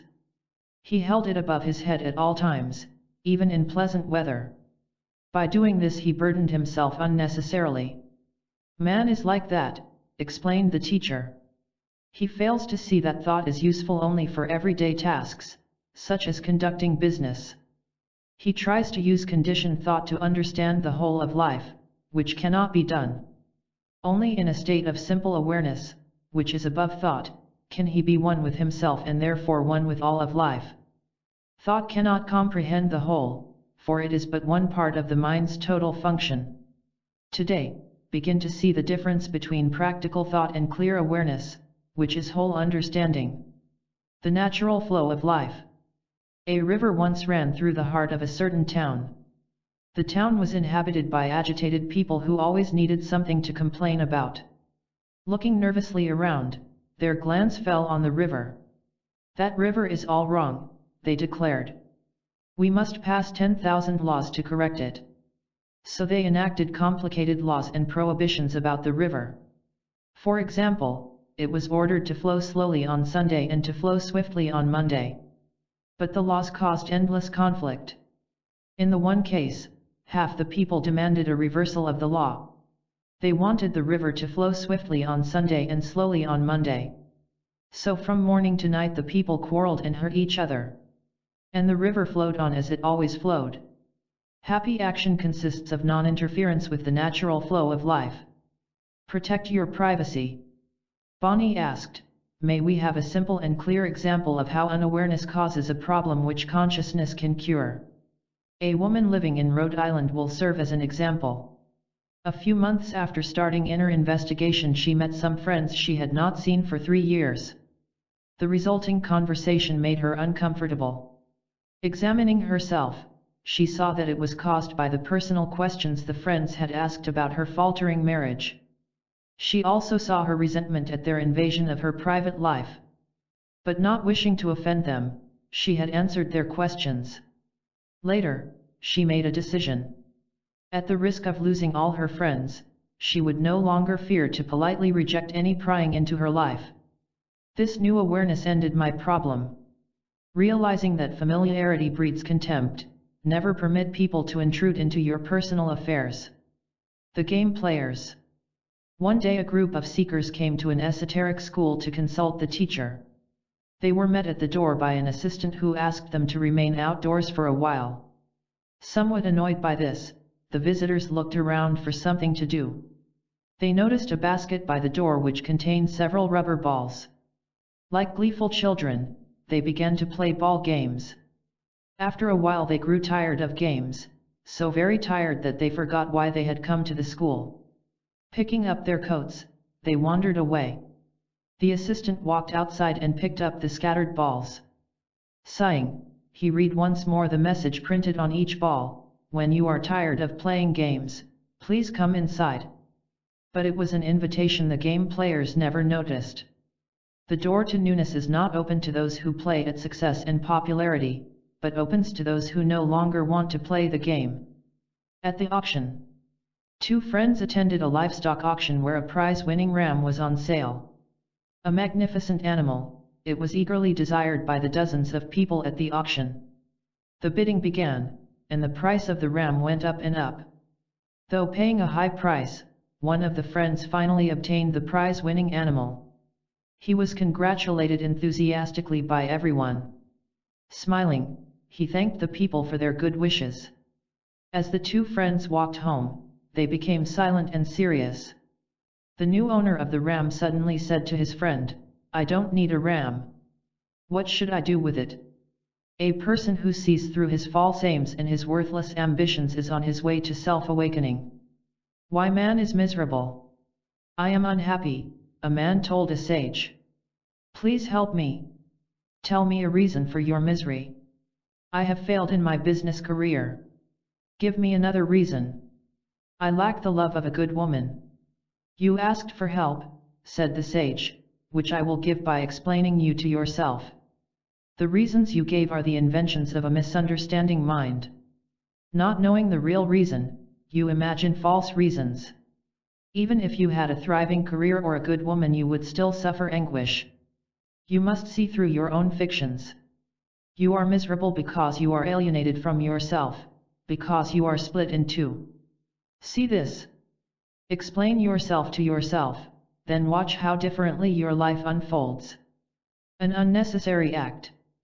Asked David, from the viewpoint of higher logic, what is wrong with trying to impress people favorably? The basic error is assuming you possess a separate self which needs to make impressions. Notice both the thrill of a favorable impression and the pain of failing to make one. Both occupy the same low level of shallow feelings. You want the thrill but not the pain, which is impossible, for they are the opposite sides of the same coin. Your real nature never finds it necessary to make impressions. Study this. Man creates his own chaos by doing unnecessary things while calling them necessary. Seeker and teacher. This dialogue was exchanged between seeker and teacher. Can you make me whole? I can show you how to think rightly, after which you will make yourself whole. Can you tell me whether to get married or not? I can show you how to know such things from yourself. Can you teach me to live in harmony with life? I can teach you to live without ego interference, for that is the same as living in life harmony. Can you help me understand everything you have said? I can help you develop your own considerable capacity to understand. Begin your journey now, never hesitating, for you are stronger than all which seems to oppose you. How questions end. During a class in Los Angeles, a teacher was addressed. Last week you said there is no answer to a wrong question. Please review this. Suppose someone asks you how he can write his name on water. Will you try to answer him, or will you point out that the question itself is wrong? Suppose someone asks how he can win over another person. That is a false question, because in reality there is no such thing as winning over another, there is only an unhealthy feeling of superiority. But it is very difficult for people to see that their questions make no sense. No man will thank you for exposing his cherished illusions. But you can let insight dissolve pointless questions. Painful and baffling questions fall away like outworn clothing as our understanding ascends to higher levels. Slips of paper. A school of fish were unhappy with their lives, so they held a conference. You know, said one of them, human beings give each other fancy slips of paper which declare that they are qualified and authoritative. By this means they often gain fame and money. Why don't we do likewise?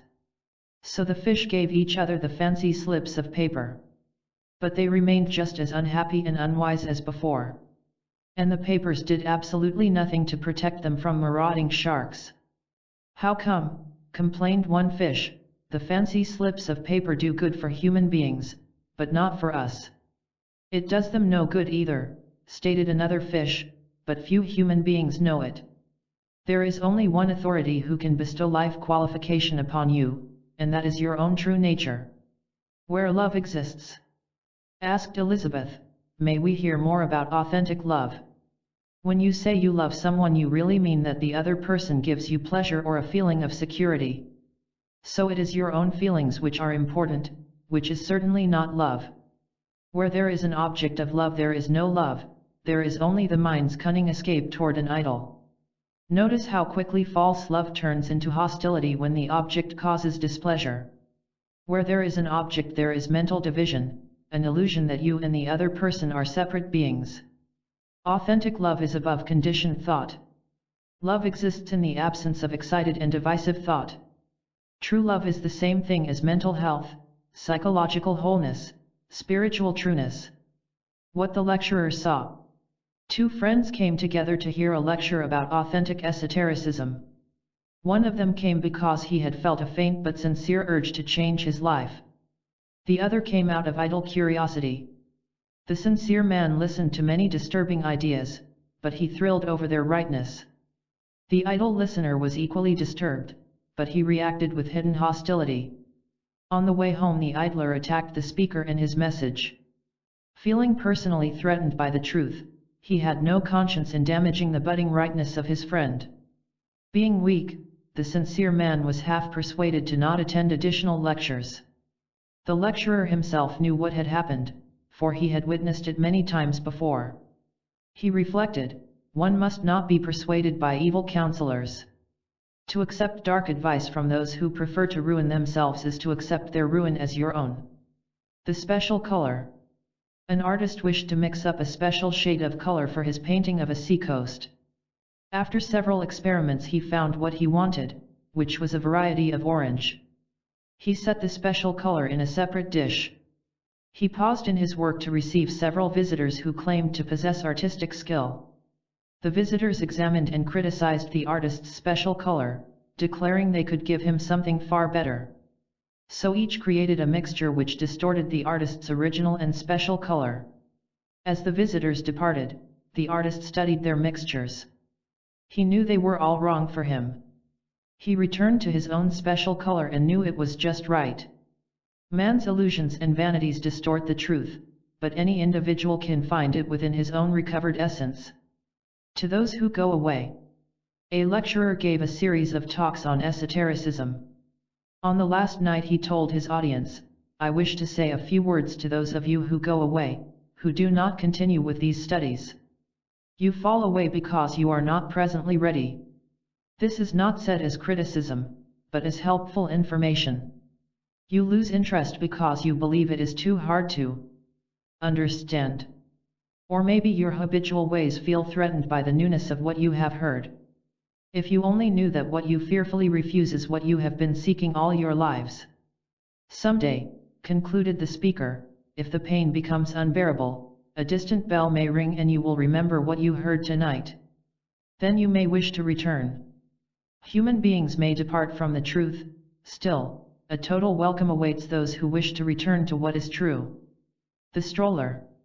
A man was strolling down the street with a dog at his side.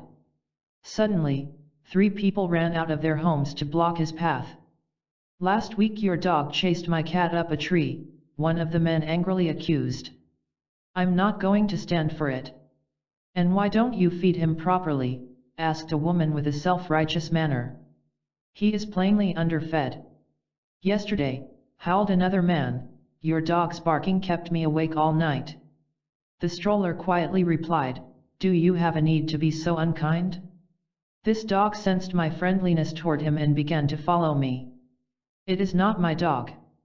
The attacks of foolish people are meaningless to the truly innocent person. Something true. Simply tell me something that is true, a teacher requested his class in Nebraska. He heard from the students. Donald, seeing that you cannot do something is a wonderful stage, for it is the start of doing something.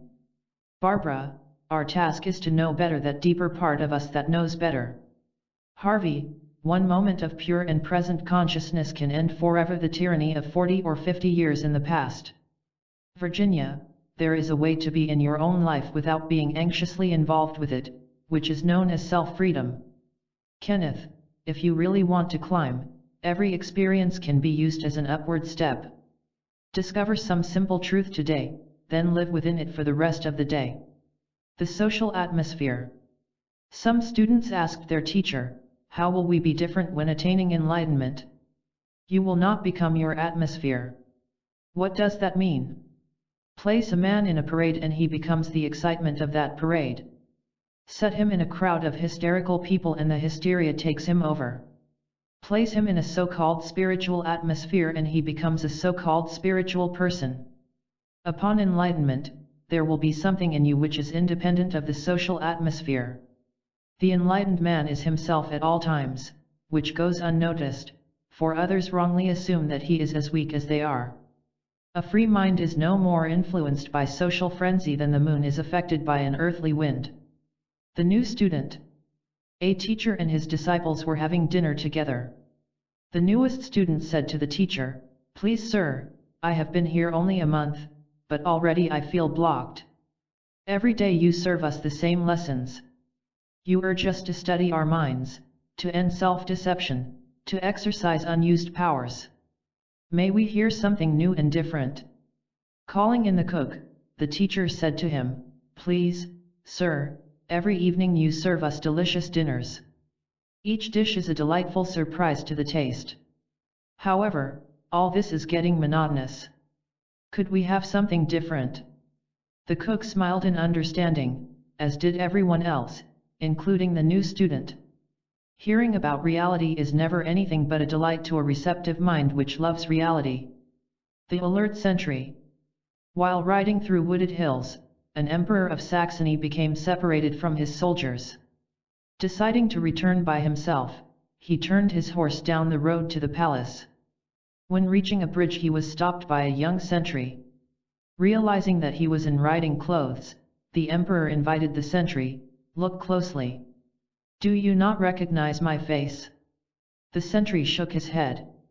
The emperor explained, "Then let me tell you about yourself. You are one of the new volunteers from Brunswick." Recognizing the emperor at last, the sentry saluted. The passing emperor commended the sentry for his alertness. Recognize the royalty of truth, then let it proceed to reign in the inner kingdom. Special methods for daily progress. 1. Make daring your way of life, for then you will make new and valuable discoveries every hour. 2. Self-transformation occurs by the intelligent process of agreeing with nothing but the truth. 3. Be alertly watchful of your course, then when necessary, pull yourself back to the right direction. 4. Think deeply about the idea of not interfering with the natural flow of life, then let yourself flow. 5. If you are tired of playing the social game, that is good, for now you can learn how to stop playing. 6. Your deeper nature knows all the worthwhile aims you should have, so release these revelations. 7. Your task is to ask right questions, while the task of truth is to supply right answers, which it will surely do.